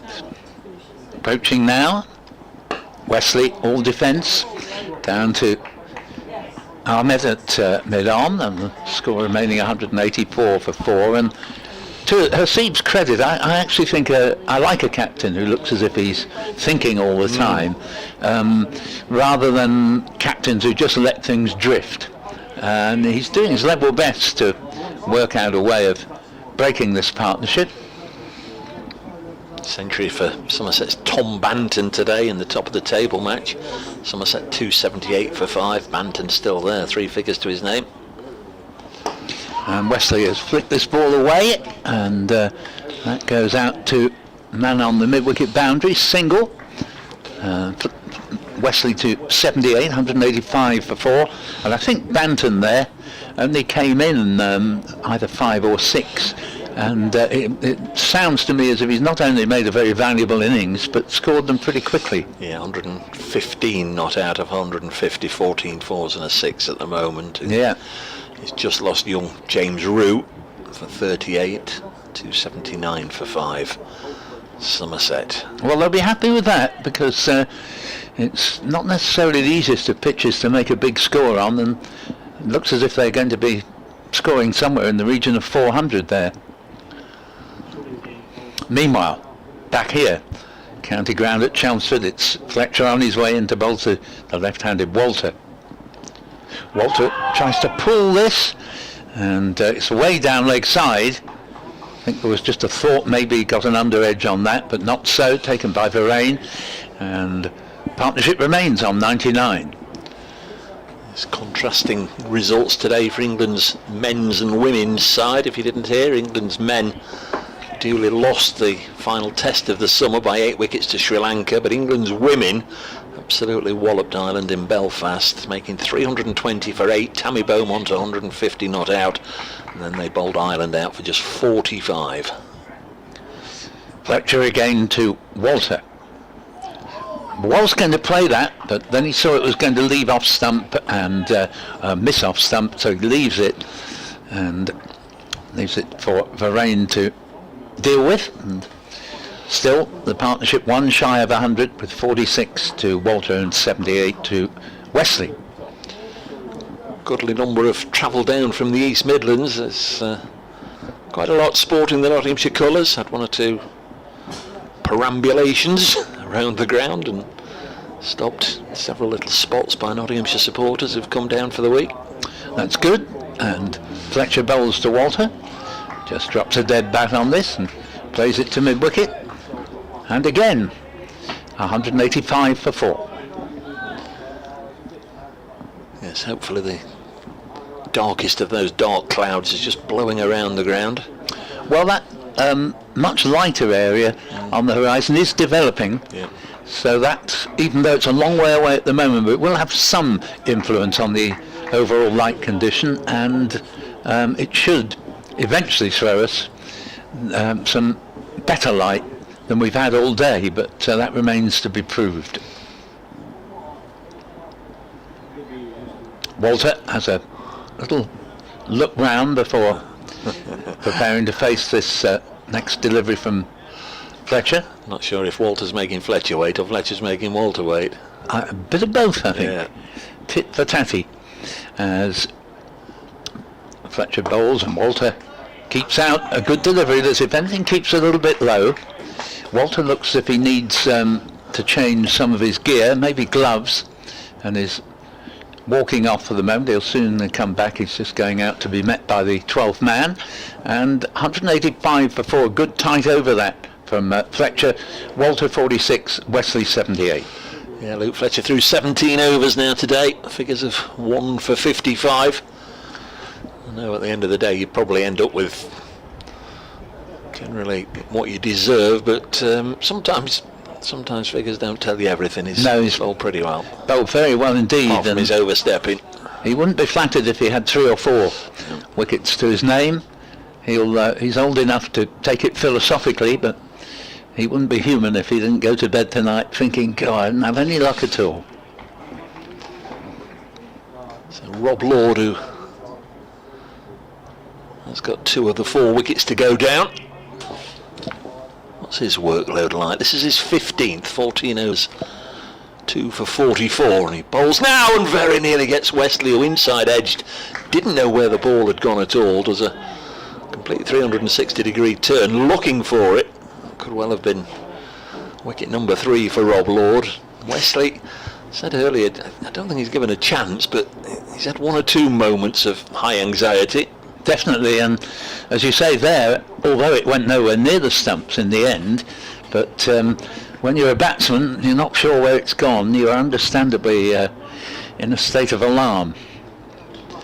Yes, it's a little bit quicker than anything else on the show today, Rob Lord. Just keeping the batters on the end of the concentration. This is pulled down to long leg. The applause is for the single taken. So that is the Central Partnership, which comes up between Wesley, who's moved on to 79, and Walter, who's on 46. A very good effort. 2 batsmen shake hands, congratulate each other, and rightly so, because it's been a very good effort. How Essex could have done with a partnership like that in their defeat to Worcestershire the other day. Of course, that was in a 4th innings. This is in a 1st innings. Still been a very good effort, though. 112 minutes in terms of time as Walter pulls this away for 4 more. Short from Rob Lord is just trying to test the middle of the pitch, see if he can get it up there to challenge Paul Walter, but he's a tall man and it's food and drink for him, and it's a splendid way to go to a very good half century for Paul Walter. 65 balls, 8 fours, and that one was as convincing as pretty much any he's played. Just swatted it away for 4 and held his bat up to celebrate. Yeah, I mean, in many ways, if you were asked to judge the innings of the day, it probably is that one rather than the larger amount that Wesley scored. Not to insult Wesley in the least, because he had to bat in the most difficult conditions, but it's just that Wesley has looked in good touch, Walter, from the moment he's come in. 100 partnerships come up in 26 overs, so not bad in these challenging conditions as Paul Walter drops this on the leg side. Lyndon James, the England Lions captain, does the fielding, who was given that role for the match probably 3 weeks ago now at New Road against Worcestershire. Of course, this week we've heard the announcement that Freddie Flintoff will be the England Lions head coach for the next year, so remains to be seen whether Lyndon will have a long run in that role, and if so, he'll be certainly be getting to know Mr. Flintoff pretty well. False start here. Whether it was Rob Lord losing his stride pattern, or he just felt Paul Walter was going to bat away or back away, or whether somebody was chatting, I'm not sure. But we'll go again. 190 for 4. And the light is now quite playable, I would say. In the 48th over of the innings, Lord to Walter, drives into the offside, through the offside. Jack Haynes is after it. Should drag it back inside the rope. They've run 2. It's going to be their call, obviously, if they come back for 3 and they take on the arm of Jack Haynes and comfortably get back. So 193. Yeah, from the moment Walter came into bat and has faced his first couple of deliveries from Luke Fletcher, I thought to myself, well, if I were the opposition captain, I'd feel, let's get this bloke out as quickly as we can. And of course, they haven't failed to do so, so they'll want to try. But he just seemed to have more time to play than anyone else we've seen, and has played thoroughly well. Farhan Ahmed doing the hard yards, having to go from a long leg, the left-hander, long leg to the right-hander. Just wait for him to get in position. There's going to be more runs here. Turned away out onto the leg side, but Notts had left Jack Haynes out there. Couldn't quite see him for the frame of the window. So just a single to end the over, 194 for 4, as we have some drinks brought out for the two batters. Yes, again, that last delivery was just reflecting what we've been saying, that there's been too much sort of midland leg stump or outside leg stump bowling, and if you bowl to Wesley there, you're likely to concede runs. And as ever, you know, he's had a good toll with that sort of gap between mid-on and mid-wicket. Moved on to 80, and very good knock from him, because it was very difficult batting conditions when he came in at the fall of the only wicket that fell before lunch, that of Dean Edgar, for 7, and he's still there now, and that's why Essex are very much back in the game, where particularly after the demoralising defeat to Worcestershire the other day, bowled out for 134, it's why they in fact have done very well to recover. Fletcher in. Guchen bowls, and Wesley flicks another ball that's a little bit too straight and goes straight to mid-wicket. McCann, no run. Yeah, interesting that they've swapped them over this time, because if you remember in the last over, Joe Clark said, it's all right, I'll go to mid-wicket, and Freddie McCann stayed at slip, and taking it in turns. They've had a switch over. Joe Clark, who'll be looking to make runs for Nottinghamshire when he gets to bat. Yeah, scored a ton at Trent Bridge, of course, against Essex, opening match of the season. Essex went on to win that one. Next ball is played to square leg, and there is no run. 194 for 4. Well, he's undoubtedly a magnificently talented player, Joe Clark, who's still, to my mind, just not quite fulfilled the early promise, but plenty of time for him to do so. Yes, he's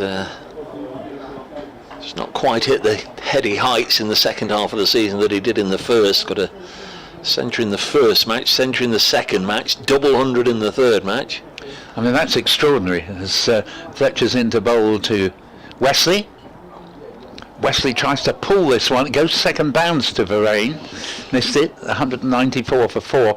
And Clark has got a terrific record against Essex, because he got at least a couple of hundreds and another big score that wasn't quite 100 in his Worcestershire days.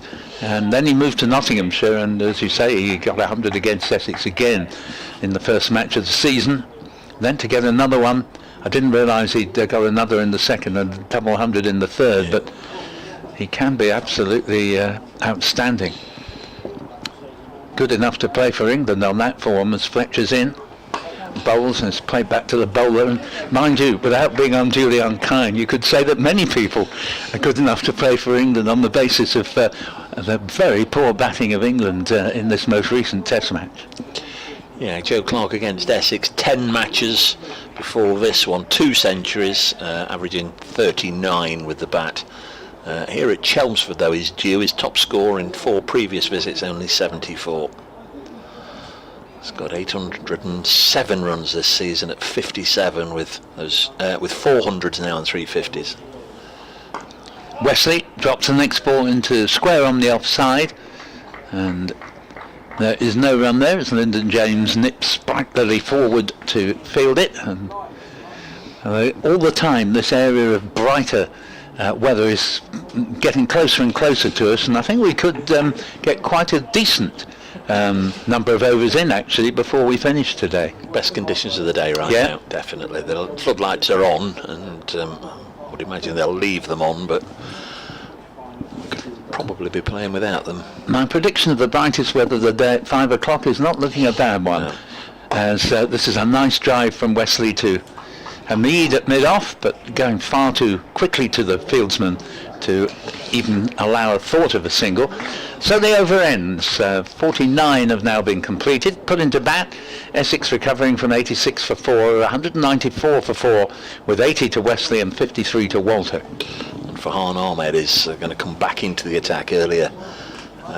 5 overs, none for 26, didn't create too many opportunities or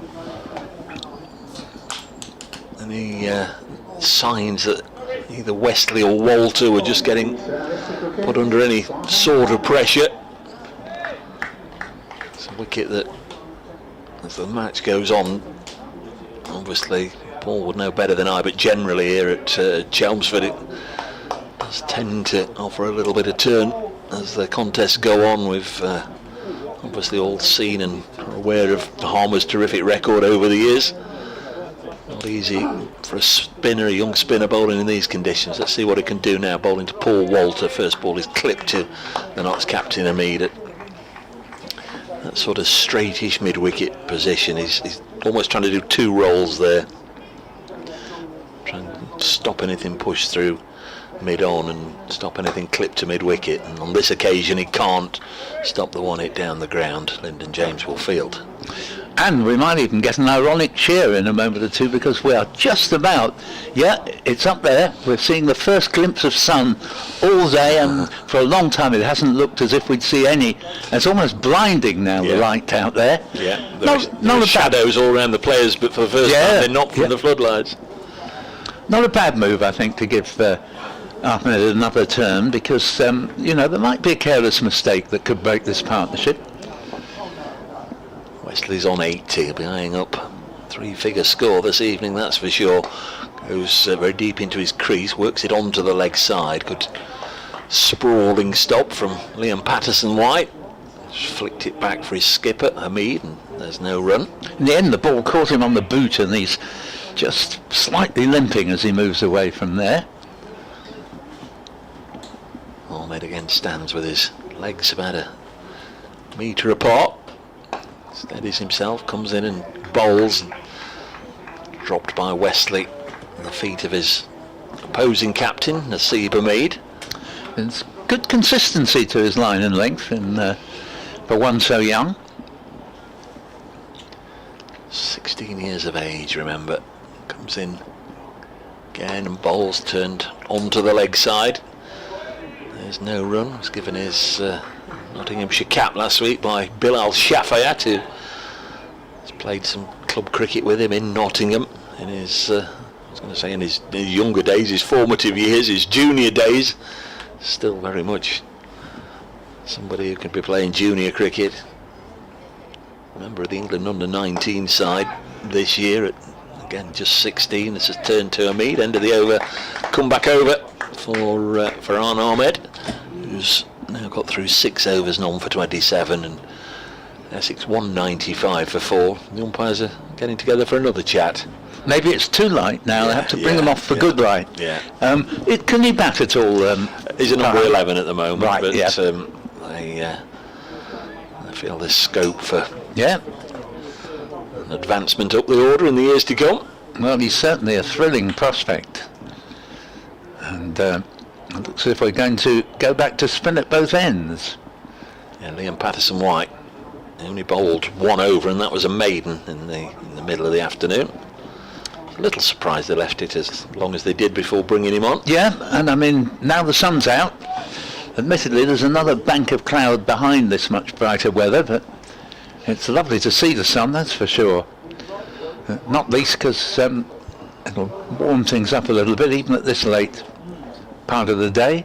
So, slow left arm, over the wicket, bowls to Walter, who clobbers him for 4. And it was slightly uppish, but not to matter, between bowler and mid-off. Away to the long-off boundary. 199 for 4 and 58 to Walter. There's no respect in the game anymore, is there? Walter faces the next delivery, and this is played for no run. Down to mid-off, Patterson-White the bowler, and Walter the batsman. Partnership now up to 113 for the 5th wicket. Patterson White in again. Bowles, and Walter this time has hit it in the air, back over the bowler's head, all the way for 6 as it clonks into the boundary boards at the far end of the ground, just to the left side of the sight screens, which would be the offside in Walter's case, the left-hander. And he moves briskly on to 64, and extra applause because that's the 200, 205 for 4. Patterson White in again. This keeps a little bit low, and it's played by Walter very carefully to mid-wicket, no run. Obviously just suits his style of play, the slow left arm coming over the wicket to him. Bowls again. Walter stretches forward with his considerable reach from his height of 6 feet 7, and again played to wideish mid-on come mid-wicket for no run. It's 2 out now. Should he elect to take him on again? And Walter plays this off the back foot without timing, and fielded at mid-off. The over ends, and again the 12th man comes on with some fresh equipment. 205 for 4 in 51 overs at the end of that over. Elsewhere in Division 1 at Chesterley Street, Lancashire 138 for 6 against Durham. Hampshire 186 for 5 at Canterbury, where Notts go next week. At Taunton, Somerset 297 for 5 now in the match between second place Somerset and top of the table Surrey. Worcestershire 244 for 8 in that Midlands battle. Division 2, Sussex have made a fine start to their first innings. They're 80 without loss, replying to Glamorgan's 186. Northampton bowled out for 219, Derbyshire 35 for 1 in reply. As Farhan Ahmed bowls, Wesley turns this to mid-wicket, no run. Middlesex are 319 for 5 against Gloucestershire at Lords. Just got the runs there. Jack Davis is 90 not out. I'd say he's the wicket keeper. I'm just doubting myself. Yeah, he's the wicket keeper. Next one's forced into the offside by Wesley, and there's no run. And the other one is at Grace Road, where they've already had 17 wickets today. Leicestershire 98 all out, Yorkshire 188 for 7. Yes, I saw Jack Davis just the once and remember him because he struck me as a very good prospect, so pleased to hear that he's got good runs there. Farhan Ahmed going to go round the wicket now to Paul Walter. 3 out on the leg side, pushes this straight back to the bowler though. And although I never believe in taking bottom of the table sides lightly, but obviously Nottinghamshire must have a reasonable chance of a rewarding visit to Canterbury next week. 206 for 4. This is pushed into the offside, fielded by McCann. I mean, you just never know, do you? Whether the weather's going to play ball or not, but I think they'd rather be going there than, say, going to the Oval next week. Let's put it that way. Yep. This next one is driven back to the bowler, or indeed Old Trafford, because that would be that would be a game with an awful lot riding on it. As right now, I know things can change. Warwickshire, Worcestershire could get dragged back in, I suppose. Right now it looks like Kent are going to go, and one of Lancashire or not likely to accompany them, as this is hit back to Farhan Ahmed. End of the over. Essex are 206 for 4. Right on the stroke of 5 o'clock. I'll be back with you shortly. Thank you. I'll just wait until Dave has done his piece, and he'll come back and be joined by Nicky Chowdhury. And Dave tends to be so quick with his updates that he may well be back during this coming over. And it's going to be bowled by Patterson White coming round the wicket. Last over was over the wicket where he got hit for 4 and a 6. So round the wicket, he bowls initially to Tom Wesley. Gets his head right over the ball, steers it out to Freddie McCann. Got that wonderful 100 the other day, big 100. against Surrey. No run. Fielding it backward point is McCann. Patterson White in again, this time straight to Ahmed at mid-wicket. Again, there'll be no run. Partnership now 120. 81 to Wesley, 64 to Walter. Patterson White. Wesley back to the bowler. Men out to Elgar, to Lord for 7. Das to James for 20. Critchley not playing a shot to Fletcher for 5. And Benkenstein to Lord for 4. Was 86 for 4. It is 206 for 4. Patterson White to Wesley is going to pick up a single, played out to deep backward square, and they're going to dash back for a second here, make it quite comfortably. And the mere lack of pace on the shot from Wesley just sort of flicked the ball away towards deep square leg, but coming in from the boundary, it was time to get back for a second. 208 for 4. Wesley to 83. Sun has disappeared again. Although there's some more fairly heavy cloud, there's also some more bright stuff looming up as here the next ball is played. A slight misfield there. They might have been able to steal a single, but I think probably a good decision not to try and take it. McCann just took his eye off the ball momentarily, and I think he was thinking they might be going for a quick single, and while he was looking away, the ball snuck under his hand. Next ball's played back to the bowler, and the end of the Patterson White over. So 208 for 4 as one or two spectators decide that they've seen enough for the day. But for all the frustration of being on and off from time to time and the long delay at the start, I still think it's been the cricket we have seen has been There is a sun up there unfailingly interesting. through the clouds, and that's good because we've still got 25 overs left here. Dave just doing his piece. He'll soon be back with us as Farhan Ahmed can't quite stop. I think he got a hand to a straight drive which has gone down. It's been cut off away to our left, and Lord, man who fields that, they just get a single, takes Walter on to 65, score to 209 for 4. I'll just take this ball and make way for Nicky as it's pitched up, driven back to the bowler. Dave will now take over the commentary and be joined by Nicky. Thank you, Paul.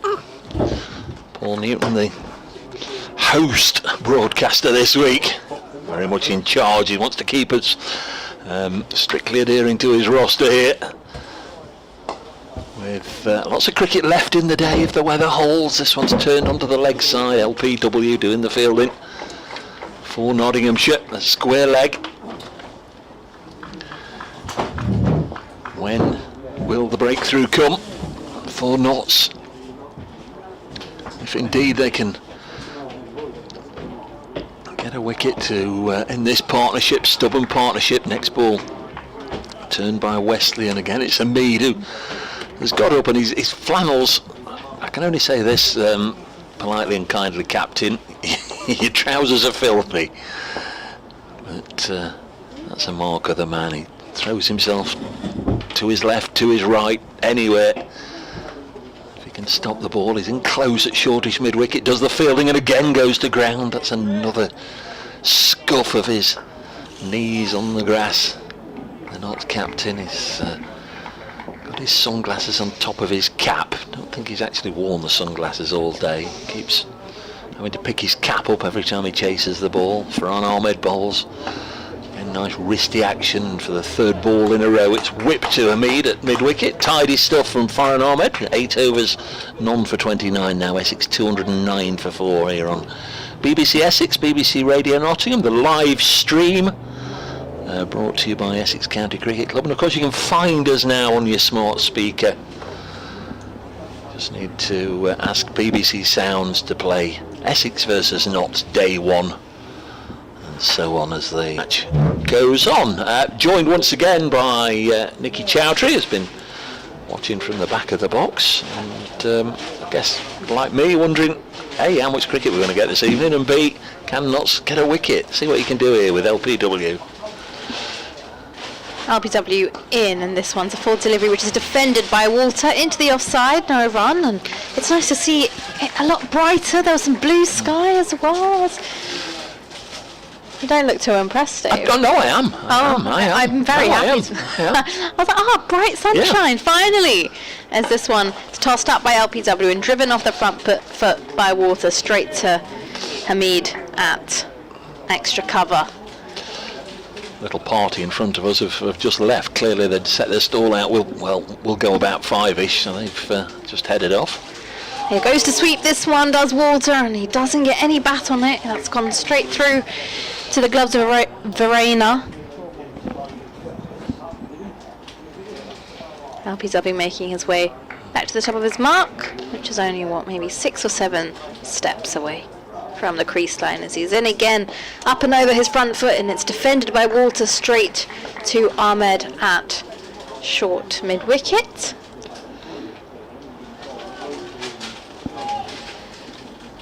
And Walter taps his bat again. He's got a slip-in play.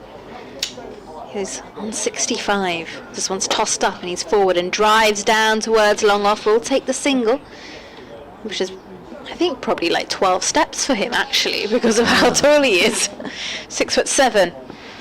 Brings Wesley on to strike with 83 to his name. The slip stays. There's LPW in.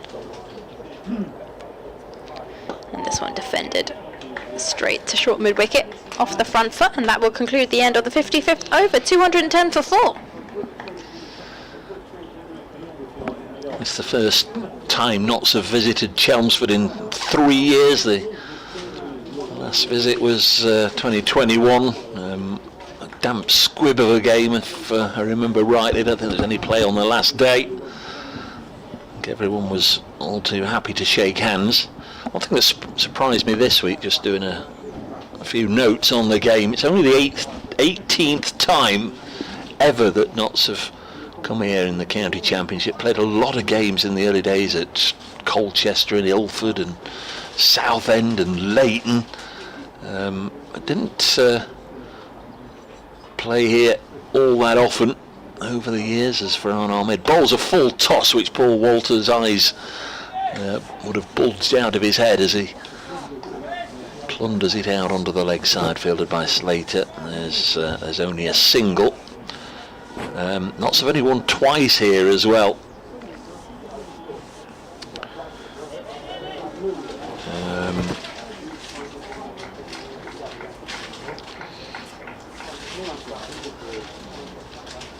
In 2018 they pulled off a victory here. That's their only victory here in the last 40 years. As Farhan Ahmed bowls, Wesley turns it on the leg side, although in that 40-year span they've actually won matches at Colchester, Ilford and Southend.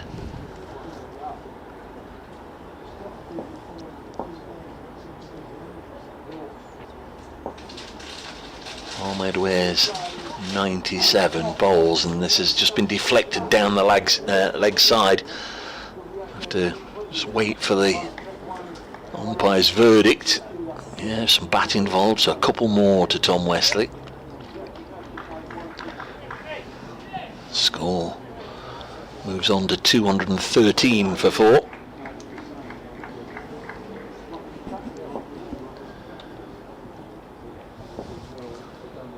Comes the 16-year-old again. Ooh, and that one just tossed up a little bit. Maybe a touch of pace off, and took Wesley a little bit by surprise. Just popped it up on the leg side. No short leg in there at the moment. Hamid's the closest. He's in at mid-wicket, walking in, saving one. And this one's steered past him. Now Liam Patterson-White was shy at the stumps, and as Nicky said, an over or two ago, only takes Paul Walter about 6 strides to get down the other end. Wesley maybe 7 or 8 to get to this one, and he threw to this end, and narrowly missed, but I think Wesley would have been home in any case. But it's maybe half a risk that Essex didn't need to take, but they will say, well, we've rotated the strike, we've got another single. Don't panic, Dave. I wasn't. Walter turns this one to a mead, and that's the end of the over. We should have, if we get them all in, another 22 overs, with Essex 214 for 4. Wesley's 86 from 161 deliveries. Paul Walters 67 from 87. And Ahmed is now 9 overs, none for 33. Patterson White has ball in hand as he bends down and rubs his left hand against the soil at the non-striker's end. Dries up his hands. He's at the top of his mark. He'll be bowling to Wesley, who's just getting himself set up. Taps his bat now. This one's tossed up and Wesley looks to turn it round into the leg side. Doesn't quite get his front foot across enough, and that's gone straight instead, and LPW does the fielding off his own bowling. He's in again now. Left arm round. This one's defended by Wesley. Mark Mugaseth's been in touch, just driven past Trent Bridge. He said he saw the Dave Brayscale retirement home and thought of us. That would be lost on you, Nikki. That's gone completely over my head. Yeah. You're going to have to explain it. As Patterson White in, and this one tossed up, flighted. It's pretty much yorked him. He's done a good job to dig that out, has Wesley. Yeah, well, from the commentary box at Trent Bridge, we used to be able to see for absolutely miles outside Trent Bridge and over towards East Midlands Airport, see the power station, see the cars coming, see the weather coming, all sorts of things. Really good vantage point. Patterson White in, flatter and straighter. This one's tucked around the corner down towards the 45 region, and they'll take a single. Brings Walter onto strike, and I'm guessing there's a big building that's been made, and now you can't see anything. Exactly. So all year it is a retirement home. I've been calling it the Dave Brayscale retirement home on commentary, just so people knew what we were talking about. But Mark's just gone past it. Patterson White in to Walter. This one's slightly shorter, and it's off the back foot. Punch straight back towards LPW. Runs to his left, does the fielding. Got another communique in. Patterson White in again. This one's top. This is a fullered ball. That Walter's gone off on the back foot to try and drop it down through short third, but hasn't actually managed to judge that well enough, and that will end up being defended, or blocked rather. And we'll conclude the end of the over as well. 57 overs gone. Essex 215 for 4, and it's going to be Ahmed to continue with ball. I'm quite surprised that at this point in the day it's the brightest it's been throughout, because we're only 2 hours out from sunset. Yeah, it's been a miserable all day weather-wise.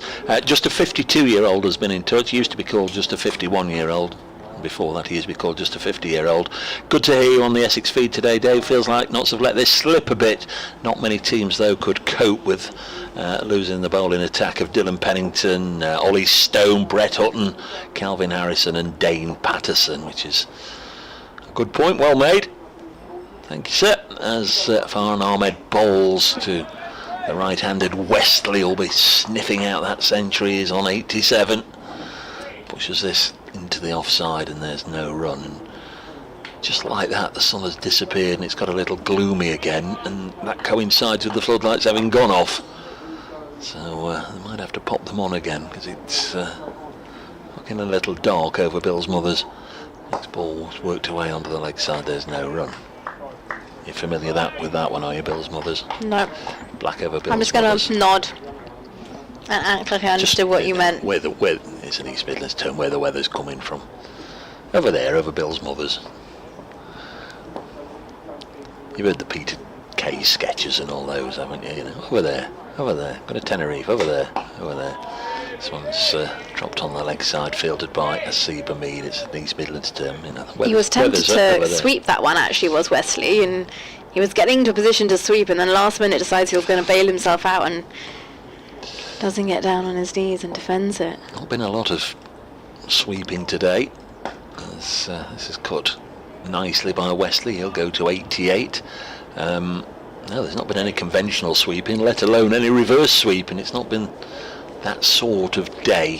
For the first part, certainly it was the seamers that held sway, and the batters thank their lucky stars if they didn't get a nick on it or were able to get one that they could work away for a run.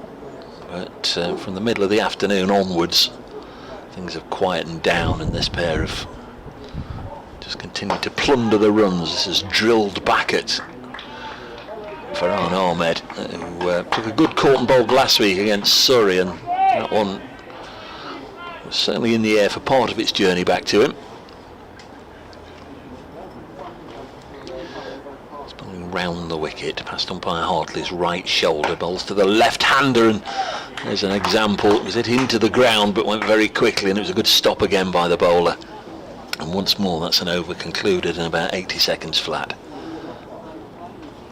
Yeah, Barry quick through his overs. Umpire's chatting. Should we tell him to put the lights on again, they're saying? Just for a laugh, let's tell him to put the lights on. Hamid's in there. Can you guys get on with it, he says. Get on with it. Been messing about all day long. Let's get on with it. Come on, we're ready to go. And they are, to be fair. The bowler is ready. Liam Patterson-White. Knots are in position. The umpires are having a chat, but they're on the walkie-talkie, so I wouldn't be at all surprised if the floodlights aren't on during the course of this over. I give it 20 seconds. I don't know if they're... That quick. I'm going to say, I don't know if they're, some grounds you can literally, like at home, electricity, you press a switch and on they come, but others take time to warm up. I don't know which these are. Patterson-White in now, and this one defended by Wesley. He's really lunged forward into this one, and it's gone straight to Ahmed at short extra cover. I don't know what the switches look like, but I'm guessing it's like a big lever to You think so? Yeah, it has to be. Like, look at the size of the floodlights. As in comes Patterson-White now, and again defended into the offside. It'll be one of those big levers that makes like a big, like a creaky noise as you. That's just my imagination. Like the one on the train that you pull down to stop. Or maybe it's like a big red button as in comes Patterson-White. It's fuller, straighter, and Wesley looks to turn it into the leg side. It's gone straight to Hamid at mid-wicket. I think somebody sat there all day. That's the one. They're on floodlight duty. As Patterson-White in, passes the umpire. And again, Wesley forward, lunges into a defence, played straight back in the direction the ball comes from. There will be a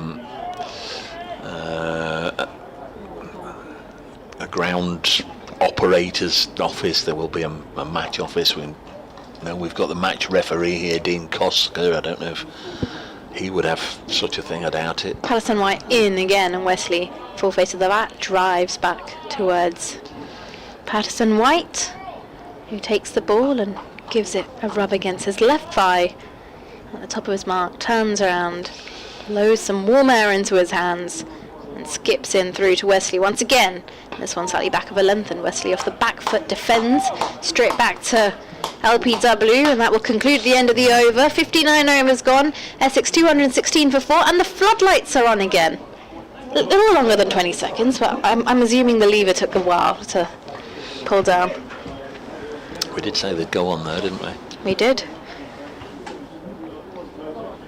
And there's another dark cloud coming around from the side.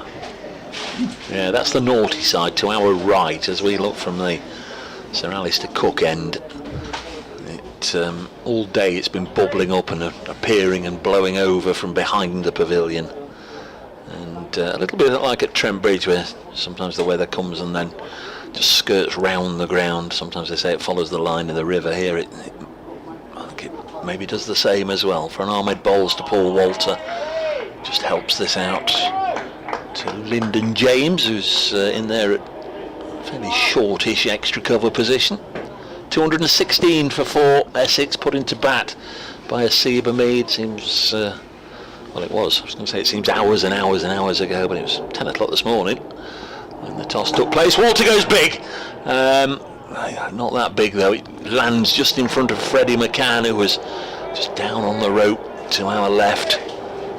thought it was going to be one that just might have ended up wet as he swung that big bat, and it seemed like he made a good connection, but clearly not as much as we thought. Now they're swapping over Rob Lord and Freddie McCann. It's a strange old thing just to swap two fielders around, but lots have just done that. The shadows are now very much from the floodlights again. We did have a brief little period where we had plenty of sunshine, but that didn't last too long. Last ball was turned on the leg side, no run. Straight to Patterson White. Ahmed's got it again, bowls once more, and it's turned. Now Patterson White will, I was going to say he'll pick it up and have a shy at the stumps, couldn't quite reel it in. And they've comfortably got home for another single. 218 for 4. Essex, Wesley 89 now, Paul Walter 68. It's pretty much play until the umpires say you can't play any longer, because we're not going to get all this 18 in. Again, Walter swings the bat away onto the leg side and gets a boundary. The ball clattering into a yellow advertising sign. If you want a bit of legal advice or financial advice, that's where you can look. There's always a sausage sign here. Yeah, there it is. Look, there's a blue one over there. For all the years I've been coming in here, there's been a sign here advertising the sausages. Can you see it? Right, yeah, just over there. Yeah, it's always been. Oh, what's the delay now? We've got a delay. Gives us plenty of time to talk about sausages. The umpires are going to get together. See, Hamid he's almost. Whenever the two umpires have got together, Hamid has been within one pace of them. It's almost like hovering like a wasp around them. Yeah, it is almost like there's a triumvirate out there making the decisions. I can't say he's, apart from the weather, but he can't say he's being kept in the dark. They're going off, I think. I think they're going to put the light reader on the stump. And it's 2-2-2 for 4, by the way, after that light reader is going on. Pummeled boundary. On the stumps at the Graham Gooch end, and they're giving it a look. I think that's such cool technology. And we're walking. The players are walking off.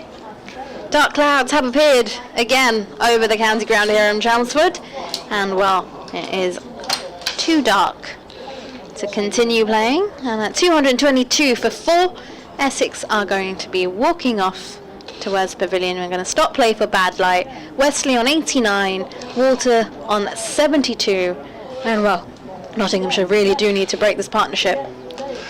Well, yeah, they do.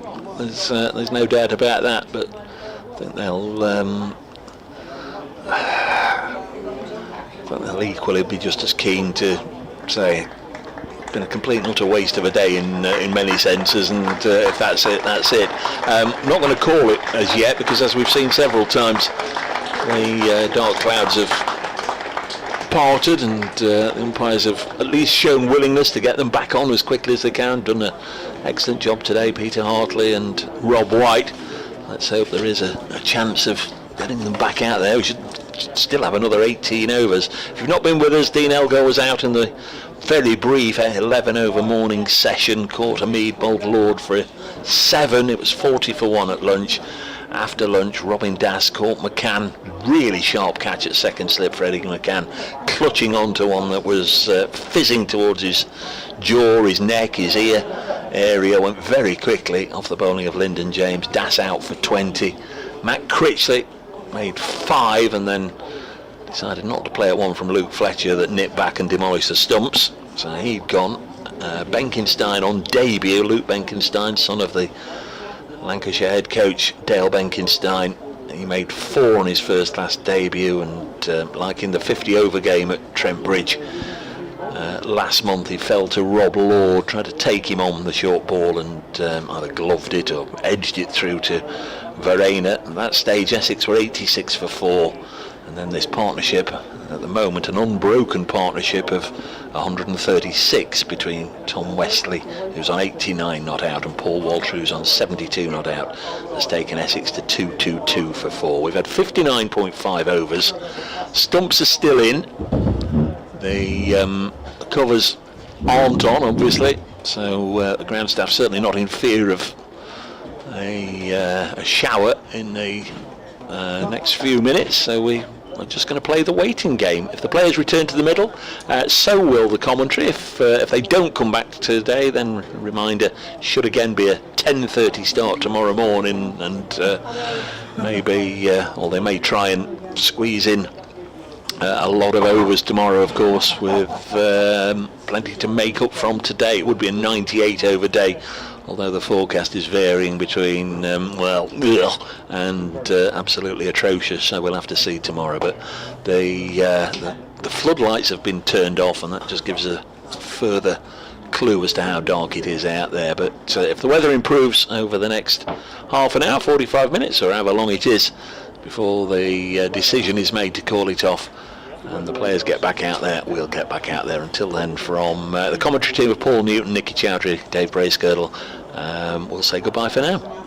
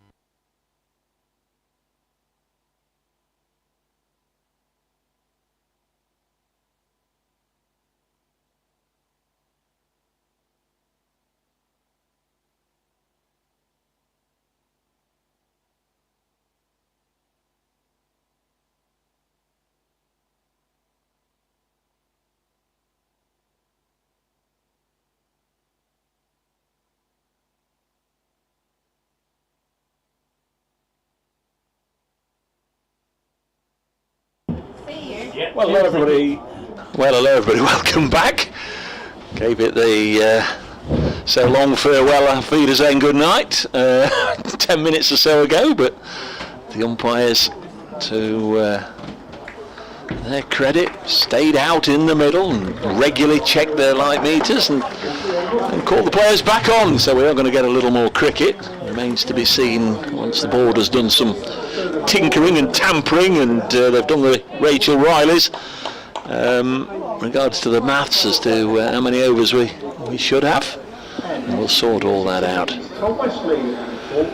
in just a moment. In fact, we've just had 4 overs lopped off there because it was showing 18.1 overs remain. It's now showing 14.1 overs remain. So 1 ball left in this over. Farhan Ahmed will bowl to Paul Walter when they get going. 2-2-2 for 4. 1 ball left in the 60th over. I'm Dave Bracegirdle. Paul Newton's alongside me. Nicky Chowdhury with us as well. And we wonder how much more cricket we're going to get in, Paul.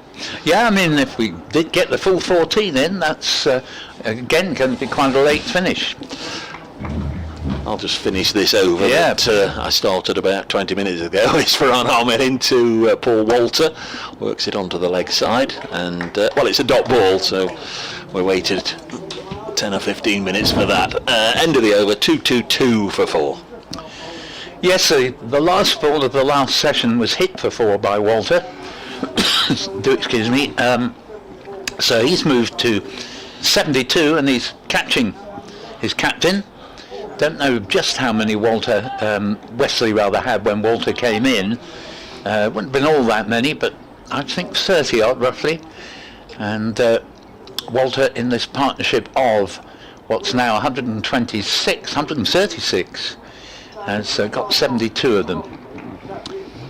And Patterson White will continue from the gooch end, bowls to Wesley, nudges a single into the onside, 223 for 4, and moves up to 90. Been a very good knock because batting wasn't easy when Wesley came to the crease before lunch, nor was it easy for an hour or so afterwards. Without a doubt, the ball which did so much early on, has done very little since halfway through the day. And Walter drops the dead bat on the next ball.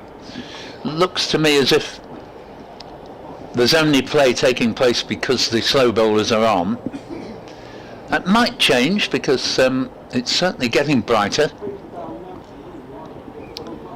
Patterson White in bowls and Walter goes on the sweep, misses. Wicket-keeper Varane takes the bails off smartly, but Walter had planted his back foot. Finish for the day at Taunton, where they've got all their overs in because Somerset have been bowled out in the final over of the day, the 96th over, for 317. Next delivery, just played into the onside, and so that must have been quite a collapse at the end of the innings there. I think it was 290 opposite for 5 last we heard. 100 for Banton. Patterson White to Walter. All defence. Ball barely travels a couple of yards down the pitch. Yeah, there were 305 for 5, 317 all out. You're absolutely right. 12 for 5 at the end. Shakib Al Hassan, 33.5 overs, 7 maidens, 4 for 97. Patterson White to Walter. And just pads that one away. Could be a risky policy, but on that occasion the umpire turning down a sort of half-hearted appeal. So just a single off the first ball of that over to Wesley, who's moved on to 90, 72 to Walter. Partnership then 137 and 223 for 4 in 60 overs. The one other game that's got all its overs in and they're done on time. Northants 219 all out, Derbyshire 65 for 1. Still playing everywhere else, including at Grace Road, where Yorkshire 229 for 8. Replying to Leicestershire's 98 all out. If you got tickets for day 4 for that one, I should redeem them fairly swiftly. 18 wickets so far on day 1 as Farhan Ahmed bowls to Wesley. Turns this again to Seba Mead. I wonder how many times we've said that today. He's fielded an awful lot of balls. He has. No, it's a very good point. Unusually high proportion. There's Farhan.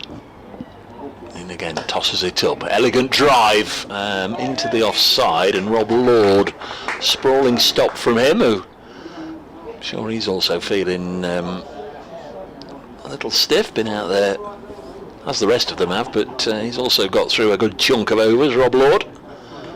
But enthusiasm of youth. Wesley on 72.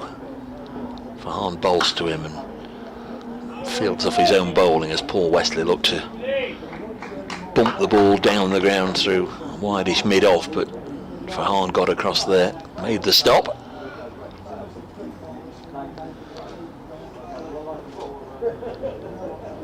Lost a few more spectators in that last little delay. Have thought that was it, as we did, as Paul Walter pushes this back to Farhan. Didn't realise we were as close to Brands Hatch as it seems we are. Yes, that's actually just about the first motorbike of the day. 224 for 4. Next ball pushed into the offside, and Jack Haynes doing the fielding this time. Keeping it tight after this resumption. The two spinners.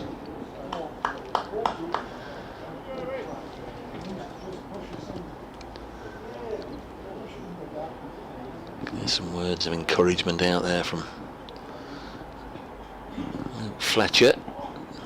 Walter works it to mid-wicket. There's no run. So it sounded like, oh there, yeah. I'm going to say I couldn't see Luke Fletcher. I could hear him, but I couldn't see him. But he's down at the far end of the ground.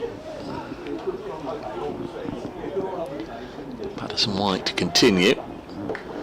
That means that Luke Fletcher is going to be at long on should Wesley take the aerial route. Wouldn't expect him to. Not expecting Tom Wesley on 91 to go dancing down the track to Liam Patterson White, but let's see. Comes in now, and so far from going for the big hit, it's just played politely back to the bowler. Have another try. 224 for 4. He'll be just happy to just nurdle 9 singles when the opportunity arises, Yeah. I'm sure. 91 not out as Patterson White bowls. Just defended this time to short mid-wicket. Mead again, and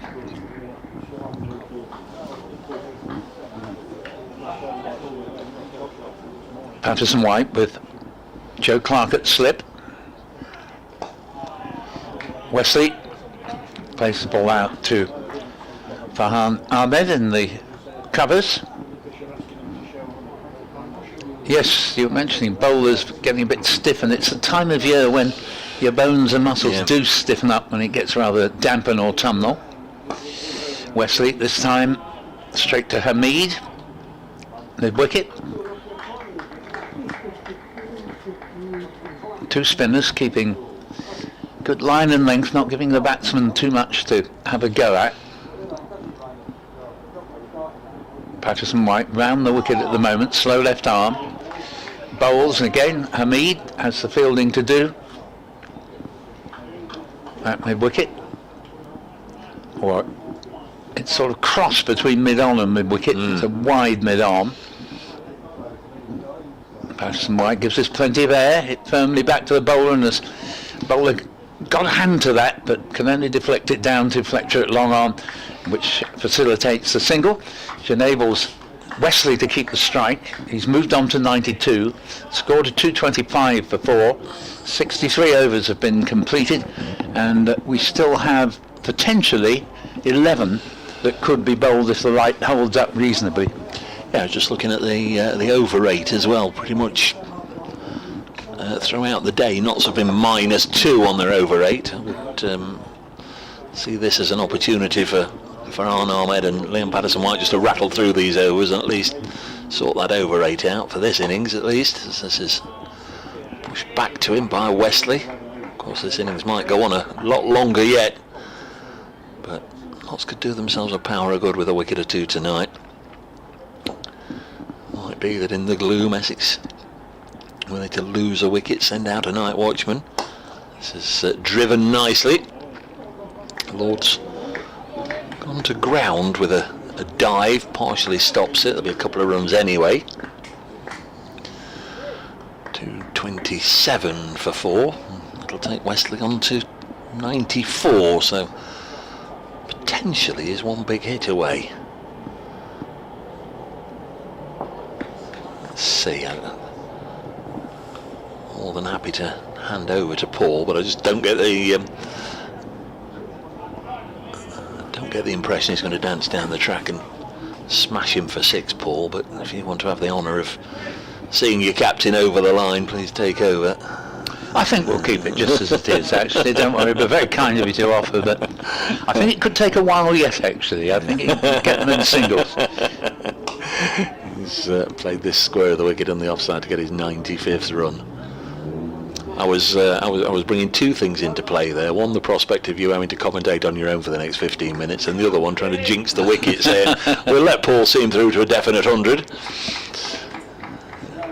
No, if you get this close, whoever it is, whoever you support, whatever your side is, you always feel sorry for anybody who gets out in the 90s. Always do.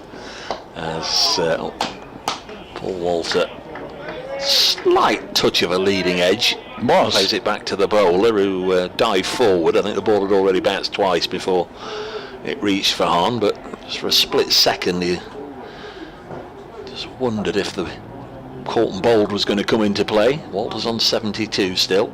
And now he heaves at this one. Where's it gone? Straight up in the air, and Farhan's got his wicket. Liam Patterson-White with the catch, and Paul Walter, he just got a little bit frustrated there, and he's gone after one and skied it straight up in the air. It didn't really go anywhere else. Liam Patterson-White just came in from backward point and took it. I think any one of 3 or 4 Nottinghamshire players, including the keeper or the bowler, could have got it, but Liam Patterson-White made the call, and Paul Walter goes, and Notts have got that breakthrough. 228 for 5. Wicket for Farhan Ahmed, number 11 in his first class career. 228 for 5.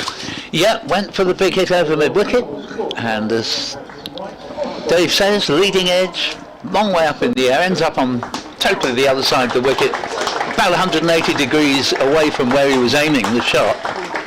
And Patterson-White coming in from backward point, pouches an easy catch, and the fine innings of 72 from Walter has been the innings of the day for me, even though he's going to end up being substantially fewer runs than Wesley.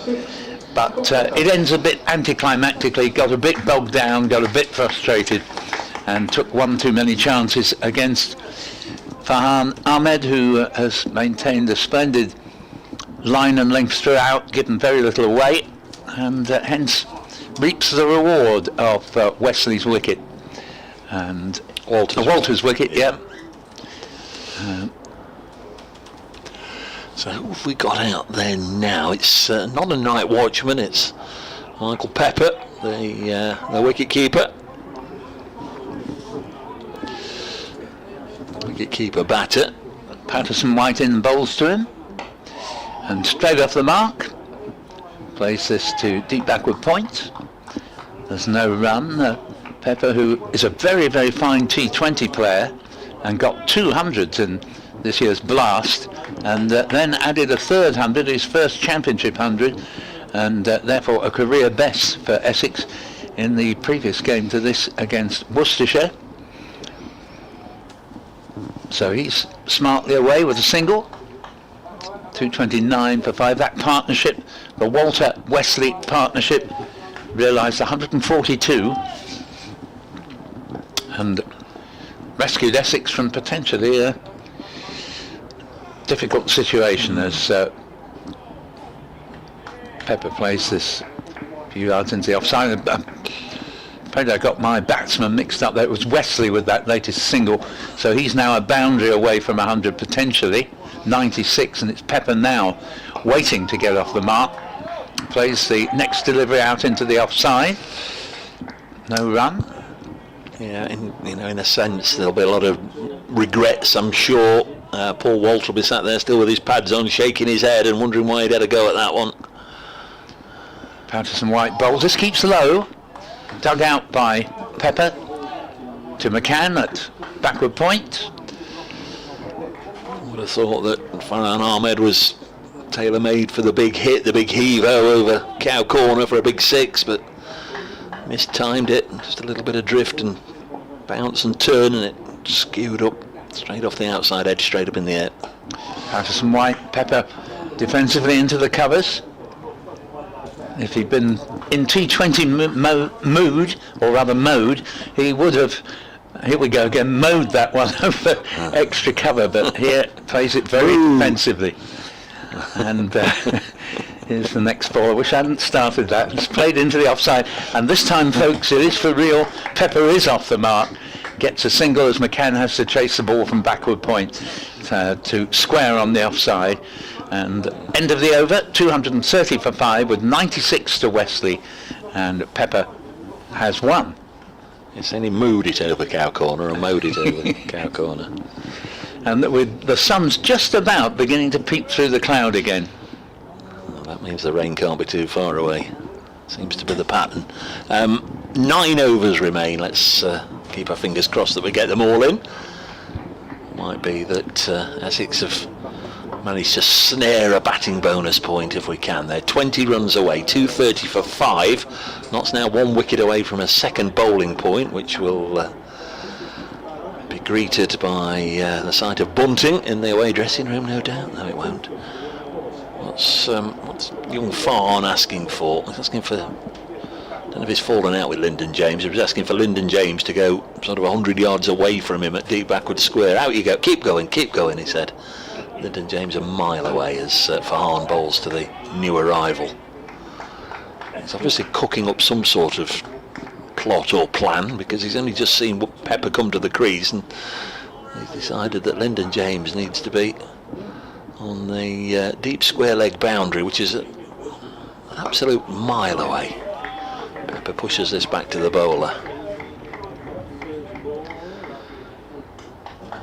Maybe got Michael Pepper down as a vigorous sweeper of a ball. I don't know if that's true or not, but he's got his pieces in position in case he is. Pepper deflects it onto the leg side, but no hint of a sweep, and Liam Patterson White picks up, but not before they've taken a single. 231 for 5. Sun just beginning to come through again. It looks as if we've got a chance of seeing the rest of the overs bowled. Bad forecast for tomorrow, so the more they can get in tonight, the better. You might as well finish now as he's on 96 ball. Well, here is Ahmed in bowls, and this is not going to be a boundary. The ball travels no more than 1.5 yards away from Wesley, having been struck on the pad. LBW shout. Yes, I don't think they ever thought they were going to get that one from umpire Hartley. Yes, Wesley this time. Shy comes in, and that's it. It's 5, gone for 4 overthrows, and Wesley, rather like when Sir Alistair Cook made that 100 at the Oval in 2018 in his final Test match, has picked up his 100 for what was a very risky single. Hamid shied at mid-wicket. There wasn't really a single there. It was a case of Pepper taking the risk on behalf of his captain. The shy just missed the stumps. The rain couldn't stop it, and it went all the way down to the boundary at the far end. And Wesley reaches his 100 as Cook did those years ago with a 5. 101 not out, and Essex at 236 for 5. Thank you, Dave. Well,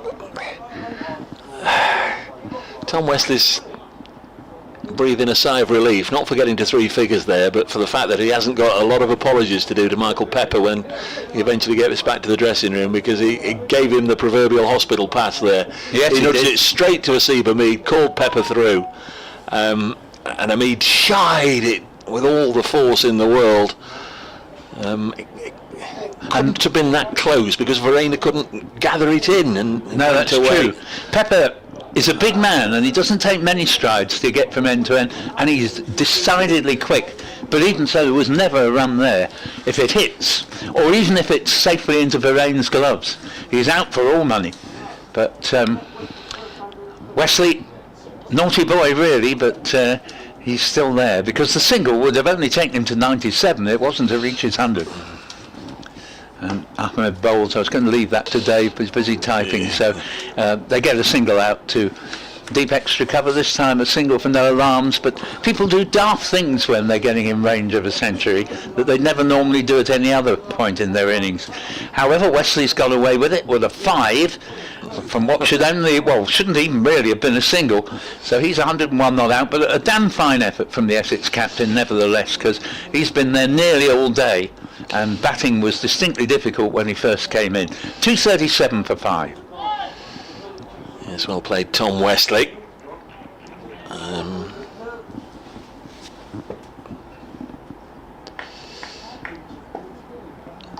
Here comes Liam Patterson-White. Round the wicket he bowls to new arrival Michael Pepper, pushes this into the offside. 2 minutes to 6 o'clock. We've still got 8 overs to go in the day, so we really do need the light at this time of year to play ball. There's Patterson-White, past umpire Robbie White, bowls, and there is a sweep. Count on one hand how many of those we've seen today, but it's hit by Pepper straight to Rob Lord, lurking just behind square on the leg side. Rob Lord putting his hands up to his eyes, clearly looking straight into the little bit of streaky sunshine we've got. Pepper pushes this back the direction it came. And there's no run. 237 for 5 Essex. This is the 67th over of the innings, so relatively early in the piece tomorrow. Notts would be able to claim a second new ball. Bit of turn there. There's not been too much of that, has there? A genuine play and miss at a spinner. Don't think either Ahmed or Patterson-White have beaten the bat too many times conventionally. Well bowled barrel, says Luke Fletcher. In reference to Liam Patterson-White. Double barrel name. This is pushed again into the offside. Farhan Ahmed this time doing the fielding. Nice to see him close in there in the offside, playing a bit more of a part. It's been away from the bat for much of the day, obviously apart from when he was bowling. Pepper pushes it back to Patterson-White, end of the over. Yes, funnily enough, just going back to the manner in which Wesley reached his 100, I was about to say that he's settling for getting them in ones, and he called Pepper through for a single that was never there in terms of being a sane or safe single, and benefited from a throw that was wide of the stumps, which meant the wicket-keeper missed it, and it went all the way to the boundary. And as I say, it was very reminiscent of the way Sir Alistair Cook got his final Test 100 on his final appearance at the Oval. And if you remember, the reception Cook got that day went on minute after minute, to the point where Cook ended up having to try and ask the crowd to stop clapping and sit down. He was that popular a player for England, and rightly so. Well, it's going to continue to be Farhan Ahmed who got that crucial breakthrough in dismissing Wesley for 72 from a skyer. And here Wesley just drops the ball a yard or two in front of him, and it is Jack Haynes under the helmet, does a token piece of fielding. Ahmed in again, and that ball played to backward square leg. Patterson-White, the man who caught Wesley when he looked to heave the ball over mid-wicket, and it took a top edge and ended up going down towards backward point, just more or less straight up in the air. In fact, Patterson-White taking the easiest of catches. Good partnership though, 142 for Essex's 6th wicket, and here there will be more runs as it's swept away. Not entirely sure that's quite where Wesley intended it to go, but he's picked up a boundary down to fine leg. He was looking to hit that squarer than it went, but that's what actually made certain the ball would go for 4, as it missed the man who was placed in the sort of position where, had the ball gone where the batsman intended, it might have been stoppable at backward square. 241 for 5, 105 to Wesley. sun now shining very brightly, luridly, and dot ball played back to the bowler. Dave updating BBC Radio Nottingham, and we're getting down now to the last few overs of the day. 241 for 5. As Ahmed bowls and Wesley plays it to square leg. Patterson White. Again, there's no run. 241 for 5. The obliqueness of the sunshine has now made it impossible for me to read how many overs actually are left, but about 4 or 5, I think. 6.1. Oh, 6.1. And I'm looking in the other direction. Yep. You can't see that board, can you? This ball is just played up to back pad, and there is no run. So 6 overs remain, and 68 have been bowled. If we get the 6 in, it's looking like we might. That'll be 74 in the day to the loss of 22 overs in total. And Wesley's on 105 and Pepper on 3.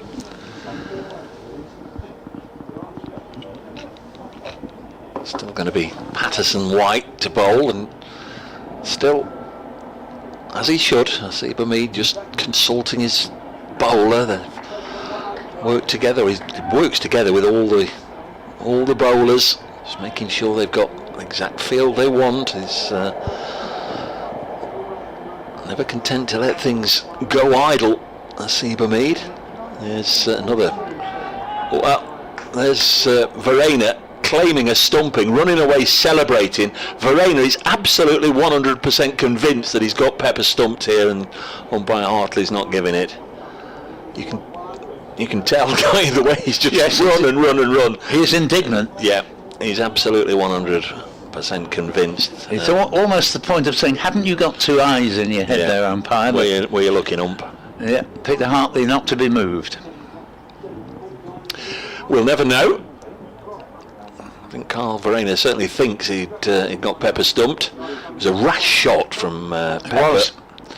There's Patterson White into bowl to him again. Will he play the sweep again? No, a more conventional textbook block back to the bowler. Just the second county championship match that Carl Verena's played. He's been here in England before with the full South African team, as Pepper, sick of trying to sweep it, decides he's going to demolish it down the ground, 1 bounce 4. That's a nice bold hit with great degree of conviction, gets a boundary, but not played too much in England, Carl Verena. He spent 1 year, 2016, playing club cricket down in Devon and in Instow for the North Devon club, the club that the 2 Overtons and of course the dear old David Shepherd belonged to. As Pepper drives this to mid-off. So that was his only experience of club cricket in England, and then, as I say, in 2022 when South Africa were over here, he played in a handful of test matches on that tour, but that's his only previous experience in England. This one's cut into the offside, and there's no run. He's big friends with Dane Patterson, who typically when Verena is here, Patterson is back in South Africa on maternity leave. Whilst his good lady has just given birth to their latest 245 for 5. I know he's very much looking forward to a catch-up with Dane. This time it's Wesley, happy to block. Another over skips by. Essex 5 runs away from a first batting bonus point. We're 5 overs away from the end. So Pepper with a single in that over has moved on to 8. And will be on strike at the start of this 5th last over to be bowled, with the sun still shining, not particularly convincingly because there's some high cloud to negotiate and also some darker stuff, but at the moment it's looking that we might be able to get through to the finish. And all in all, we've done extremely well on the day, because I think we felt at one point that we weren't going to get many more than the 40 odd overs that had been bowled a couple of hours ago, and at that time didn't look particularly as if the weather was going to relent.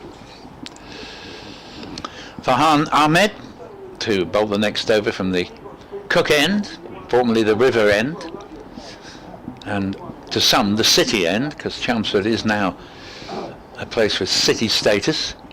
as that happened only relatively recently, a couple of years ago. Ball played out to deep mid-wicket, and James, and the score nudges on by 1, 247 for 5, and Pepper has 9. Still on Verena. If anybody in this match should be able to read Simon Harmer when he's out there with bat in hand, then it should be Verena, who's kept wicket to him a number of times, of course. And Farhan Ahmed is in again, and this ball is played by Wesley. Close enough for the bowler to retrieve. He's very, very quick off the mark. The 16-year-old, very sprightly in the field, particularly off his own bowling. Comes in again.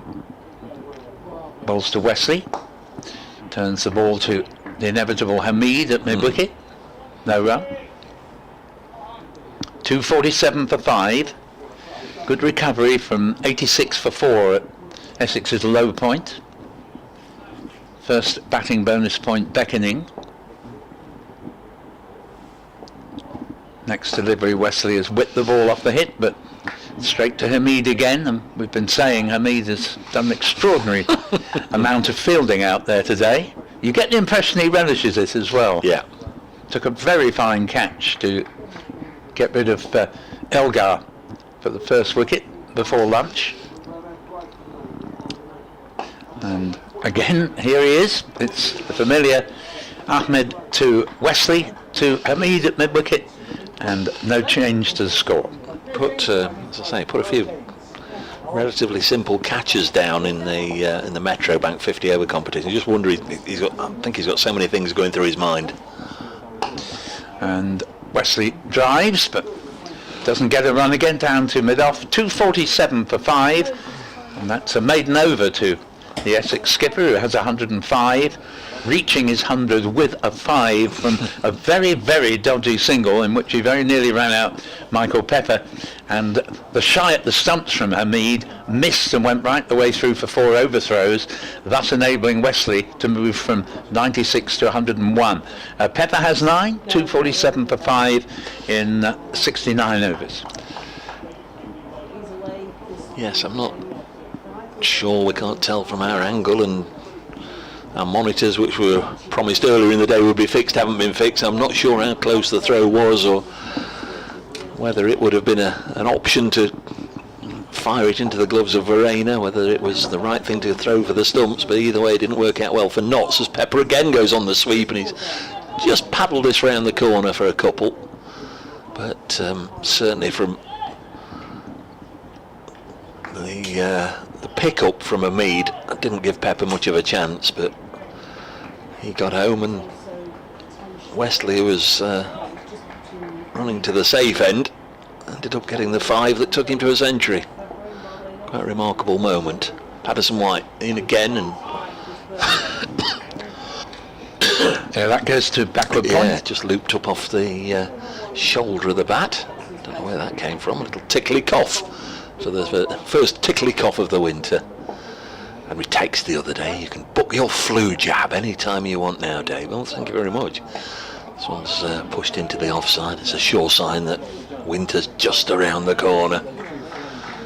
249 for 5.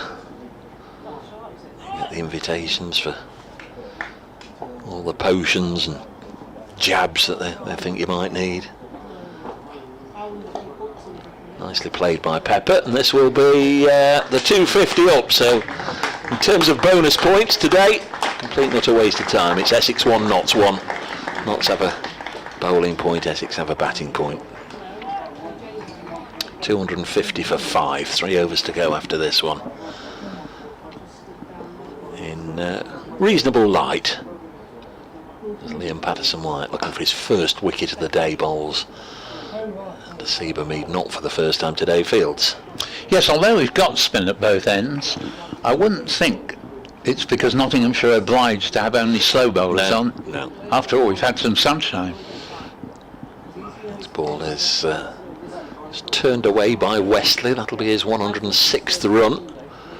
We've now got through 71 overs as well, so we've got the 3 more tonight. So, as I say, tomorrow morning we'll start assuming we get them all in this evening, with 74 gone. So it won't be too long before that second new ball becomes due. So Notts will be dearly hoping the old tried and trusted format, get a wicket, get the new man in, then take the second new ball and then knock over the tail. That's that's how it goes in the coach's script. Doesn't always pan out like that. Sometimes it does though.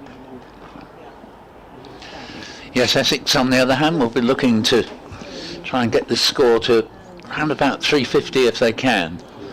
As Farhan Ahmed's in bowls and ball played to the inevitable Hamid at mid-wicket by the inevitable Wesley. Clearly that's what happened at Taunton tonight, where the last 5 wickets went down for 12 runs. Yeah, remarkable. The closing overs of the day. You seen the second new ball did the damage. Ahmed bowls and all this played to back pad. And yes, what you're talking about is that wonderful habit Surrey have, an ability they seem to have to, every time you think, oh, they're on the wrong end of this one, and then suddenly they've changed the whole game, in the blink of an eye. Here's Farhan Ahmed in again, bowls, and that's worked away well enough for them to pick up a single to deep square leg. And Lyndon James sent in a nice return to Verena, and 252 for 5, and that's now 107 to Wesley. I have correspondence from just a 52-year-old who used to be called just a 51-year-old who used to be called just a 50-year-old. I'll tell you after this delivery. To be bowled by Farhan in to Pepper. Just defends to Hamid. Watching the live feed, he's been able to watch it back and have a good old look, and quite definitely the Verena stumping should have stood, should have been given out. Yes, well, he was absolutely certain about it, wasn't he? You could say it wasn't just a pretense to see if he could snaffle a wicket. Yeah, so unlucky there, Notts, as this next ball's played out into the offside, and it did seem to me that Pepper was standing there unaware that there was... Well, it was a bit dozy if that's what did happen. Yeah, but he didn't seem to and move. As a wicket-keeper, he above all else should know. He obviously thought he was in, but it may be the wicket-keeper noticed, no, you're not, mate, you're only on the line. As appeal for LBW. Look to me from the way Pepper is willing to let his left leg stay in the place where he left it in playing a pull shot, that it probably would have missed leg stump, but certainly a moral victory for the bowler. And with a couple of overs left, Essex are 252 for 5, Wesley 107 and Pepper 12. The other thing as well with Carl Verena, obviously he's been playing a lot of international cricket recently for South Africa. He might have been thinking, well, let's send it upstairs, let's review it, let's have a look. Yes.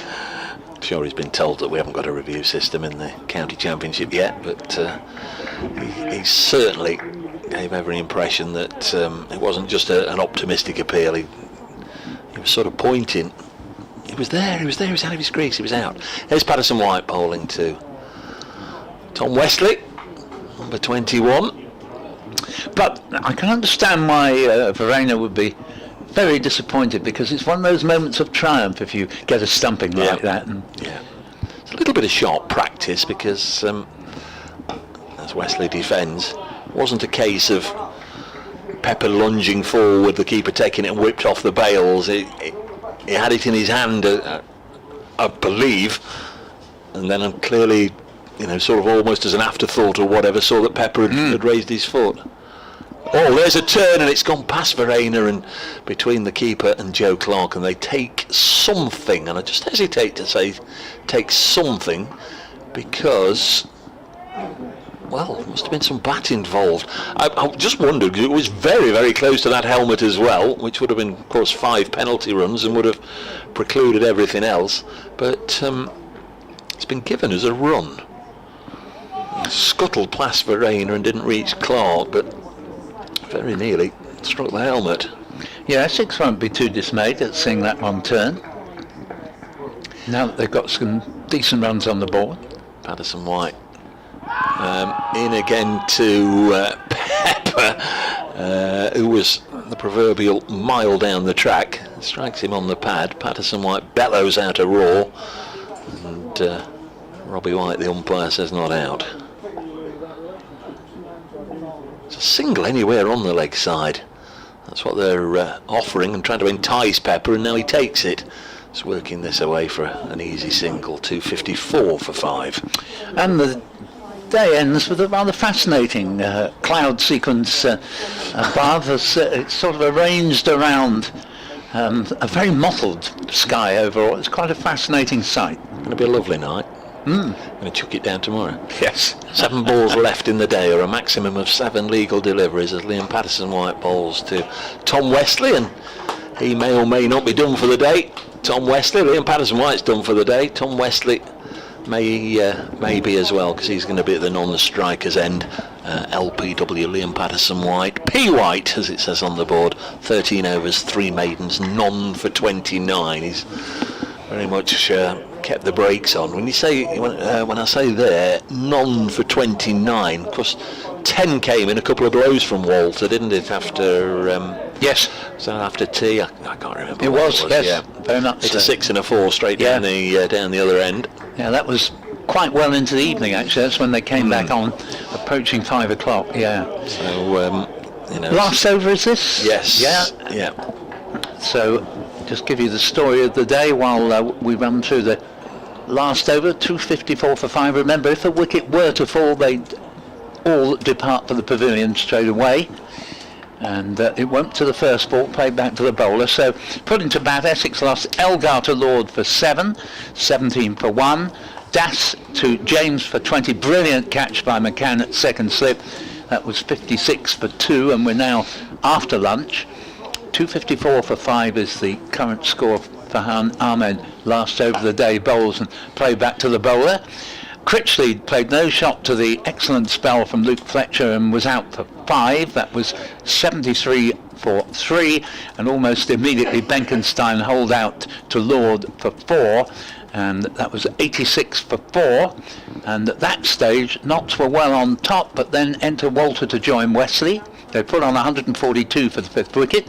Next delivery from Farhan has been played out, not entirely where Pepper was aiming, but it's going out towards the square boundary on the offside, and they can jog back for a second. 256 for 5, Pepper to 15, and at the end of that very fine partnership, Walter, who for me played the innings of the day, ended up being caught by Skyer Ahmed for 72.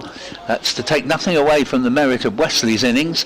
108 not out here. He's scored considerably more than Walter, but I give Walter that particular nod for the innings of the day simply because from the moment he came in, he played with an assurance and surety that no other player had matched, albeit in defence of Tom Wesley when he first came in. It was very much harder to bat than it became. We've got a delay because the helmet's been sent for this last ball.